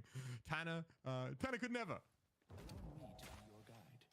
Yeah, I mean, things are not great for Bird Clock here. Again, their scenario at this point, if they have to full 6v6 team fight, let's call it what it is. They haven't won those fights since the game was even. I don't think they're going to win those fights down 50k. The problem is that mid boss is about to come back up. They're going to have to come in and fight for mid, because I think if you're work in progress, you may just slam it and force the fight. You like team fights, and Bird with Clock so far has not, but the time is running out for Bird with Clock to get anything on conditions that would actually favor them. Yeah, it's hard to understand what the win condition is supposed to be here for Bird with Clock, right? They, to some degree, also are quite happy to fight like in a close locality, right, between Victor and, of course, they've got the Mirage. They've got the, they've got the Red Sword, got a bit to work with, but we'll see. Here we go. Unstoppable into last stand. Yeah, that's a lot of damage. Oh my God. Foxy Pop is starting to blow them up. There goes Stride. Arctic is going to be on the chopping board next, if I'm not mistaken. And in general, Bird with Clock get absolutely clapped down. Of course, the Infernus of Biscuit, she has been building up to quite a critical mass now. A Bound of Spirit, the last item in the inventory there. We see a hotel stay for Gibbs, and they will emerge to a hellscape where they have no teammates left now. Tanner's already peeled himself out this fight, managed to hold on to that ultimate at the very least, but yes, this is definitely work in progress this time. They've got, though, this really annoying issue of the lanes shoving right into their base, so they've got to go back and address that, but mid-boss can still quite happily be contested here. They're that far ahead. Yeah, I mean, arguably, I know there's probably some people watching this going, you have 3 down, end the game at stage 2 Patron. I think, arguably, they would probably win if they had done that and they didn't need to do mid-boss, but you have to understand, this is the first time this team has been here. They're going to be more conservative, and it is still likely to be the right call. There's still going to be multiple dead for 30 seconds by the time they get there. They want to be sure here, Mitch. They want to get the money match against melee creeps, and with Matt going down, one of the last defenders, surely that's going to be the case. Yeah, no, it is done here. There's nothing wrong with trying to make sure you've deterministically got the result that you are looking for. We're going to have a shove into the main base in just a moment here as work in progress. Kind of done with the shenanigans here. The Soul Lead has definitely billowed out of control. Yo, the E-Shift, swaggy. I like that, Biscuit. Nicely done. It'll be work in progress for the first time ever advancing to our money match. And Bird with Clock, they crumple to the rumple. Work in progress. Like you said, we were getting through to the money match, doing what they couldn't do in NSO, and they have their chance to take on melee creeps for $1,250 ZP. This was a very intense game, and I think you guys pointed out perfectly as well. Probably could be finished quite a bit earlier in the game, but considering it's a best of 1, considering this is your first time here in Night Shift, better to play safe than sorry. Yeah, and like I will never rag on a team for doing that, especially given the circumstances here. You can make the argument, well, finish them when you can. They just wanted to be sure. Also, I think, again, we just see the difference in the meta between the two compositions where this came down to team fights, and the team fights were far, far better for work in progress. They played around the strength of their composition pretty well on the whole, And look, I don't like to beat a dead horse at least too much, especially when this horse is practically a skeleton, but this is another loss in the books for Mirage. The hero does not win in this patch. Even with the urn position being moved out of middle, it is probably the most negative win rate hero we have seen for the amount that it is picked. And it's just because Mirage team fighting isn't offering what other heroes give in a team fight scenario, and I feel like it's undeniable at this point. Yeah, correlation and causation, I get. I want to see what the stats look like. But yeah, I mean, it's not a great look for Mirage. Like, what we're going to do, end up going back to Lady Guys picking what kind of future are we looking for? But again, looking maybe for some of these heroes that scale a bit more potently, or at least give you something going on in the mid game. You don't need to get to like 32k souls in order to sort of really be online. But there's a component of this, Amberside comp, Jason, that was supposed to be pretty good in the mid game, right? If they get off to a nice start, they're playing in mid, you know what I mean? Obviously, there's a lot of action in that kind of lane, but you're kind of hoping to see the Grey Talon and Silver be able to be a bit more disruptive or a bit more of an issue early on. And the thing is, I don't want to be too harsh on them at all. I remember I said this in the EU games that like Grey Talon individually can be a very strong hero, but it does take some working around. It's not something you can just necessarily slot into a composition and expect it to do well. You need to see these big owls, you need to use it as engages, you need to be able to protect the backline as well. And I mean, with the Silver, Viscus, and Victor, you can imagine it to be that point. But the problem was, like, Rumple did a great job, especially early game. Pop put on some serious work we saw here towards the end. And Biscuit, she like applied so much pressure early on that also the objective pressure that she could apply in Furnace was kind of tough to combat. I think when you look at this game and wonder, okay, who is MVP? I would almost split it into two parts. We still have to decide on one, but undeniably, I still remember our first damage check in 2 on top of the eye test is that Rumple had an absurd game as Lash in the first 15 minutes and really enabled some of the tempo that Bird with Clock would ride for the rest of the game. Latter half of the game, incredible cleanup by Pashy towards the end. Also, very good dives. I mean, I think about the first team fight they won with Stride going down early. That was Pashy actually channeling the Warden spirit, deep diving into the backline and taking down Stride at the cost of his own life. Pashy had really good game sense for when to dive on the Warden and get the most out of the character, who is now just the tankiest M1 in existence. So late game for Pashy was quite good, but I don't know if they get to that late game without Rumple just really setting the stage in the early to mid. Yeah, super agree. I loved how active Rumple was at setting up some really nice fights. Big death slams as well. Remember, you're playing a comp that has Infernus and Ivy. You've got Billy like getting multiplier death slams, setting up for like, you know, a lot of your AoE elements to really shine is sick. And yeah, they were all about it. This is what you want to see from your Lash, right? You want to see activity. You want to see some risks maybe taken to set up some favorable fights, especially around the urn. It seemed like work in progress. They couldn't have a scratch put on them. You know what's tough though, right? Thinking back to before we started this game as we're talking things up, Biscuit bet on BWC because even if they lose, she still wins. But they won, but she lost over Chena points. And as we know, Chena points are important when it comes to on the night shift. But for work in progress, I will say this though, ZP, or get your thoughts on it. They're going against Melee Creeps in the best of 3 in the finals. I think for all of these players, this is probably the biggest stage that they have played on here. I think there's a lot of pressure that goes with that can force some mistakes. And with Melee Creeps being such an experienced team, being basically the best team in North America, they will punish you for any mistake that you possibly make. So I do kind of worry for them going on forward into this next series, if they can alleviate that pressure and still be effective and have comfort picks that they're hoping to get. Yeah, I mean, everything you've just brought up is valid. The only thing I can offer in response is that esports doesn't always operate on transitive property as far as, you know, A greater than B greater than C. But at the very least, we've seen that work in progress can take things really close with Bird with Clock or defeat them. And Bird with Clock played Melee Creeps really close this last weekend. So their two powers may not be as far apart as some may think. And then going ahead into this one, Uber, I mean, obviously when we get to that series, do you think maybe Lash is a ban that Melee Creeps might look at because of how effective Rumble was early on? It's pretty scary to think about like what you might let through, as a result. But I do think like Lash is really unique in the niche that he occupies. Does it take a Paradox ban slot, for example? Like, are we going to be letting that hero through as a result of that? Again, I think Melee Creeps, though, would have been in a situation at least plenty of times before and probably can have some protocols to play around the Lash a little bit. I wouldn't mind it. Respect ban, target Rumple. Let's see what else is in the hero pool for them. Let's see if they can be as potent in the mid game in this money match. I love that that gifted sub, by the way, if you want to read that out, ZP. I will go educate myself on what it is, but in the meantime, we got an MVP to announce, Jason. I mean, okay, just for clarity, it was Rumple Fartskin 32. I just wanted to say that in there. Our MVP, though, let's take a look at who it's going to be for the match. And it is true, ZP. You can't stunt the rump. Wait, that doesn't even rhyme. Well, what's wrong with you? Look, like we're just let it go. Let's move on. But Can't yeah, stump I mean, it. I'm allowed to to the rhyme spirit whatever of I what want. Jason has said, yeah, I mean, this was Rumple's game, and again, tough call between Rumple and Pashi, but the early mid game from Rumple was absurd. I think the only thing that's a little bit worrying is that if you're melee creeps watching this and you get all the background info, it's like, oh yeah, Rumple plays this hero a lot. This is what they used a lot in open qualifiers.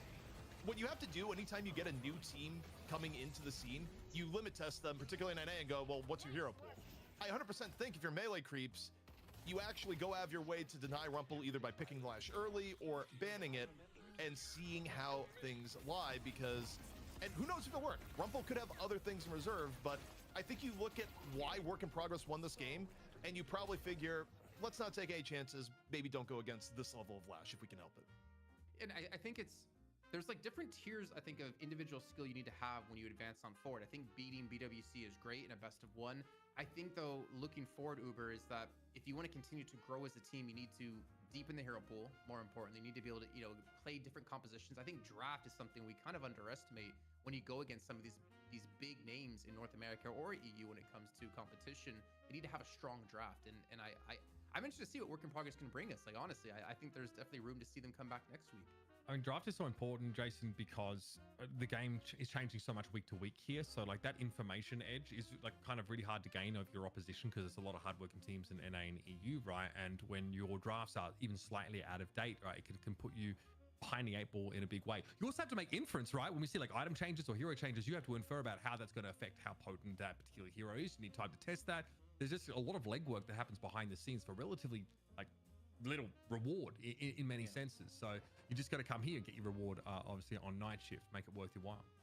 Okay, well, ladies and gentlemen, we do have to go to a break, but when we come back, we will see how Melee Creeps with DMOF subbing in does against Work in Progress. We'll see you soon.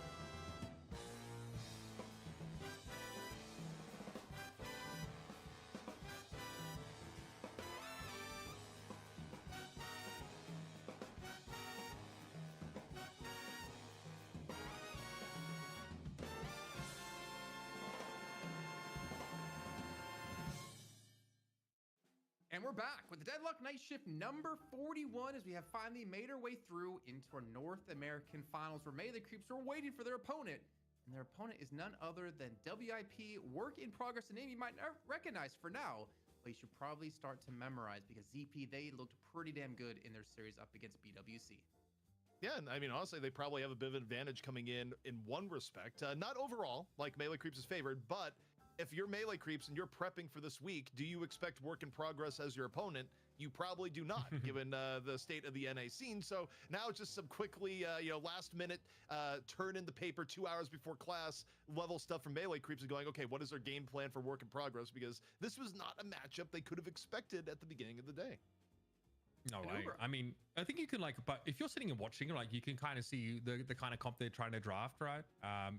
And see the impact of the Lash. We discussed this before the break. Maybe there's a world where you just target the Lash, get them out of the way. It's like anytime anyone drafts against Goober, they just ban all, his particular heroes and go on with their day. But that's obviously something you can do looking at the engine room for work in progress. And then you're asking them the question, do you have more than this that can, get you out of the early to mid game at a league? Because I feel like if you're not doing that against Melee Creeps, you're going to lose out on a lot of these, these macro-oriented traits, right? Melee Creeps are one of the best at making sure they get bang for their buck, giving up an earn, getting a walker, making sure that they are winning out on all those little value trades over the course of the game. One thing I do hope we see go into the series is a silver, because we have released we haven't released it yet, actually, now that I say it. We had a brand new silver made, silver skin made, silver mods made, and ZP was silver made skin spearheading this one. I don't know. It's like 4 a.m. No, it's actually 3 a.m. for me. So my old man. What's that? I said as a silver maid skin. Yeah, it is quite gold, actually. It is very mint coming in from Aze once again. We'll take a look here at what we have. The new Night Shift Silver and ZP Killinger with the concept art nailed it. Yeah, I mean, again, we wanted to go with someone that had experience with these types of designs, and it really made the entire process seamless. She made the design, and then Aze was able to bring it to life in-game. And, again, Silver is one of the more popular characters in game. We wanted to get a hero in with the Night Shift skin from the latest update, and Silver seemed to be the choice given the just absolutely massive levels of support for the character, and just how many people are just like, love fan art of Silver, love playing the character. It also kind of works out that she's popular right now. Like, I'll give you an example. If we did a Night Shift Page skin, it'd be great. All we'd have is the video, and you would not see any gameplay whatsoever. So there's a little bit of that too, being, is this character still going to be picked by the time the skin is here and around? To be fair, if there was a Page mod, I know Uber would be playing that ASAP. Yeah, I mean, sure. It depends what kind of model we're talking, bro. Is she going to be in a waistcoat? I mean, I like Paige. Paige is great. Yeah.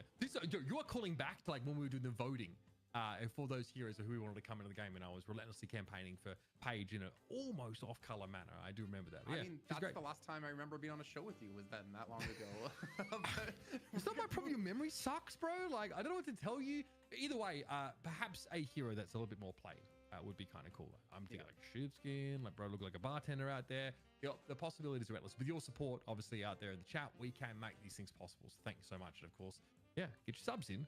We'll get that skin released to you. I think I might need to pay Aze to just mod every character in the game to have one of your different shirts, because that would be a hilarious mod as well. Not enough characters in the game, mate. Yeah, I was gonna say, you need way so more. You wait a few more years, big fella.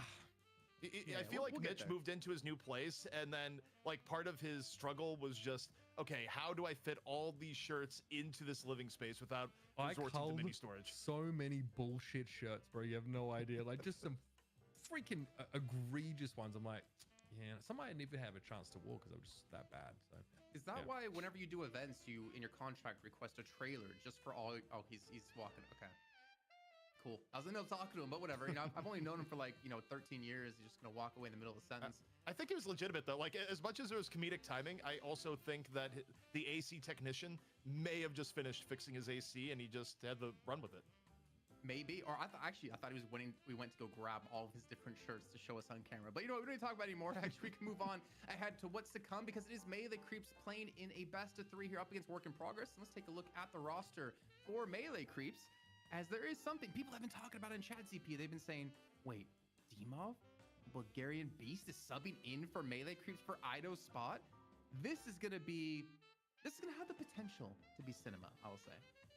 I'm so suspicious of this. I haven't even talked about this with Melee Creeps themselves, but again, anytime you have a sub in a professional deadlock environment, I just wonder, because I don't know if DMOV has made a commitment to another EU team yet or not, but if Melee Creeps wins and they're like, oh man, everything felt good with DMOV in on the roster, I don't know, man. I just feel like there's a world where DMOV's just like, yeah, I'm just on Melee Creeps now, and then Ranger goes back to coach or something when Ido is back. Like, I don't know. I have a very high levels of suspicion on this, because subs that win don't usually remain subs, and we'll see. DMOV's return to the EU may not be a thing if Melee Creeps wins tonight.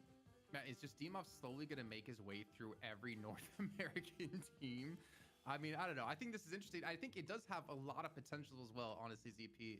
If there is a world where we could see DMOV become a permanent staple in Melee Creeps, that would be a team that I'd be very, very scared of. But to be fair, I was quite scared of Foreman as well. But obviously, we talk about this team quite a bit here, and I think something that does slightly worry me about the roster, ZP, is that there has been a lot of emphasis and focus on John getting good heroes with what we saw in NSO. Yeah, although I will say the John's credit, it was kind of interesting because it went through a depression arc of, okay, they're picking Mirage, the hero that, of course, like, has just not been winning recently. It's like, okay, that's bad, they'll adapt. And then they pick Geist, and John looks the worst that we've ever seen him in the last, like, 4 months.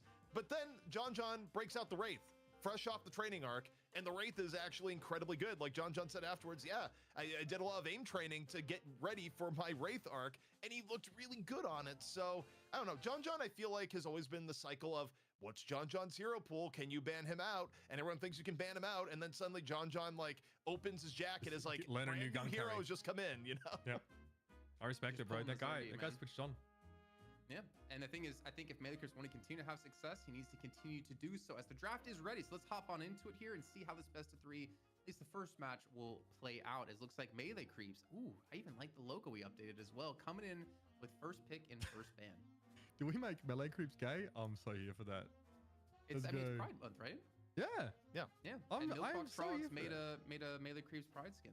Yeah, they just did a logo change in solidarity with Pride Month. So, good on Melee Creeps. And as far as bans go, we got Doorman as first ban for Melee Creeps. So if there was going to be a ban on Lash or a prioritization, they're not going to take it at the very, very beginning. They're going to, wait a little bit longer. And, for Rumple, they may have the chance to play the Lash yet again. Yeah, what is the answer though? Like, do you try and go after the pocket here, or are you? Yeah, you do. Just get it out. Get that out of the way. It's obviously pretty problematic, especially if you have a heal heavy sort of setup late in the game. You don't want to deal with that maxed out affliction. No way. I'm just hoping we don't see Celeste as a first pick for Melee Creeps, ZP. It did not work out well for them in Night Shift Open over the weekend. But of course, new silver skin. We're 113 subs away from releasing it to all of you in the public to use. They got to pick her up. I'm just curious, which direction is it necessarily going to go? I mean, what's DMOV going to do? Is he going to just 1-for-1 fill Ido's hero pool? Because obviously DMOV has the flexibility to do so. Just does everything, yeah. Exactly. Or they're just going to incorporate him into the roster. I think DMOV can basically play whatever. Work in progress, though. Get a counter the silver, or not counter, I should say, but strike back with their pick Billy and perhaps Lash as the first 2 picks. We'll see. But no, I think for Melee Creeps, the reason why they valued Celeste that highly is that we had questions on, can you use Return Fire with Celeste? And the answer was yes. And people are going, wait, Return Fire Celeste is really overpowered. And then half the people around just weren't even picking Celeste. So I think Melee Creeps, in reaction to that news, said, we're going to Return Fire Celeste all day, and it'll be, very strong. And it just didn't quite have the impact that they thought it was going to have. Interesting, great talent, quite high priority pickup here for work in progress. We saw obviously in the previous series, and for Overclock, it didn't really have a huge impact. Yeah, it's I feel like he can be very hit and miss depending on how you play him and how well you can play. I think Fly the Bird most important. I think as we've seen Cosmetical pinnacle, I think a GT flying. This dude like if you're talking about John and Kovacs and Aim Trainer, I think Cosmetical's in Flight Simulator all day long, because the owls he flies are so spot on that he connects and able to get those stacks quite early on in the game. But something you talked about earlier on, ZP, Abrams has an insanely good win rate over the last weeks, and we're seeing Melee Creeps go for it. Yeah, I think based on what we saw over the Night Shift Open, Melee Creeps have the composition that so far makes the most sense meta-wise. Work in Progress are going to pick up the Lash so it doesn't get hit by mid-stage bans. But I think getting Silver and Abrams together along with the Ven, you've covered multiple bases here. You have Silver, who's just been in general one of the highest prio picks that is good for early to mid skirmishing. You have Abrams, who's been unreal at space control and also setting up picks throughout the last weekend. And you have Venator, who is by far John's best hero, and also, frankly, a hero that was also like pretty well represented as far as like top tier M1 over the weekend. So it's hard to find any fault with how melee creeps have drafted on the first half. What is Saya going to play here with the Paradox being banned out? Abrams, potentially. It depends. Sometimes they'll change up who's on it, but Saya's played a lot of Abrams in recent times. You know, I was looking at this and I was kind of hoping we would see an Ivy ban against Ranger, because, I mean, not to hate on Ranger, but over the weekend we did see when Ranger isn't on Ivy, I think he defaults to Rem, and then the Rem just did not really have any success for melee creeps in their game. So I thought maybe more of a targeted ban would have worked in that case, but I think Paradox for Saya, that's also a win for them. Okay, so Work in Progress hit that in Furnace. We obviously saw Biscuit on that in the previous map, and she looked great. I think maybe overshadowed a little bit, but Poshy Pop just popping off on the Warden and having like obviously a highly impactful game. But Work in Progress have like got plenty of action going on through all stages of the game with the comp that they've sort of drafted here, and we do end up seeing the Rim again from Ranger. Lily B1, I have to, sorry, GDP, 5 gifted subs, puts us at 104 away now from releasing the silver skin. 104 to go, and you still have at least a minimum of 2 matches to go. But ZP, the Rem coming through for Ranger is kind of predicted, but also a Shiv coming. Oh my, is that a Demov Shiv, or is that going to be a Dew Shiv? I think so. I think when you think about Ranger's preferences, Ivy would usually take preference over the Rem. I think people maybe are changing minds a little bit on Rem and going, okay, he's better than we thought. But also, if you got Demov on your team and Demov's going to play the Shiv, do you spend a little bit of time throwing more pocketing towards Demov of all players? Yeah, I think you actually do. Also, Work in Progress coming in with the Geist pick, where, I mean, we've seen Geist a little bit more recently, and I think people are warming up a bit to her. I don't think it's quite as negative as, say, picking up the Mirage, but I'm still, I see Geist and I hold my breath a little bit, and based on Work in Progress's who they have playing these heroes, it's probably Poshy Pop Geist, if I had to guess. I do like the laning though of Lady Geist, like by comparison to Mirage here. Maybe give yourself a smoother runway into that later part of the game. With Warden banned, you are probably still looking at like another gun carry option here. So seems pretty reasonable. I'm scared of the Shiv though. Shiv Victor, last pick, rounding A for melee creeps. This comp is actually pretty terrifying. Obviously, Venator gets incredibly potent later. Shiv just kind of does a bit of everything, and we know Victor is a real pain. Even though I wouldn't say the Victor pick shone in our challenger game today. This looks very reminiscent of a low-key W kind of roster ZP, looking at melee creeps pickup. Maybe the Shiv is the one outlier, but this is a very scary composition. But I want to talk more about Work in Progress here, because we know how strong melee creeps are as a team. I think with the comp we're seeing for Work in Progress, what is maybe your like path or the path to victory you see for them if they want to take down melee creeps with the comp that they're running? I mean, part of the path to victory is that GT needs to have a good game. I think anytime we see a GT comp work, the plus 10s actually do need to be rolling in. I think the amount of times we see a GT comp work where the GT is starved at the end of the game is actually pretty low. So part number 1 is GT has a good early to mid game. Part number 2 is if you have Rump on the Lash, you kind of have to replicate what you saw in the last game. I think what's going to hurt Work in Progress a little bit is that relative to the comp matchup that they had against Bird with Clock, they're not as much of a we just have better circles, we win team. You can make the argument that they actually are going to lose a lot of the early team fights if you don't have a specific set of circumstances happen, notably like a really big bird into a really big death slam. Like they need very specific things to go down relative to the last match where they could just kind of run at the point and win. There's a lot of playmaking potential for melee creeps here. I want to see what the Abrams is able to do, especially if that is going to be the suspected Saya Abrams. Yeah, I mean, we've been seeing, I think, a lot of the normal supports kind of flex into Abrams. Like, for instance, Saint does it as well for Abrahams. We're seeing Saya do it here for melee creeps. And again, like the impact that Abrams has is kind of nutty. It is kind of insane. I think going to this series, though, one thing that worries me for Work in Progress that they need to work on is actually their macro game. I mean, look at the last match. I think they were trying to do a lot of these like split pushing, which is kind of falling out of the meta, I would say. And I think Melee Creeps are that good of a team that they wouldn't let something like that get away for free. I think they would punish it much more heavily in how this series can play out. But I mean, ZP, I do think that's a fair point, Jason. Sorry, really quickly. Like, we noticed a couple times where, like, Work in Progress are trying to finish the game and both side lanes are pushed up to their base. Like, and maybe it's just like, it's like a 1% thing. Like, to try and make sure, like, you tend to those waves a little bit. Speedy, thank you very much for the 5 gifted. Tend to those side lanes a little bit, maybe.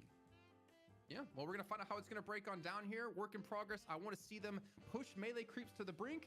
Let's see if they can do so here in the best of 3 of the finals of Night Shift number 41 with ZP and Uber. You know, thank you very much. Oh man, we just had the clearest thing happen here, but it's fine.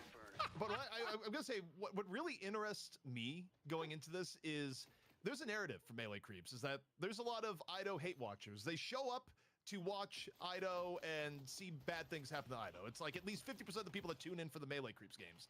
Ido isn't here. Have they decided what flavor of slander that they want to engage in today? Because I don't know if they're unified, Mitch.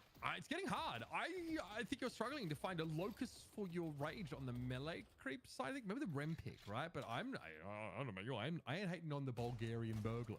I ain't hating on Saya, and I ain't hating on John neither. So he's on the Venator as well. Obviously, great spot for this gun carry to be in. Obviously, he's going to be looking terrifying later on. Looking to one-shot a couple of people with those Iridomines. But yeah, maybe Ranger, poor guy, might suffer some scrutiny. We'll see. Thank you very much. We may not be a long wait to Silverskin being out for everyone to use at this rate. We are within 100 subs now, Mitch. But also, yeah, to the greater conversation is going to be D-Mob on the Shiv. No one is particularly surprised. Now, the interesting thing, though, in terms of laning is that it's going to be Ranger off with Saya as opposed to Ranger being here with D-Mob. Not that D-Mob won't benefit from the Rem healing later, but it's not quite the turbocharged, heal Shiv no matter what lane that was popular a while back. With Poshipop's Warden being banned, I want to see what this lady guys can do in this later game, especially amidst this conversation about whether, Mirage is completely fallen off or not. We'll see how that goes. Of course, yeah, Dimov on the Shiv. We kind of knew this was coming, and I do feel like this is such a good hero for such a talented individual. Playing over from Europe doesn't really seem to be bothered by that. It's never really seemed to be bothered by it. Expect him to definitely leave his mark on this game. Well, the funny thing is, I'll contradict a little bit, is that supposedly behind the scenes, this is like rumors upon rumors, but part of the reason why D-Mov would be moving back to EU potentially is that playing on ping has definitely gotten frustrating for him over time. But you know what isn't frustrating is winning. So that's why I always wonder is that, for D-Mov, you won a lot with Floormen. Okay, things hit a rougher spot. Maybe you just want to go back to EU. But you have this 1 week where you play with Melee Creeps. If things go well, does that make you reconsider? Because winning often is greater than all. But we'll just have to see, Mitch, as things get a little bit up close and personal here on the right. Like this, obviously, it's a pretty active use of grit here for a JBK. Just that extra little barrier on like a 1 minute or so cooldown. Means that you can look for these moments to go a little bit more up tempo and be a general nuisance. Of course, Infernus is still a pain in the neck in the lane. Definitely not someone you want to be sort of trading with at length, but he's up against Shiv and Victor. So Melee Creeps certainly have a duo that can hang. Rem obviously drifting over towards that mid part of the map here. I don't know if John really is going to go too much further than he already has. It's just making use of the absence of a wave to maybe farm up a little. And for Work in Progress, I have to say, I mean, it's not too surprising given the fact that they were able to take down Bird with Clock, who also was able to do this. But one of the first tests for any team of can you hang with the best in the game is, can you survive the laning phase? One of the more striking things from the Night Shift Open is that if you go back and watch any of the qualifier matches from the early rounds and, you got some teams of Eternus players versus Abrahams, I mean, some of those games ended, Mitch, in 11 minutes. Ended. Not forget losing lane phase, like just outright ended. So there's a big, you must be this high, height-wise to get on the ride in Deadlock, and just even being able to stay in the game with Melee Creeps through the first 4 minutes is a pretty good sign for Work in Progress. Yeah, so far not too shabby. Again, I do think feel like they've got a composition that, like you mentioned, does need a couple things to go right when it comes down to these team fights. It's execution heavy, but still, across all phases of the game, fundamentally, it's a pretty decent look. And again, JBK continuing to give just as good as they get. Biscuit, obviously, she's gone over towards the Grey Talon this time instead. give us a little bit of insight as to what the hero pool versatility is for Work in Progress, because it's somewhat of a blank slate for us seeing this team and seeing it goes down off the draft. You see the Infernos, you go, oh, it's gonna be Biscuit on it again, but this is a permutation where it's like, no, Biscuit, she's gonna be on the GT. Buffs though, up in 3 seconds. Work in Progress, looking for a little bit of contest here on the left. Poshipop doesn't make the climb, but doesn't need to. It's gonna be grabbed by the rest of his team, and UI may have broken a little bit. You don't Yes, quite we are. grab We're that. not displaying buffs at the moment for you guys, so bear with us. We'll simply can't work the kinks out of there. Look a little bit dangerous for Fishcake there. Oh, not ideal. Picked off by the Infernus. And that constant harassment in that far right lane is gonna be quite a bit of a problem for them. Dimov can, you can imagine, hold it down for a time. Tanky as they are, but look at that mid guardian as well. Already taken down to half. That's the John and Do Diff. You got two of your, I'd say, biggest high-flying players here set up in the mid lane, causing some headaches for Work in Progress. When Melee Creeps has done well recently, it's really been Do that's been the glue to keep it together. Oftentimes on Celeste, but Do Silver is also best in class, but there's the gut shot. Iradomini, one more shot. Poshipop running for his life. May have been able to avoid the crossbow, but does not avoid the werewolf on the other side. Yeah, guess he couldn't do the do. Unlucky. We're going to head over to Sai here on the left-hand side of the map. He's going to follow back underward that Guardian, but again, that mid Guardian is struggling. It's going to fall down, if I'm not mistaken, in these next couple of moments. A very oppressive lane combination with even Dimov coming in just to make sure that Melee Creeps stick the landing and get their first objective.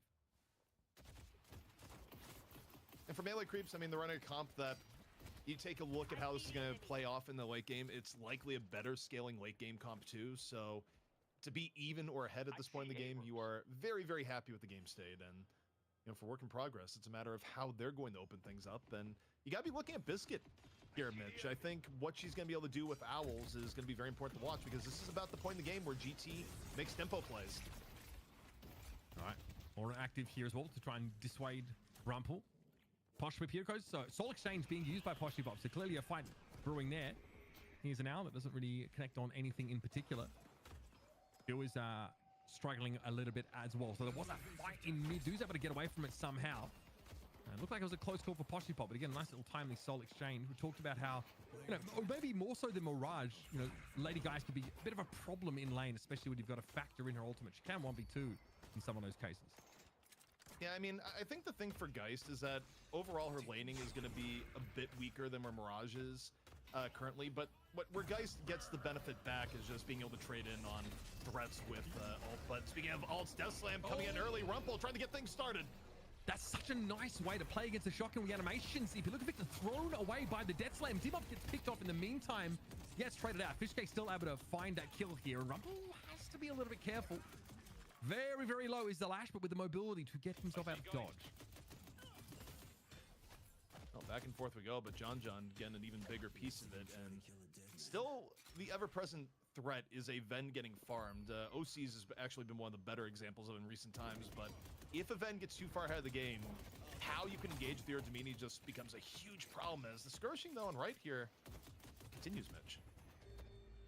Yeah, a lot of action. Dimov not quite able to get away. The burn there for JBK is inexorable. Obviously, Fishcake had already been rather beaten up after that previous encounter.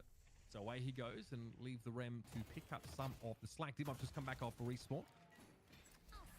Back in the game as we are. And of course, Ivy on cam right now with that decay already being picked up. So definitely starting to build some of those more disruptive actives.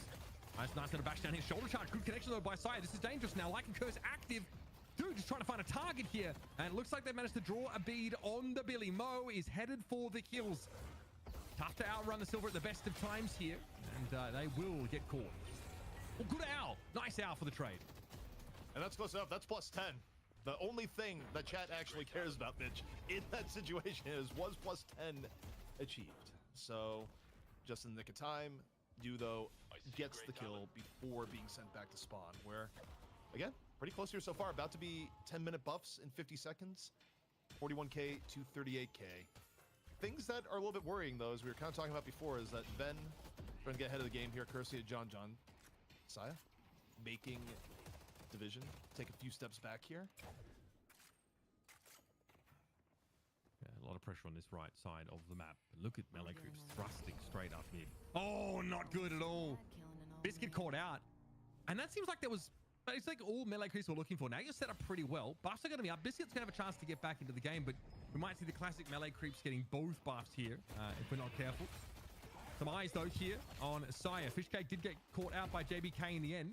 We're over on the left-hand side of the map, where melee creeps' Guardian is looking significantly worse for wear. Buffs spawning up right now. Not necessarily Dude's first choice for a buff, but our UI is fixed, Mitch. And that's the important thing I'm taking away from this, is John picks up a Fortitude and gets a survival buff. It's going to be one tanky Priest. Yeah, for this next window, I don't think anyone's going to be stepping into the confession box, so to speak. Dude as well gets a casting buff. Now we'll see what the plays. Melee Creeps just fame this phase of the game for them. Technically, typically stellar in North America, at least. We'll see what they can do, though, because not a whole lot going on in mid. Obviously, you've got time here to sort of fan out. Sinners are up, of course. That's something you can go for. And Earn is in 90 seconds. So we're tracking all of those resources at the moment. It looks like, yeah, John's going to do some farming for the time being. This is awkward, though. We are behind the Guardian on this left-hand side of the map. Division gets chased down by Dude, who's looking extremely dangerous now. And I wonder why Mo, yeah, maybe just caught on the wrong side of these two players, is able to sail over the top and get back to safety. I mean, dangerous spot to be, especially with Silver ult ready to go. Mo, though, not showing a ton of fear. Gonna get the reinforcement. It's Poshipop making the rotation off into the lane. Elsewhere, though, Rumpel striking down 2, takes down the Rem. Let's see what Rumpel has cooking on the other end. JBK caught. Rumpel. Nothing to really do here, and concern, of course, about this Guardian, which is almost certainly going to be picked up. So something getting done here, at least for work in progress on this right-hand side of the map. Still in 1v2, technically Rumpel doesn't want to linger. This Guardian also is going to be in trouble. This is on the left now, so many of these outer Guardians starting to be picked up here, which means that up next, of course, we're going to be scrutinizing walkers, but Earn in 12 seconds means that Melee is trying to get a good foothold here to get even more of a soul lead. This may be comeback Earn. It's right on the threshold, so we'll see where the Earn actually spawns. Was that 8K, right? Spawning middle. So, not comeback Earn. Okay. Well, not good news for work in progress. Melee Creeps have maybe even just gained the system to their advantage here. Maybe they're just fortunate. Here's an Earn take anyway. There's an interesting thing that got brought up when people are doing post-mortem on Earn mechanics and Night Shift Open that the teams weren't even aware of until the end, is that supposedly, now I haven't tested myself, but supposedly, if the Earn spawns neutral but then goes into comeback territory, it won't always be marked, but the resist aura is still a thing for the Earn during the turn-in. It's like a very subtle interaction that apparently, like, from what I was hearing, Loki W and Abrahams weren't even aware of. But either way, we'll save it for next time, as the Earn is about to be turned in by Melee Creeps. We'll see what the response is. And a whole lot can be done about this. Okay, we have a Slam active. Death Slam in response here. Yeah, nice little disruption there on Sire. Fishcake, though, is still alive, of course, now after that revival. And Mo clearly got caught in the epicenter of the blast. Melee Creeps here, though, haven't secured the Earn quite yet. Fishcake eventually does go down. Dimov, though, gets in there, flips it in their favor, and Division gets picked up. Melee Creeps going to give what they came for here. Ranger does get picked off, and they lose the Guardian, but have a look at that left-hand side of the map. That Walker is going to get melted down at this rate by John. Someone's going to have to do something about it, and that someone seems to be Poshipop, who's trying to hot-foot it across the map, but only sitting on 10k souls. This Geist is not going to be that threatening for John.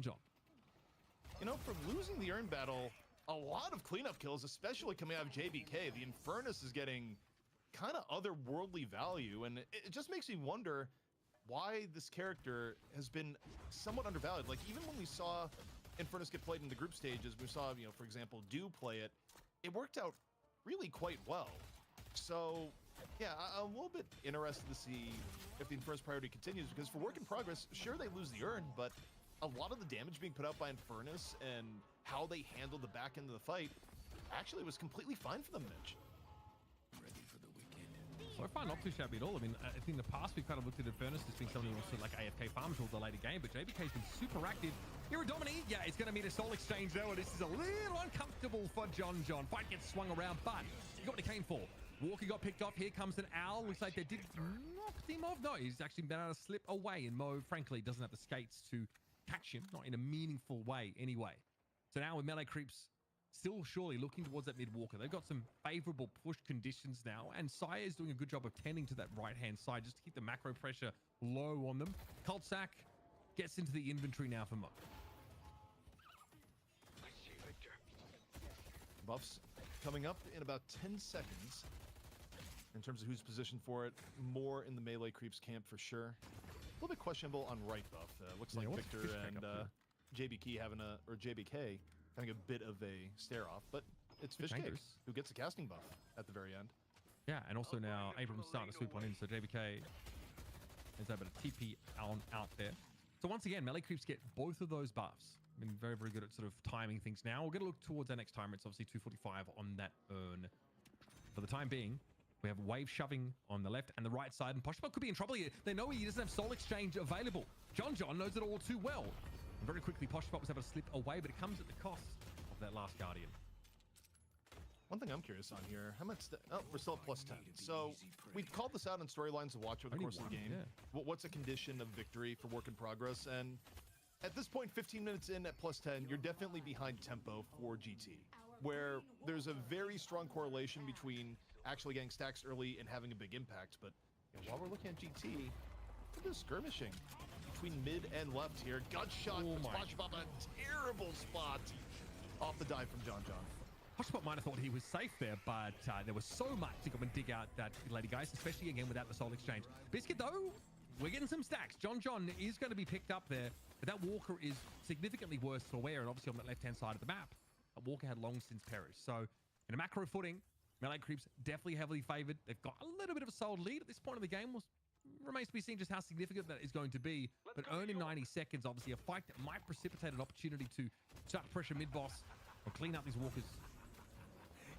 Next turn, I think, is of pivotal importance for work in progress. It's going to be either the point where they get a little bit ahead of the game or the point where melee creeps actually has a very, very significant lead beyond the objective advantage that they already have. So I think for me, it's kind of make or break of, is this a close game that goes a distance into 35, 40 minutes, or does melee creep simply get the game on lockdown and the rest ends up being somewhat of a formality? So the next 2 minutes of the game, incredibly important for work in progress to be executed properly.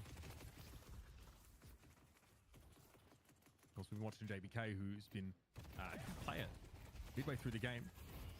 And it's clear Fishcake doesn't really want a bar of it, despite having that buff. And that Silence Wave doing very little to bother JBK. Just consistent harassment now, but you've got to be careful not to overextend. That is a dirty shoulder charge there from Sire. Concussive Combustion, though, is going to buy at least a get-out-of-jail-free card here for JBK. But conceding a lot of ground there in mid. Eyes going to turn over towards the left-hand side of the map for sure. We have a 3v2 favoring work in progress. That is underway. Walking straight through the Spirit Snare without a care in the world, though, is doing. I think seeing Dimov has put work in progress off their lunch. You know, for work in progress, you would love to get a pick on Do before Earn Fight ends up being a thing. Maybe easier said than done. However, Mo thinks there's an opportunity, forces out the Warp Stone instantly out of Do, who very much is aware of the stakes. We're due to die here just now, but Guardian is going to go down instead, and work in progress. See how they position. It's going to be melee creeps getting control of the Urn, the control not being contested whatsoever. See the soul lead not considerable enough for that to be a comeback Urn. So again, the way kind of already being paved on this left side by Do and Dimov respectively. I don't think work in progress are going to really intend to do too much until we actually get to that Urn turn in location. You flagged it earlier, ZP. This is going to be an extremely important engagement. Ranger just going to take a sidebar here. Try and make sure that melee creeps weren't looking for a pick opportunity in mid. It's unlikely that Division was going to serve them up too much of an opportunity there. They're going to be 5 players here on this left side of the map. Be shocked if work in progress can do too much about it. Plus 20 on the guided owl now. That was starting to build up. Do gets picked off. What? That's the best pick they could have gotten there. Do out of the fight means a ton. Now, they're going to be sacrificing Walker for it for sure because Pashi can't win the one-on-one against John. But the Urn fight, this is an opportunity here for work in progress. Can they get more? Do being out of the fight gives them options. They're going to get the shocking reanimation out of Fishcake. Melee creeps in a bit of a retreat here. Pashi now has joined the main fight, grabs the Urn. They sacrifice the Walker, the John, but the Urn potentially has options here for work in progress. The problem is, though, Do's going to be back in here, Mitch. The fight is rejoined. Okay, the Deathland comes straight through. Melee Creeps to get thrown to the ground. Fishcake without the revival active. Oh, buddy, Melee Creeps so they can fight for this over, but now they've lost a couple of players already. Is there a way that John can be relevant? He's trying to get to this fight. He is hot-footing it over there, but that urn has already been turned in by Work in Progress, and now 2 players down. Melee Creeps want to fight for it, but John appears, and his impact is felt instantly. Pochipop simply ceased to exist, and John is mad about it. Mo also down. That is a straight-up 2K here with the Venator returning to the fight. He's evened the odds. And so as the dust settles, Melee Creeps get themselves a walker, give up urn, trade evenly, and trade up, in fact, in the fight, as Dew is also back with a vengeance. I'm sensing a mid-boss opportunity here. Yeah, and I mean, also, what a wild fight to turn around. That's the power of a 26K Venator who got supercharged by effectively bullying Pashy out of lane, which is, you know, part of why you don't see Geist as much. John had both a soul lead and arguably the character advantage. Pashy had to give it up, ends up joining the team fight earlier, but better late than never for John, who just pummels on his return. But we got an urn contest coming in now. The stone form, though, it's a little bit too late. All 3 rejuves gone the way of Melee Creeps. Yeah, and this ain't gonna be pretty, folks. Distract yourselves in. Division gets picked up early. The Owl did come in and catch on to 4, but it hasn't really opened up much of an opportunity for Work in Progress, as now Fishcake is going to return back to the fight. And that's a nasty little knockdown there as well. Biscuit in deep trouble. Not exactly in her element in terms of what Grey Talon wants to be fighting, that's for sure. I like the attempt to do, trying to get back behind the retreating Work in Progress, and there will be very limited opportunity for escape for the Sapphire side. They had to try and contest that. Unfortunately, they've now fallen further and further behind. This mid-walker is certainly top of the menu. Gonna be the last walker for Work in Progress going down here in just a moment. Melee Creeps giving them no quarter whatsoever on the chase down. No one left to efficiently defend this mid-walker. They have a little bit of kudzu come down from Division, but you got 5 members down and a powered up John ready to lay in the damage onto the walkers. So in terms of macro advantages on the map, it's starting to get pretty overwhelming for Melee Creeps. Yeah, it's brutal, and there is a whole jungle worth of farm that can be farmed up here. Melee Creeps are going to make sure they double back and, I don't know, just collect the buffs that are also are just going to be sitting waiting for them. Obviously, rejuves are going to be active, and it overlaps with that urn timing, so not a great scenario either for Work in Progress, as Melee Creeps will be just inherently advantaged as they look to contest that next objective. I think now for Work in Progress, if you could get any rejuves out, find what to be scrappy, this would be the time. Ranger, though, looks to shut it all down, drops nap time, hits 2. Rejuve Crystal, though, gonna be taken down. It's Ranger who falls for his attempt at the nap time. Rumple getting back into the fray, looking for Saya. Death Slam hitting onto 3. The rejuves are gone. Work in Progress desperately trying to bite away at Melee Creeps while they still have the opportunity. Rumple, the one making a lot of these opportunities happen. Chain Gang, though, coming out a little bit later, pulls in 2 as the fight continues. Yeah, here's John, though. He is ready to throw down. Probably one of the best places you could try and take a fight if you Work in Progress, but Dimov also raged up and ready to rumble. Mo eventually falls here. It's Ranger credited with that elimination, but Melee Creeps maybe caught a little off guard there, giving up their rejuves, but ultimately still in a position to pressure the map. And JBK, unlikely he's going to be able to escape away from a fully raged up Dimov, who does not want to let this Infernus out. Tries to slice and dice to get forward, but Infernus, we know, is rather slippery with that flame dash. And the warp stone even being made use of. Dimov trying to speculate as to where he'll turn up, and he was in fact correct. That's JBK down. And this is Melee Creeps still looking imperious. Now they can start to shove these waves in. You know, to the untrained eye, it would feel like Shiv's boots were bulletproof there. It's like, no, it's just Shiv backed up by a Rem, where one of the few situations in the game where you can just walk through a flame dash. And oh my word, Rayleigh GG's with the 75 subs. Mitch, I think that silver skin is getting released tonight. Yep, 1,500 subs reached. Thank you so much for the 75 gifted, Rayleigh, and we will, of course, be making sure that skin gets out to everyone. Thank you so much for the support, folks. Big sub goal reach. Okay, well, we can confirm officially the goal was reached. Well, there you go. People want the silver skin out, and it is out, but thank you so much to those that made it happen, especially Rayleigh with the last sub bomb. Very much appreciated. And Mitch, this brings us back to the game where Work in Progress. Things were going well for a while, but they find themselves now in a hole. Comeback urn on their side as they look for anything to turn this game back around. Sai here in the middle of it all, by the looks of things. Do with the Lycan Curse ready to go, but doesn't really want to commit to this fight. I see why. Gust Combustion for JBK was certainly enough to put you off that idea. Soul Exchange here still available for Poshipop, but not necessary yet. Still definitely a thorn in the side later on. Nap time, though, does connect. This is getting a little bit uncomfortable.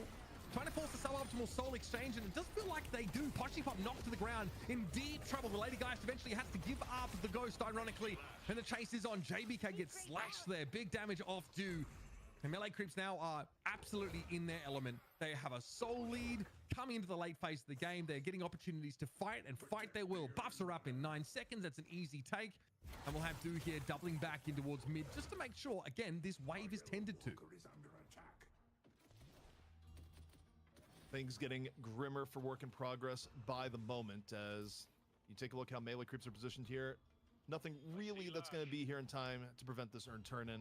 JBK still down for 25 seconds, horrendously outstatted. Great talent on the roof. Earn, even with the 35% buff, just not a fight you're going to take under these circumstances. Instead, Work in Progress, trying to get a little bit of Walker pressure down on the left, but John is rotated over to the left to defend, and it's not guaranteed at all that that Walker's going to go down, where the other thing of note here too, Mitch, as far as Walkers go, you need the flex slot. They're going to get it, but it comes at the cost of Division's life. Yeah, it comes late in the day. There was an earn turn in amidst all of that as well, so the Soul Lead just continues to billow out of control. Melee Creeps here as well. This is like a slow burn right towards a deterministic sort of end game scenario. You note that John is just ducked into the jungle here. He'll be there to shove the wave back up, and this is that just the 1% of macro stuff that you see from Melee Creeps. Now it looks easy because they're ahead, right? This is, you know, Work in Progress has to be much more selective about how they take engagements, whereas Melee Creeps can work the map. They can split push a little bit. John, who was at 41k now, you know, if he gets into a fight in a favorable position, he's going to knock heads together. That Iridomini is going to shred people down. I'll just reflect back on how we got here, where while both Melee Creeps and Work in Progress were setting up for the earn fight, you had a one-on-one. It was on right lane at the time. John was at 22,000. Poshipop was around 17. And it was a one-on-one matchup that Poshi really couldn't win. So Poshi had to abandon right lane, head over to left, and Work in Progress got a numerical advantage on the left earlier, but John just got such incredible farm from getting the solo kill onto Walker that even coming into the late fight, John was able to get, it was something like 2 or 3 late pickoffs, and he's been a rocket ship economically ever since, to where now Work in Progress doesn't really have a great answer to a 42,000 soul Venator, where Iridomini alone is simply going to walk up and likely two-shot someone on Work in Progress. Yeah. Yeah. I mean, I think obviously it's a very healthy soul total in the context of being 27 minutes into the game, and the next closest person on Work in Progress having 25k, that's their Ivy. You're in deep trouble. John is living his best life now. He manages to secure a very solid gun carry. He bans out the Warden, or at least Melee Creeps do. So this is about as good as it's going to get for this guy. Now he can go take on mid boss, because really, who's going to have anything to say about this? Work in Progress are going to have one more opportunity at this now. And John for some reason has peeled off this. There might be a fight brewing, and yes, here it is. JBK Concussive Combustion already in play and dodged away from by the Abrams jump. And there it is. Yep, that is absolutely filthy. Oh my goodness. The knock there off the zip line. Not a great landing there for Mo. As the airdrop, of course, a bit of disruption here. Chain Gang going to be thrown in, but I have a feeling that Melee Creeps are going to be more than happy to be forced into close quarters against Work in Progress, or at least what remains of them, which is only the Lash. Rumpel, of course, trying to protect the moneymaker, i.e. his face, is going to try and get out of it. You know, a Death Slam, or rather in that case, the big chain gang like that, more effective when half your team hasn't been sent to the Lord by John early in the fight. Brutal shots coming on out. Effectively, you take down 2, and yeah, I mean, the stat differential just a little bit too much there. I think also, I didn't see the full aftermath, but I think Saya just had the early dive that either outright killed Biscuit, or at the very least, pushed her out of the fight early. So, really good engage by Melee Creeps, but more than anything else, just kind of flexing the rather significant advantage they've already had. Yeah. And again, they are being, I think, also pretty conservative and making sure they close out the game without leaving too many loose ends. So mid-boss, of course, gets back onto the menu. Now, Rumpel is here. Obviously, there's no great plan when you are virtually 1v6 trying to contest mid-boss, but we'll see what they try and come up with. There's always room for a bit of magic here. Boss will fall down. Rejuve drops in, and who is here? I mean, Work in Progress is trying to get there very quickly. They got Concussive Combustion back in play yet again. Rumpel, though, they're kind of vaporized. In fact, they just seem to be hovering in a state of quantum indecision between existing and not, because, well, they're instantly blown up. You know, to throw back to Jason making a pun earlier, but now in a different way. That was Rumpel turning into Crumple towards the very end. But what more can you do in that situation? Giving melee creeps 3 rejuves in this sort of situation is likely a good game. And oh my word, the movement into the gut shot. JBK running for their very life. Yeah, and you are very slippery as Infernus, right? More than most heroes still wouldn't want to get remotely close to John there. Right, so amidst this, at least Wave's been pushing in such a way that Work in Progress have some breathing room, but they might be getting caught out here. JBK might not have been able to extract themselves adequately from this situation. Secret Stop just being camped up there is into the mid-boss pit we are trying to go. Warp Zone, everything being used to try and stave off this pursuit. Even to the degree combustion being channeled here, just in case anyone got close enough to chase them down. D-Mob is spotted there around that mid-boss area. Guys, 3 region credits. I just need to cue the Benny Hill theme song right now because JBK is leading us on the wildest goose chase. Yeah, this is where JBK is just hoping, please die in the fire. Except this is a Shiv with 3,400 HP, way more farm. The fire is simply tickling him, Mitch. It's giving him needed comfort in his time of need as JBK has no way out. That was a 2-minute chase down. I guess that more work in progress sometimes. They continue to languish in this extremely oppressive scenario where melee creeps have the boot on the neck and are ready to bring the house down. We are straight on in and will likely be done here in just a few moments. 204k souls, 30 minutes into the game. Obviously, almost a 50k soul lead. It's a 47,000 soul Venator. John spent some time split pushing. There was some windows where melee creeps didn't have all 6 players active, but they put their trust in John. He, vice versa, trusted the rest of them to keep things shipshape until he returned. And when he did, well, just add water, have yourself a team fight win. You know, I talk with John on a regular basis, and he mentions all the time he feels the pressure from being a M1 player. He's like, look, I just got to do well, or the team isn't going to lose. Like, there's a lot of faith that they have in me. But in this case, their faith was well repaid, Mitch. It's going to be melee creeps taking map 1. A work in progress for the new kids on the block. They're making an impression, at least on me. Yeah, not too shabby. I like what we saw in the early through mid game as well.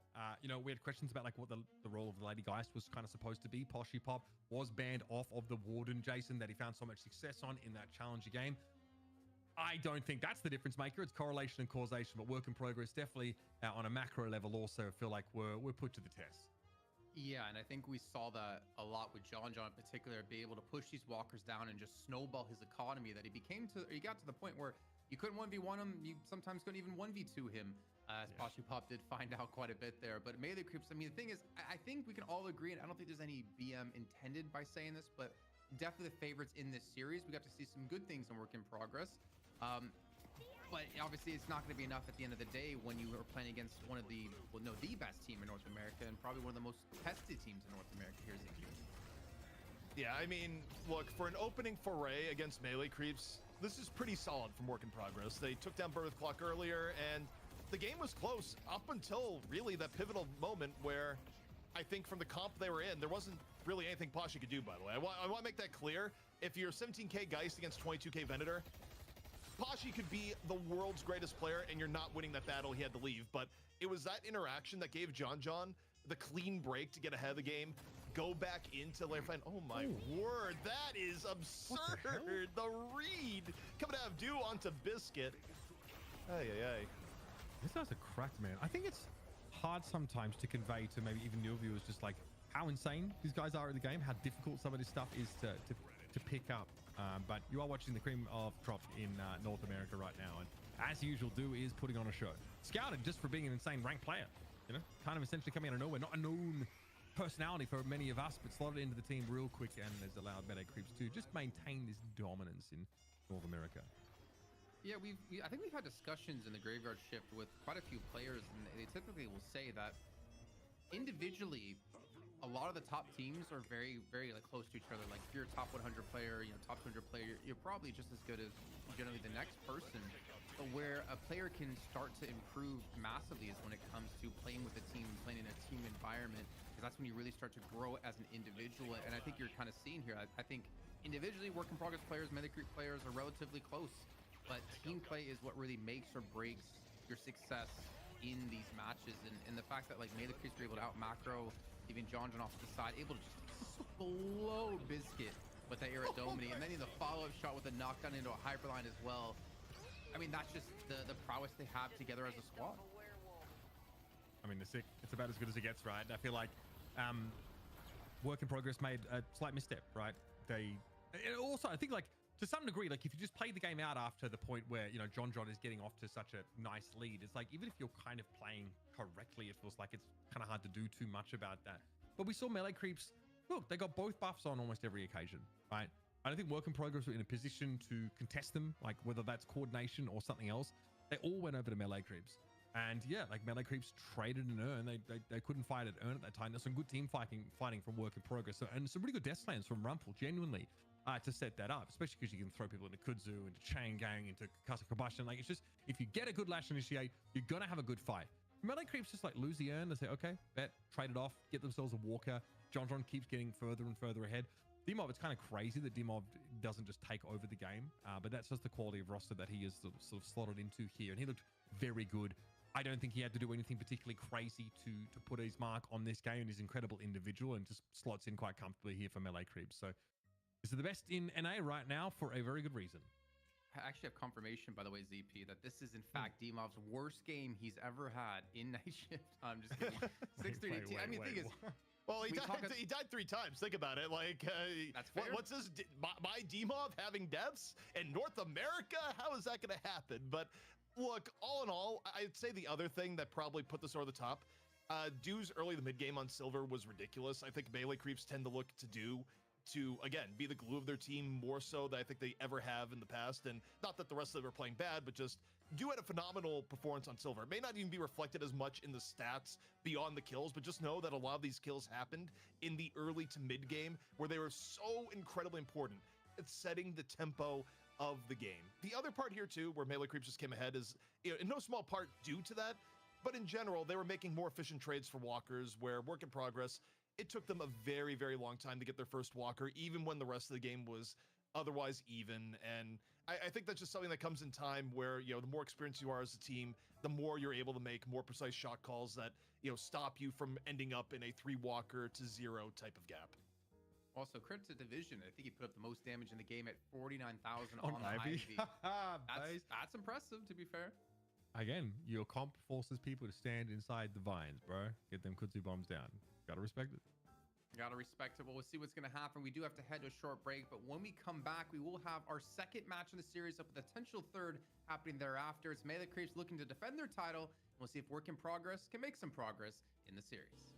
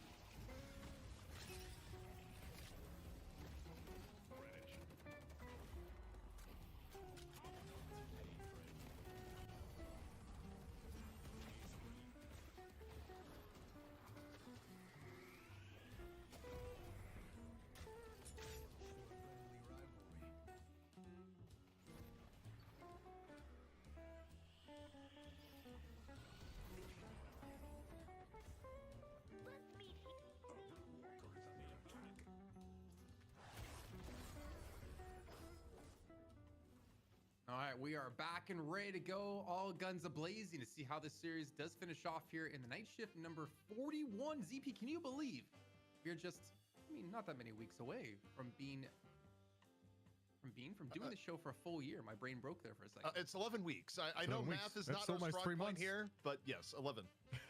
11 weeks. That's still technically a few weeks. It's more than two. Less Sorry, than- I understand a few to a mean lot. like between 2 and 5. You know what I mean? 5 is like pushing it. You know, we're talking about almost 3 months, bro. That's a quarter of a year. It's a saying. few weeks compared to 3 months ago. Okay. And I can't believe Uber's been here for a total of 3 weeks in this whole year. Actually, honestly. Not too Yeah, I mean, maybe 4. Yeah, It's been close rough. to Well, don't accurate, worry. chat. What's that? I said it's close to accurate. Like, Oh yeah, but don't worry. I think we got Mitch for the whole month here, so you can be blessed to be here, hearing the beautiful voices, the sultry voices of Uber and what he brings to the broadcast. Right now, Work in Progress need to bring something new to the table here going into the series. Obviously, not working out in the first match. A decent start, definitely to kick things off. But ZP, what would you chalk it up to necessarily? Is it like an experience difference? Is it like a hero pool difference? Is it just, I guess experience? Yeah. I mean, I would just say experience as a team. The macro end is generally where they got out traded there. I also think a little bit draft wise, maybe Geist wasn't the pick, but it's hard to say. Yeah. Like, if, for example, even if Pasha was Warden, if Pasha was 17k Warden versus 22k Ven in that situation right before John got turbo farmed, it also wouldn't have changed things either. I mean, ideally, you don't run into a situation where you have such a disparity between your M1s that John gets that for free going into Earn. And yeah, because I mean, that was one of the areas where it really got away, but also in terms of some of the trades for walkers, I think even earlier in the game, there was a point where melee creeps were able to just kind of manufacture an early walker without really giving up a ton in return. So, I mean, some of these macro trades where I think you get some of the more complexity and how, as a new team, you compete with the more veteran team, because they've been in those situations hundreds of times by now, right? Between scrims and competitive play, whereas you as a team, not so much. Who was supposed to take the spot of this like Mirage and Geist, like these late game ricochet inhibitor carries? Like, who do we go to sort of fill that role, or do we just not? I just don't think you run the role, ZP, right? I just don't think you necessarily. I don't think an inhibitor carrier is like a super high priority these days. I think if you look at least over an EU, Shred is a lot more important. Yeah, Inhib fell off a little bit in priority. It'll still sometimes get mixed in towards the end, but you know, over the course of Night Shift Open, oftentimes it was get Ven or get Wraith, or of course later on for Zergy proving Warden was viable, but it was kind of those 3 heroes or be sad, because generally speaking, anytime Mirage was played, people got real sad in terms of the win rate. We did. We had to watch it. I mean, I guess the team that lost it as well. That's Yeah, and we were counting up the numbers every time it lost, and for some reason, some of us were getting happier when it happened. But let's take a look at the draft as it has been locked in, and we're going to see who's going to be picking up what. More importantly, I think obviously the pressure definitely going the way of Work in Progress here. They need to adapt their strategy and what they want to do. I think a Venban ZP probably in the cards, probably makes sense. Yeah, I mean, I wouldn't hate the Ven ban coming in, even though John's other good characters. Clearly, the Ven was an issue. I think the interesting part here is they're taking first pick, whereas previous draft, they were second pick. Well, for those who love the Silver Skins, a good thing it's in your hands now because it just got banned. It will not be on stream in this game, which could be the final game of the night, but it is a change in the draft from Work in Progress. Melee Creeps, though, is their second pick. I definitely feel like if they're going to start adapting to what Work in Progress was good at, they may not get Lash this game. Like, I would actually take Lash in the first 2 picks for Melee Creeps, but we'll see what they prioritize. Oh, yeah, you're right. Lash was the problematic factor, I think, because it's the glue that ties that sort of quite like that AoE composition together, just like that, like negative field effects. Look, perhaps like the Pocket obviously, you know, finds himself well and truly under that category as well. And Melee Creeps obviously fearing it a bit more. I do like the idea of a targeted ban through the second round, but do you lose equity by just straight off the bat looking to pick up the Lash here in this first wave? Also, do Work in Progress have the ability to continue to ban the Paradox, or Melee Creep's going to sort of prioritize it more? I thought that Abrams from Sire was really good, right? But we've known him obviously to be more of those pick-oriented characters. Grey Talon, that seems like a very high priority pick here for me to see the Talon, who's not one. It's been growing, though. Like, GT's prio in EU was really, really high. People just see GT as this good of a hero. It's just, you have to perform in the early mid-game or it looks bad. But GT, probably one of the most improved with his recent changes to Reign of Arrows, and they're going to back it up with Venator. So for melee creeps, the upside for work in progress though is that they are available to get Lash before mid-stage ban, so they get to come in here with Lash +1. From their previous history, I'd say it's probably gonna be Lash Billy, where they secure some front line, where I would argue it's at more of a premium with Silver being banned, or they could get the Abrams, which in my mind would be even better. But they're gonna go Billy, I think, out of comfort. Why Yeah, not Abrams. Billy Abrams instead of Lash? Honestly, get this like hyper tanky front line. I don't hate it. I also do wonder like what Do is going to be looking for now with Silver off the table. Billy is Billy is obviously highly synergistic with the comp we saw from Work in Progress in the previous game, and yeah, this 2-3 turn we see Lash get picked up as Work in Progress. Don't want to risk having it taken away from them. Understandable. I think. I mean, I'm kind of going a little bit podcasty here, but I'm thinking to myself, like, if you're a new and up and coming team and you're trying to make your way through the ranks and try to play against some of the best teams in the world, I feel like, or the best teams in the region, I feel like you kind of get locked into a composition and a style that you play to be successful, and then you kind of maybe over focus on that style. I'm not saying like Rumpel, I mean, obviously a very good Lash player, as Uber said, kind of the glue to how things worked out for them. But I kind of want to see like an adaptation beyond that. I'll return to my training. Like a not a new strategy, but like another strategy into these matches instead of playing or banking on the fact that you can get a Lash into the comp to be the glue for the team. There has to be some other hero or some other person who could be that glue. And I want to see Also, maybe that extra step up. Ooh, that is a mean mid-stage ban for melee creeps. I think they're very clearly saying, yeah, we want to see Pashy pop on the Geist again. They don't want any scenario This last game. where Pashy changes it up and like goes the Warden. So for Pashy, you can't play Ven, you can't play Warden. Do you go back to Geist, or the other hero in Pashy's pool historically was Mirage? Well, Wraith's also in his pool. That's true. I don't know. Yeah.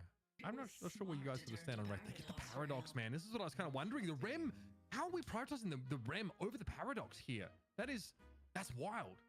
To be fair, I was thinking to myself, is there a world you ban Rem and you take Ivy and then Ranger has to play something completely different? But I don't know if Ranger is the person you're trying to get, a little bit unbalanced in this series compared to like D-Mob or 2 or John, I don't think it would be the worst to put Ranger in a little bit of distress, although I think looking at other drafts, like Ranger actually could just pick a Vindicta if that were to go on, which again may still be a win relative to the Ranger getting the Rem or the Ivy, but we'll see how much merit that theory has, because Work in Progress does like playing Ivy, and they do pick it. So yeah, in this case, they're putting Ranger in the mode of having to adapt. Last time I think we saw Ranger in this position, he went Vindicta. We'll see if something else comes in instead. Vindicta an option. Haze, obviously. Like, I don't know if Ranger's got a Haze. Do you want to try and find a pretty reasonable support? Good initiator as well. Kind of nice with the Paradox comp. It's been a while since we've seen Haze, I feel like. I don't think we had it in Night Shift Open at all, right? We didn't have it in any of the games that we covered, I believe, ZP. I can tell you the last time we saw it was Obakyn playing it in DSI in, I think, the very final game of DSI where Loki W got obliterated. But okay, Viscus is going to be picked. And the interesting thing here is that the other thing Ranger has played is Victor when these things have been banned, now that I think about it. So the Victor makes sense, and Ranger played the most broke Victor of all time, where his #1 goal is, I will be the first to die in battle, and that's actually a good thing. So it is going to be... Pick like Cold Front, get all the disruptive aura nonsense. What? No, really. Whoa, he lives? He lives. Okay. All right. So obviously... Okay. We're looking at someone who doesn't necessarily have the strongest laning, but could be extremely impactful late in the game. We have not seen NE7 for quite a hot minute. Also another spirit power based carry to sort of rival what Victor can do. I'm kind of happy, ZP. I'm very happy. I kind of miss 7 being in the meta. I feel like he's not necessarily in the meta. No. I'm just saying I miss him because he was in the meta, and I think it's like ball build's really fun. There's even like a support S build with like Echo Shard on your static charge, so you can double stun. Power Surge, you still move around pretty quickly and do a lot of AoE damage plus Shred, and then your ultimate as well can be pretty damn strong. Realistically, I don't think it's going to work too well, just because I trust in all the pros to play 7. But is there a world ZP that they could just be that good at 7 that it could pop off? also the pros could just be wrong. Like, there's a lot of people behind the scenes in various different teams that are just like, guys, can we at least try the 7? Because 7 in theory should be decent in the earn meta. Also in terms of pubs, 7 still has like one of the more ridiculous win rates in the entire game. And again, like talking with coaches and players behind the scenes, a lot of people are just like, hey, we should try the 7 at some point. It just hasn't really been tested as much in scrims. And I gotta tell you, if Work in Progress is actually able to take this map away from melee creeps with the 7, likely to be played by Pashipop, it may have ripple effects across the entire scene if this works. So 7 bros, watch this game and wait. Your time may be here. Okay, let's talk about 7 though briefly and get us back up to speed, because where is 7 the most vulnerable and where are we trying to get 7 to? At what point in the game are we expecting 7 to have its greatest impact? The thing is, it's been a bit since I played 7, but I'm not sure if 7's still played in like the triple investment that you want to go for, and that's when you really start to pop off. I feel like early he's relatively weak. I would say like mid game is his like bread and butter, and then late game I think you still have massive impact if you go into Indomitable or Unstoppable. What about you, ZP? Yeah, I mean, I think he's great at earn fights, and in late game with both, as you say, Indomitable and Unstoppable, you have the ability to get your ult off and still be a real big pain. But Mitch, we are in game. Melee Creeps versus Work in Progress. We'll see if they can put the young upstarts down, or can we go to a map 3 off the power of 7? You have to play 7 into a Venator GT lane. Just putting that out there. That is pretty terrifying stuff. Renovar is obviously making this hero a bit more oppressive, especially towards the earlier mid-side of the game. And early high-velocity rounds, of course, pretty much your garden variety opener now to make sure that Dimov can more effectively put the harass down.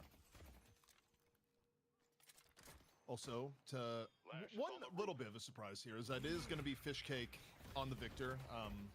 I mean, Ranger plays both Viscous and Victor, so, you know, it's not out of the bounds. But the last time I think Melee Creeps did play Victor, it may have been Ranger. It was either a Ranger game or a Saya game, depending on the circumstance. But Ranger made the broke Victor work. It just does not come back into play here. But for Work in Progress, as we correctly, you know, sought out, it is going to be Pashi on the 7, which I think, too, Mitch, relative to the other options that Pashi had in his pool, I would take the gamble on 7 over a Mirage or a Geist any day right now. Yep. It feels like that class of heroes is a little bit behind the times at the moment.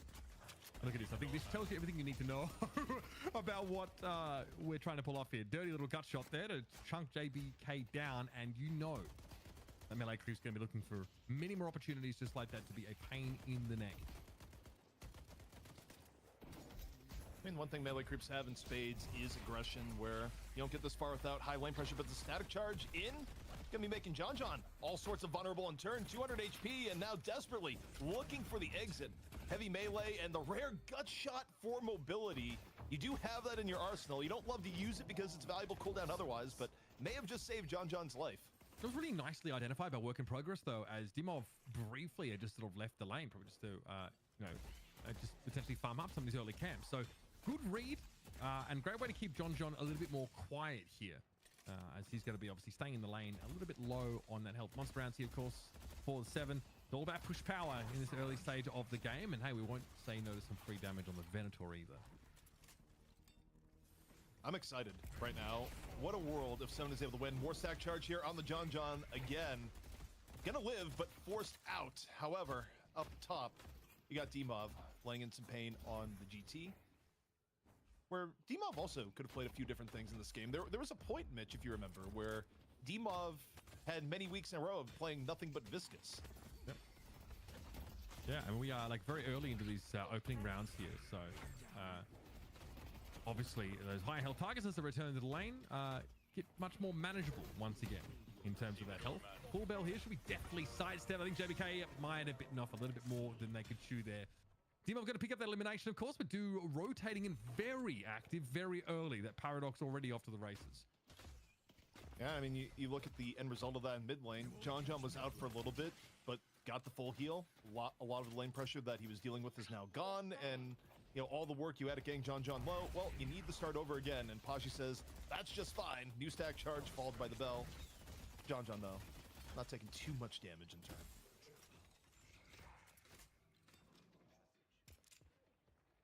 eyes on the minimap, you'll see the melee creeps obviously on the right-hand side of the map, just getting pushed in a little bit. But in general, neither of these lanes really, out of control early on. Obviously, with the exception of that dude making a very effective rotation in towards mid. So work in progress, probably hoping to be as oppressive as humanly, melee creeps hoping to be as oppressive as humanly possible in mid. They've only found that one kill so far for their troubles. Mo with the bash down here, and who definitely doesn't want to linger within the purview of the Billy for too long. And Swift Striker in the inventory for Dimov. One thing to keep an eye on for Dimov is we're about to hit ults coming up soon, and as good as Dimov is, the rules also apply to him of Dimov, you need stacks early. Goes a little bit fishing for the parry, where, by the way, the other thing of note here, in terms of hero pool priority, normally you see melee creeps go Paradox, you think Saya's going to play it. Yeah. Not with this combination of heroes. Instead, it's going to be Do on the Paradox and Saya onto the Abrams, where, Abrams has been very favored by Saya in recent times. Oh, there's a gun buff there. For John to pick up. Again, like, there's just no inclination here for work in progress to contest any of those early buffs, so melee creeps going to walk away with both of those. Carbine catch here on towards Mo. Good harassment here for Do in this lane. And again, keeping tabs on this Paradox, so trying to keep them low means that they can't just walk up into mid and cause another one of those mismatched scenarios. Or suffering active here. Good damage on towards Mo. Pain Barrier would have been available there, but there is a Stone Idol. 20k to 21k. Soon to be about 6 minutes. Long way away from urn number 1. Still, you look at the state of the game. Work in progress taking a little bit more Guardian damage here so far, and sometimes things can be close up until the dam breaks, and things aren't close at all. If you're just tuning in, though, the main element of intrigue is that we finally got 7 back in competitive play. And just wondering now, is this going to pan out for work in progress as Pashi plays it still as a sub, by the way, where that's worth knowing. Pashi isn't even the main member of this team. He's subbing in for Benes, who normally be playing but had his internet full explode, where that's how it's done, by the way. I know your internet just gets exploded before the day of matches. Yeah, not midway through. Important. I would point out as well, for those that sort of missed the Challenger game, Poshpop took it over. He played the Warden, and it was pretty disgusting. Now, that's been banned out every one of these best of 3 games so far. Melee creeps have not wanted to deal with it, while also making sure the pocket was unavailable. So I definitely respect Poshpop enough to go after the hero pool. And not much else, if I'm honest with you. So this is the money match. This is game number 2. So all that prize money on the line here for melee creeps to once again sort of cement their dominance in this least era, this arc of Night Shift. Man, watching the new movement of GT in the air like freaks me out a little bit sometimes. It's just like, wait, how is he moving that way? Just things you don't expect out of your local super system. And look, gunshot into Irdomini into a first-class hotel stay. JBK unable to find the way out after Demo quickly finishing things off. I don't know if Poshpop was expecting the Venator to appear with Irdomini still locked and loaded. He is going to have to get the heck out of there. Nicely done by Dimov, responding well, and, well, just the sun shower, really. That storm cloud, very short. Also, Mitch, more importantly, we didn't see the camera view on it, but you noticed Dimov plus 10 after that interaction. So Dimov is doing a little bit of stack building. And this is probably the thing you don't want to see from work in progress. GT on a good ramp, especially when the GT is Dimov, is one of the most hellacious things I can imagine. Yeah. But,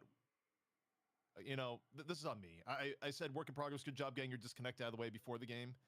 No. Yeah. We got legacies. Or is that the curse for slandering Ido? No, I can't really tell. Either way, there are some otherworldly forces at work here. The Bulgarian has no issues, getting the game, dominating. But it is the Americans struggling a little bit here. Golden Statue Boss, nothing I would say to write home about right now. Obviously, you'd expect Do to be able to make these box runs happen, as they will be pretty active trying to get across the map.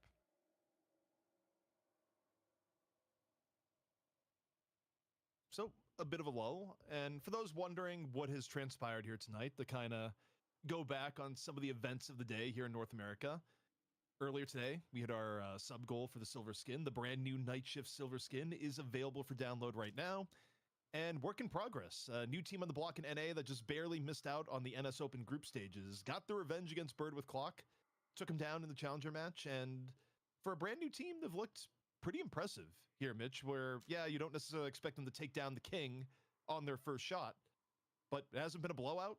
They played well enough to get into this match to begin with, and, you know, who knows how the 7 pick is going to pan out. Time will tell. So far, Poshbob hasn't exactly had the most auspicious moments out there. Nice little stone idol there. However, for Mo, things are looking pretty rough here. You know, it's going to get picked off, and now it's a matter of trying to get the heck out of their division. Will be run down most likely, and they seem to be aware of the fact as well. Perhaps no need to try and drag it out. There goes Division. Another one picked up by Fishcake now in mid as well. Look at how low that Guardian is for Work in Progress. Talked about how oppressive this lane could be, and if he gets that persistent poke that Doorman can provide, it's Grey Talon Venator. Like, it's Dimov, Grey Talon, and Venator. That is disgusting. Yeah, I mean, it's not just GT Ven, it's also a GT Ven that is firmly ahead of you. This early into the game, a GT having a 2K lead on you makes all the difference in the world. It's basically a lane that showing your face in could be lethal, especially backed up by the Ven. Even with ult not up and available for the Ven. Just one step out of line can end in your demise as Dimov. You know what Dimov's thinking right now, Mitch? How do I get more stacks? And this may be plus 10 into the can. Going up and around. Can Dimov find it? You're looking for more. Mindful of the Dorman mobility. Stun here does catch on towards Posse Pop. Is there more to be done?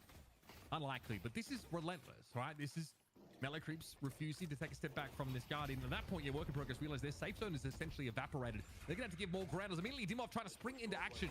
Randavaris here looking for a connection. That is a nice shot. However, this Walker now starting to get involved, and we are going to emerge from the Baroness. Now, into what environment, I wonder, because Venom... Oh, that's not good. Oh, well... Nice team, bro. Stop! There's no... The timing was unreal! The Walker was in on the plan, Mitch. That is absurd. Now, what are we going to attribute that to, ZP, if we're going to be charitable? Dimov has no respect for the opposition because normally he's right. He's a fantastic player, but in this case, he underestimated the impact of the Baroness or the fact that the Walker IQ has been upgraded somehow. Does GT typically have difficulty getting out of the hotel on time? No, not when you get hit with the static charge, which is the problem. Like, static charge was in... I'm sure you took the static charge in that guy. I missed that little... Yes, fact. yes. That's why he doesn't get there, is that it's the actual benefit of having 7 and Doorman in the same lane. Yeah. All right, let's see how this goes down. So we are in... Oh, yeah, here's the static charge that goes off right over the pit. Yeah, he knows he's cooked at that point. So he emerges, takes a chunk of damage, and then... Hey, listen. Eventually, even the brightest Bulgarian burglar gets caught, mate. You gotta watch out for those Nest cameras, you know what I'm saying? The only way to face a problem. Dimov's probably gonna say, they got lucky, I'd do it again. But the thing is, you don't get to be as good as a player as Dimov is without limit testing. That was a probably more extreme limit test that underestimated some of the danger at play. Either way, though, Melee Creep's still in a good spot. And Saya thinking this Guardian is absolutely takeable, but the luggage has arrived, and Saya maybe making a bit of a retreat. Oh, Cubic Spy. Oh, no.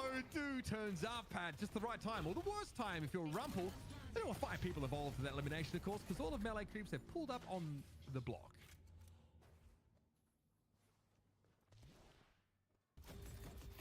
Well, gotta say, do on point. Not the only member of Melee Creeps that can rip off a timely paradoxical swap to save the team when necessary. Guardian, though, gonna go down in favor of Work in Progress, and down 7K, 30 seconds before earn. It's not particularly rosy, but we'll see how this first team fight goes on down. You got the 7 backing you up. I don't think any knockdowns have been bought yet, but wait, no, I say that knockdown has in fact been bought. My answer has been, or my question has been answered by Ranger, who's using it to just chase after Poshi. Yeah, and Poshi now is aware of it. Definitely going to be something that has applications against this 7 later on in the game. Here's the Owlet comes in. Well, stun does catch on the Poshi Pop. Not much more to write home about outside of that. Where are we headed now? We do have a bit of a convergence over towards mid here for Work in Progress. Chain Gang, Stormcloud both available. The Baroness Hotel stay is being threatened. It's earn time, folks. It's obviously in the hands of Melee Creeps now as they're going to drift across the map. Yeah, I mean, for melee creeps, you have a pretty big advantage right now. You want to push it in every way you can. You even got the Victor with survival buff. This is going to be a difficult team fight for Work in Progress, should they go to fight it. I mean, also, you have the early knockdown buys, so, you know, your ult on Pasha is going to be relatively short-lived, unless you wait until Ranger is dead before you go for it, which is also kind of unlikely. Airdrop in plane right now. This Walker getting worked on. It's a bit of a weird convergence of objectives here, if I'm honest with you. Who's going to have something to say about this? Surely a fight off the back of this. Work in Progress just don't feel like they are positioned to say anything about it. Obviously, this is just a straight split push here for Fishcake, who is the strongest member on Melee Creeps right now. So what do Melee Creeps do in his absence? It's a big Walker pickup, though, to be fair. Division in trouble, stunned up. Dude's able to pick them up. Oh, no, this is bad. Work in Progress in a 6v5 floundering. Biscuit and Division both falling. There's no fight to be had here, surely. I mean, look, Mitch, I'm not trying to be premature, but that very well could have been the game. You cannot understate what a gigantic swing it is to give up solo Walker and earn at the same time. Your benefit is maybe Pasha gets this mid Walker, but maybe not. Pasha is like stuck in the Veil, low HP, the Walker's still up. You actually need to confirm the Walker at the very end. Pasha's able to do that while avoiding nearly deadly creep fire, I might add. There's no way. Yep, Oh, there's oh. shot from the top rope, bro, with the RKO. I saw that melee. All right. Well, that's acceptable, I think, if you're in Poshop's position, but you are now 12k behind. That's after you manage to trade out Walkers. So Melee Creeps in a very favorable position. Buffs up pretty soon. Expect to see now like a, I don't know, consolidation period, I think, across the map. Get these waves pushing in a favorable direction. And we'll be picking up a lot of those neutral camps as well. So a decent chance to maybe also check in with a golden statue buff counter as well. Yeah, golden statues at this point would be interesting. Just get an idea of just how much Work in Progress is even able to grab their own sinners. And Fishcake's been, or rather, Sai's been greedy. Sai's been out there gobbling. And for a non-run character, 36, 14 minutes in the game, Mitch, it's quite a bit. Like, Saya may have a bit of a problem, in fact. Yeah, so if you're wondering why this 15k Abrams doesn't die, or perhaps just looks like a bit of a raid boss, you've kind of got your answer. Fishcake also looks like they're the designated position 1 in this game in terms of where that farm funnel is going to be, as they were obviously able to solo split push and pick up that Walker. John is still a very respectable soul total here, and Iridomini that was made great use of in the previous game. Yeah, Poshy Pop needs the farm. But at what point does that farm really start to do work for you? We need to see this 7 have a meaningful impact on the game to justify this investment. Through ball, a little bit annoying there for JBK to deal with. But ultimately, Ranger's going to be able to walk away from this. Imagine how much more impactful 7 would be. Like, 7's ult over Earn is still good, but it being under bridge takes away a little bit of the impact. Still for Pashi. Got think Unstoppable as a prior buy is still skirmishing left. Continuing forward. They're going after Rumpel. Through the wall. They are really trying to chase him down. I think Rumpel got paradoxical swaps at some point there. Apparently, Poshkabop was just close enough and dangling in their purview in order to have Melee Creeps change their target priority. So now, yeah, you've got your ability to start the fight, but a powerful Stormcloud certainly would have gone astray here. Sire eventually going to get picked up, though, and it's a bit of a bag. Dropped by him. Ranger also falling, so a good moment here with John conspicuously absent from the fight. There's still Dimov that's sitting in this lane, and Fishcake, so a lot of souls here on the remainers of the Melee Creep players. You can't overpush into it. I mean, decent scrappiness coming in. Gonna grab Dimov in on the death slam. We'll see if the punish is there. Is that going to work out as well? Fishcake able to find JBK. There's a fight here for the victor, and somehow Dimov has been able to evade being brought down. Fishcake coming in off the side. He was kind of waiting in the wings for a while. ZP naps himself up 2 kills. It does eventually come at the cost of Dimov, though, and that static charge does earn the stun. Fishcake gets picked off. Stormcloud used for just a brief spell. Many Melee Creeps send packing. I mean, that was the highest value ball you're ever going to get in that situation. The Storm being brought by Pashi and the chase down. Of course, it's still earlier in the game, so Pashi died at the beginning of that fight, but it went back and forth for so long. Pashi's able to get back and just get enormous value off the final lightning ball. Pops a quick Stormcloud to finish off the rest. You still got a 21k 7 here. Escalating exposure going to be the prio over Unstoppable. Still think you're going to see an Unstoppable sooner rather than later. That was just Mystic Vulnerability. thought for a second it was tier 4. But for now, Mystic Vaughn on Pashi, and yeah, I mean, we'll see. The 7 clearly has its moments of burst, and Melee Creeps well ahead. Work in progress. This last 2 or 3 minutes, Mitch, has been pretty good at keeping things in contest. Oh, knockdown. Catch on Poshi. He's in deep trouble, ZP. And he knows he's not going to be walking away from this one unscathed. Still some good damage back on John. Ranger to cube himself by the looks of things. Seismic Slam, though, very well apportioned in a situation like this. Poshi Pop had nowhere to go, and very quickly Melee Creeps snapped back into the game. That's an acceptable loss to trade to Viscous, I think, in this exchange. And now there's going to be some mid-walker pressure that Work in Progress are going to additionally suffer. I mean, the Victor's getting ahead of the lane there. And will we be able to slip away? So Mo was hot on the heels of the Venator. And is ready for him as he pops on out. Still going to be a tough chase here, and the Carbine catches on the Mo. He realizes he can no longer chase his Venator down. He feeds in. Melee Creeps get themselves another freebie, and John walks. Okay, that escape was criminal. That we just saw John at the lowest of HP. Mo, with the clear shots, was maybe about half a second from finishing that off, Mitch, before Do, the saving Carbine from afar, stops that from being the deal. Instead, you got earn control here from Melee Creeps and Work in Progress. This lead is about to balloon if they can't do something. No, players are back up. They're heading back over. Someone's gonna have to dive on this earn soon, though, if they want to even attempt to flip.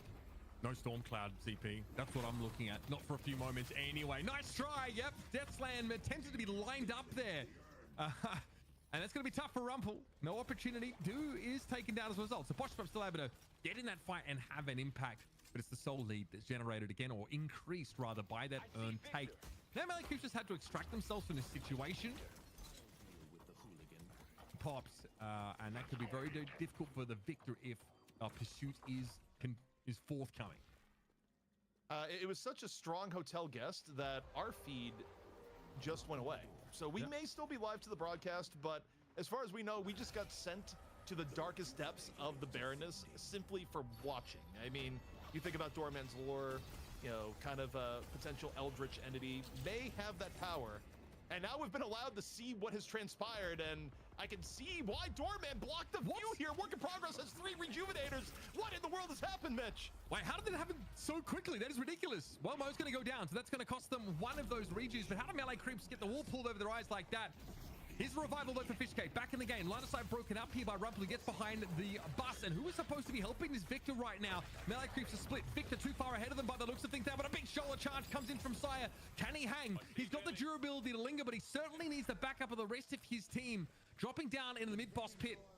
Mo eventually falls. 2 rejuve credits still to spend, but this is forcing Melee Creeps to start to respect. Well, I hope the audience saw what we saw, or if it was just a blank screen, it may have been even funnier. But Mitch, what a world to come back to.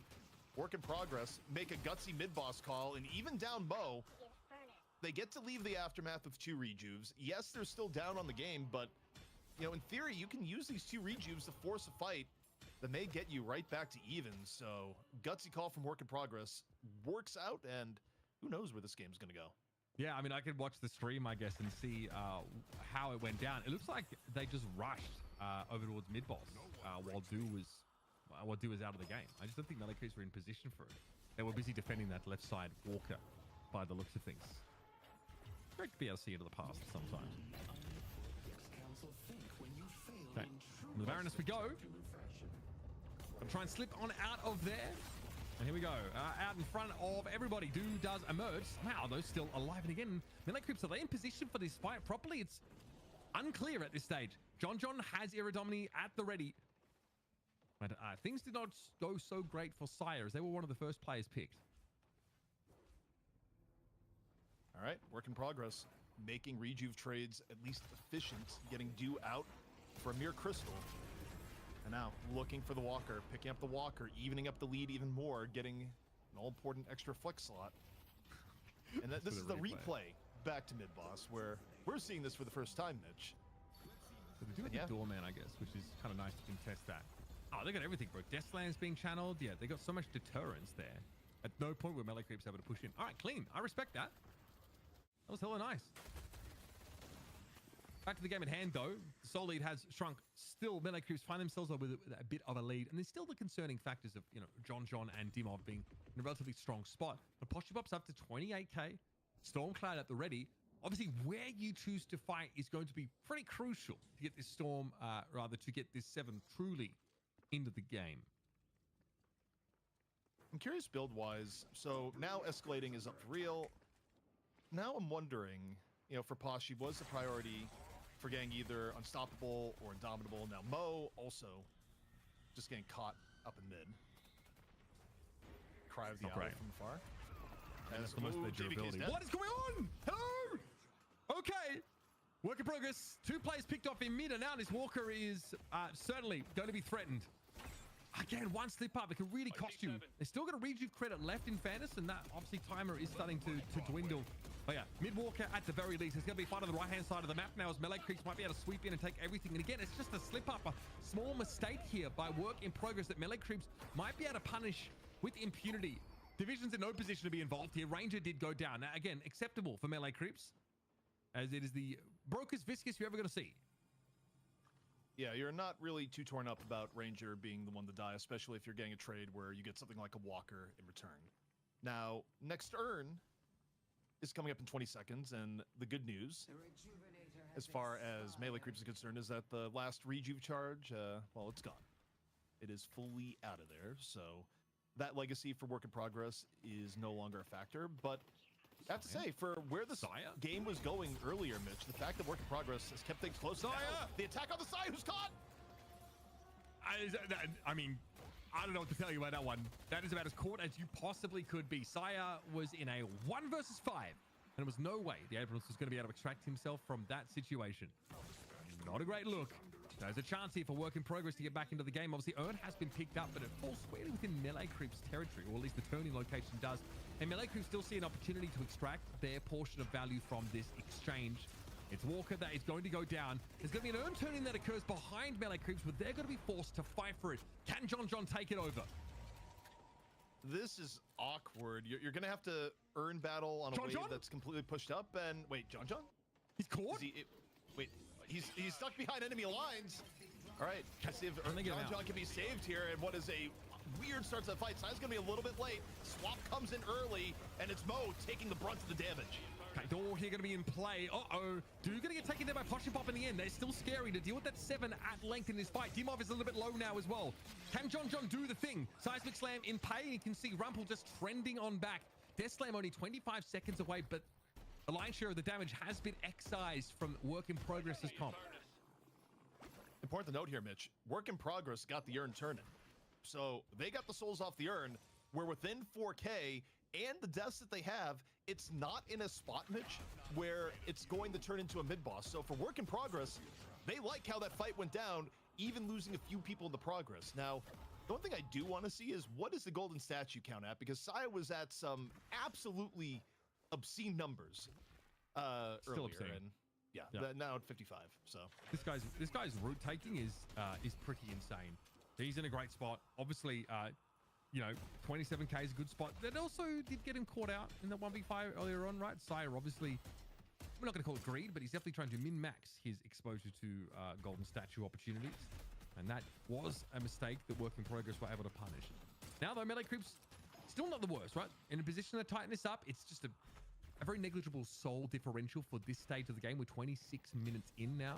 Mid-boss is less than a minute away. So expect to see some brawling. Also, a little bit further into the future, but something that used to happen every 5 minutes now effectively get it once a game. You have the full sync up of buffs and Urn at the 30-minute mark coming up. The one time where they all spawn together nowadays in Deadlock. The meeting of 6 and 5, if you've done multiplication tables, in fact. All right, here's the group. Concussed Combustion. I hear it going off here. What are we looking for with the Death Slam? Only Abrams getting caught out here. Phantom Strike obviously in effect. Seismic Slam also went off. John, Iridomini not quite available yet, but he's 35k souls, looking pretty darn brolic. Owl caught onto 3 players though. Some +10 opportunities surely about here for Dimov. It's dangerous out there for Mo, and he's eventually going to be brought down, due with a kill credit. Poshipop now approaching the fight only just now. John with the Baroness Hotel stay active, but JVK is taken down in that exchange. And this is not looking good for Work in Progress. Trying to force the issue now. They are 2 players down. Melee Creeps get themselves out low, of course, very low as they are. Able to weather the storm. Yeah, quite literally. And Mitch, that's a bit of a heartbreaking fight. When you looked at the HP for Melee Creeps, they had multiple people get out at about 15% HP. You know, if the 7 ult could have been a little bit longer, if, you know, maybe things were a little bit better in the terms of the poke damage setup, or, you know, any number of factors, it could have been a very different fight, but it wasn't. Melee Creeps, they get out entirely intact and now force mid-boss, where if they get it, Mitch, this could be the end of the map and thus end of the series. Work in progress, though. Pashy bringing the balls. We'll see if the contest is going to be effective. That was an early cube there from range, but Poshipop picked off first. And honestly, look how far extended they were from the rest of Work in Progress. And he was sitting on a storm cloud that he couldn't use in either last 2 fights. Concussive Combustion attempt here to try and steal some rejuves away. Al going to be thrown into the mix there as well. Biscuit Rumple both caught out by it. That is going to be rejuve credits now going over towards Melee Creeps, but the kills are coming through. Fishcake and Dew had to expend theirs to get back into the fight, but the buff still sits with Melee Creeps. A 3-for-1 exchange, definitely going to favor the Sapphire side, and Mo certainly has nowhere to go, simply treading water until he is dragged on down. With just Division and JBK left, there's not a whole lot Work in Progress can do about this. Those base Guardians are about to get a lashing. Feeling the impact of not being able to close the door there. JBK would have loved to have gotten out of there clean, but in this case, Melee Creeps, they just walk on through as it was within the 8-second window. And I gotta say, it feels bad to be Pashy there, and Pashy felt like he had to be the first one in, and he got hit with the kitchen sink, and really the entirety of the kitchen, where it was both Paradox ult into Iradomini into one very dead 7. Work in Progress gonna be full team wiped, and the Shrines are gonna pay the price hereafter. First Shrine about to go down, and second likely to follow it here. Although, the way Melee Creeps is playing, they may decide to play it safe here. I probably wouldn't hate that. We're only 28k souls ahead, heading into the half-hour mark of the game. Plus, like, earn and buffs are coming up within a minute. And Melee Creeps, so obviously, no rejuve credits to speak of. They all get stripped off them here. So that's a nice infusion of souls, what they were able just to pull off there. But still, like, there are multiple sets of base Guardians in play. There's just some valuable opportunities here, of course, for some boons to be gained by your boy Sire, who also has a bag of souls to be spent. I'd say the saving grace for Work in Progress is, though, now the being down a Shrine is bad, and being down 30k arguably worse. The upside is that they were able to drain the rejuves so they don't lose even more in the progress, or process rather. Still, both buffs can be picked up by Melee Creeps, and the roll is rather decent. Gun in onto Abrams and casting on Fishcake. So, now for Work in Progress here, Mitch, they're hoping for the miracle pickoff, and they'll figure out the rest later. Yeah, they'd honestly, like, just get a good Death Slam, ZP. That's all they need. Death Slam, combo it, of course, into a Combustion, and make sure there's a good Storm Cloud in play. Is the earn turn in now, or take rather, for Work in Progress, because they've got a great, they've Death Ball, they've got a good team fighting composition to play with here. Melee Creeps, conversely, kind of want to peel them apart a little bit. Dew can find a crucial pick here and force Work in Progress to play a player down. And that could have been like a paradoxical swap that got Poshipop caught out at that mid-boss fight. If that is so, that is Dew just doing insane things. He needs to do it again. I think the way the gameplay flows at the moment, if you're Work in Progress, though your odds are rough, you kind of do want to go for the team fight here. Also, key buy coming up on Rumple, Unstoppable, now being a thing, so at the very least, Death Slam is going to go through without particular interruption. But you take a look at how Work in Progress is playing this. They don't really want to force the fight. So it seems so far. Instead, you're going to see JBK charge through his own door, drops a luggage cart, but I don't know if it's going to be enough to get away. He's absolutely cooked, and this is still the paradoxical swap available. Dew was put in the Baroness, but it's going to return here with that pick potential in tow. Also, it's good information in for Sire as well. Yeah, he's got an eye on Poshipop. They certainly want to track the movements of that very dangerous carry at this stage of the game. John though gets that base Guardian. In we go. Charge going to be used. Has to be an Echo Shard immediately to try and get the 7 away. And now look how durable you are. This is the value of all the boons and gold statues were picked up here by Sire over the course of the game. Bro feels unkillable. However, airdrop into Death Slam, that's pretty scary stuff. Ranger's going to get picked off. Dew's also gone down. The AoE premise of the composition for Work in Progress looks scary until they lose the key pieces. Poshy's dead. Rumble's out of the game, but he'd already used his cooldowns, to be fair. The idea is good and the comp works, but now that last Shrine for Work in Progress is about to go down. Sai the one person where it's just like, you know, terrible aviation accident, everyone's gone, and you know, Abrams is just like, no, I'm good. The one person to walk away from the death slam, and I mean, look, 5200 HP is Abrams. With the amount of statues that he has consumed, it's no surprise. First stage patron gonna be going down here as Melee creeps on the victory edge. We'll see if they decide to play the safe or go for the end. But, you know, reflecting on what we've seen here, Mitch, it's been a good showing from Work in Progress. I think other teams actually would have folded even earlier than what we saw. They had the makings of a comeback. It doesn't all entirely pan out. And when it comes to 7 as a pick, I mean, look, we need more data, but nothing I've seen from Pasha this game would indicate that 7 isn't at the very least playable, despite his non-pick rate for such a long period of time. Agree. I think 7's obviously looked pretty potent here. Poshbob also did a fairly good job, I think, in the early stages because he was in the Venator GT lane and was able to sort of get out of that in a decent spot and continue to sort of stack some of that farm. So really can't fault him. Honestly, over the course of the series, has been the one threatening to take over the game all day, even in the challenge game, where he did, in fact, do that. Right, well, the urn certainly is going to be spilled to the ground as, well, the Gizzards of Mo, because that knockdown is going to say, no, you aren't going anywhere. So, it's dangerous now. Shock and reanimation, of course, about to be in play. Nobody here to be caught out by it, though. Warpstone has to use as Biscuit Sheet flies straight overhead. Airdrop's already been used now. All the ultimates are coming out of the woodwork for Work in Progress, and they are barely leaving a scratch. Fishcake, really going to go turn that in? I respect it. This is attention to detail.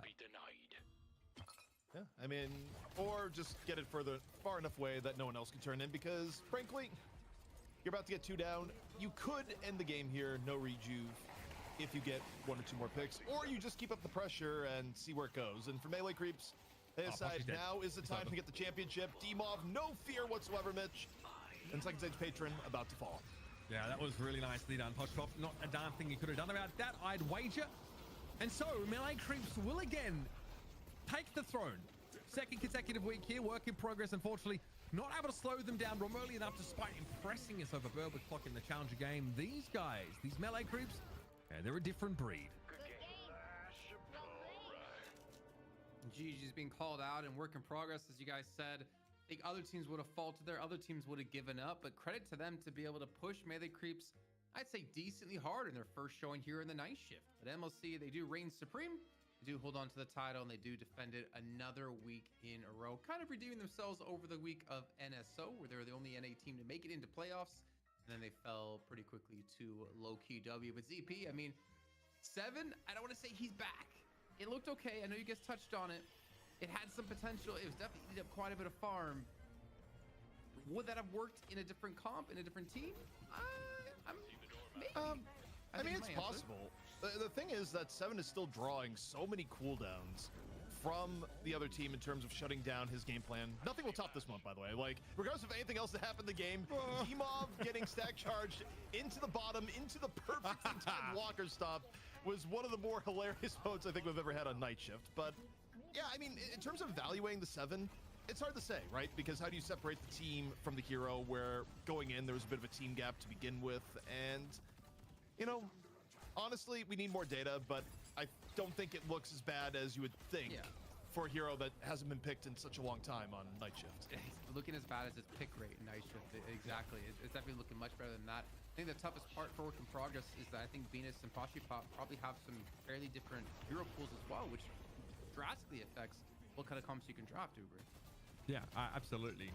I would say, though, that, like, Pashipop does slot in quite nicely here and is able just to, you know, play any of those sort of late game gun carries and basically threaten or manage to take over the game. I wonder, like, I thought the Infers was interesting, right? I don't know if Biscuit's able to, you know, be a huge difference maker there, but obviously, like, I think there's a Majestic Leap in the build, by the way. So I kind of like that. Obviously, like, really adding to your area AoE potential, but it's obviously a shake-up for Work in Progress, having to make a substitution pretty late in the day. And to get this far, I'm pretty impressed. I thought the game against Berwick Clock was fantastic, and honestly, there were times where they were, you know, looking really good against Melee creeps. But I would like to know how many buffs over the course of this series Work in Progress are able to take. I think Ultimate probably still had more in that one game we saw over NSL. But yeah, I mean, I think that's like something you do as like a top tier team is that you have to look for any sort of advantage you can get, no matter how small. And taking away enemy centers is super important. And we saw the emphasis on it over NSO on the weekend. I think we're seeing Melee Creep start to adapt it as well here as we take a look at our stats coming on through. And D-Mob, well, he might have been punished in the Baroness Hotel into a walker, but he got the last laugh here, ZP. I mean, D-Mov makes GT look otherworldly in a lot of cases. You just see the confidence in how he's able to push the movement of the character and really get into aggro situations and normally get away with his life. Not so much in the one highlight clip, but you know, that's the thing, is that when you're a really good player at the top of your game in any form of game with MOBA elements, the thing that really defines the great from the good is knowing, hey, I can go into this near impossible situation and get out with my life. And when you're able to do that on a character like GT, you get pretty remarkable results. So even on ping, D-Mov on GT, real beast throughout this game. Speaking of beast, Uber, I mean, Saya on the Abrams there, you saw at the end as well, just a movable object, a formidable force that really work in progress could not eat through. And obviously the protection of a Viscus as well on top of that. I mean, the Abrams stonks are just constantly going up. Yeah, sky high at the moment. And it's nice for Melee Creeps that they're able to, you know, in this permutation of their comp move, do over towards, you know, playing the pick initiator and then have Saya have such a huge impact over the game. That's that little bit of modality that you want to see from this team. You can never really know what they're going to throw at you. So great game also, you know, in series from Do, who kind of has to, you know, cover a lot of different bases on this squad. Melee Creeps looking solid. I obviously, you know, Night Shift Open was not the most auspicious outing for North American Deadlock in general, right? But I think Melee Creeps acquitted themselves quite nicely, and it's, you know, it's pretty clear to see that they and Floorman, I think, are still ruling the roost in North America for now. Mitch, you know what they learned from Night Shift Open? Get more Europeans. Get D-Mov as a sub. Is what they've done in here. You know, I don't just take a week off, get D-Mov in the substitute, and you know, the team has become stronger with the addition of a European player. Now, of course, that isn't how that went down, but for those crafting the slander narrative, this is your baseline. Like, this is where you should begin. Why are you giving people the tools to stick the fork in the PowerPoint, ZP? Well, ZP, in that series, we do have to crown an MVP, or most valuable player. Who is it? You know, it's a difficult one, but I gotta go back to game one and think of how John got back in, and yeah, John, strong in the M1 role, and you know, it's pretty easy to win games if you can have this level of reliability from someone in your position one that just always seems to make the right decisions. Look, I mean, obviously, John at this point is a household name in terms of N1 carries, you know, in North America. Looks fantastic. Again, not being targeted at all over the course of this series, really, and also importantly, was going after Warden. So trying to make sure that he had, like, his M1 opponent was not going to be necessarily in like a very comfortable position. But obviously, this guy is incredible at any M1 carries. We're a long way away from the days where it just used to be Bebop only. This guy is generally one of the biggest workhorses on this team. You ask him like how he does it, he probably just won't take credit for it. He never does. He'll probably just tell you that Saya made up the plan and he just did what he was told. But you can't ask for much more from him. That first game, he's at like 60k towards the end of the game, so far ahead of everybody else. And this is what a true M1 carry can do in the right pair of hands. I think it's also important to note that I don't feel like you can play a good M1, because obviously we praise John so much, unless you have a decent front line. Like obviously the Victor and the Abrams together are able to keep everyone away, having a Viscus as well on top left for the extra safety net. Then you have D-Mov up in the air, providing extra damage for you to clean up the kills. I mean, Melee Creep's looking pretty good here, but I'm also curious, more importantly, when it comes into these next weeks, because ZP, not only did we have Ido out this week, but we also have some roster shakeups happening with D-Mov out. I wonder what's going to happen with Floorman. Yeah, I mean, to be determined. I know Floormen are trying to figure out how to rebuild. FPS Lounge, of course, also is going through some roster shuffles, so we'll see what is going to be dealing with them. One thing we do know, though, for next week in North America is that by virtue of getting to the money match, we will be seeing work in progress again next week in the best of one challenger match. They have earned that right by getting through the BO1 this week, so it will not be a one and done for work in progress, and we'll get to see what they cook up in 1 week's time. That'll be interesting to see. And maybe they'll go up against some sort of melding of FPS Lounge and Floorman, which would be kind of, I guess, the remaking of the original Floorman. But Uber, before we get off the show here, do you have any final words? Yeah, I just say this is a great time, I think, to be work in progress.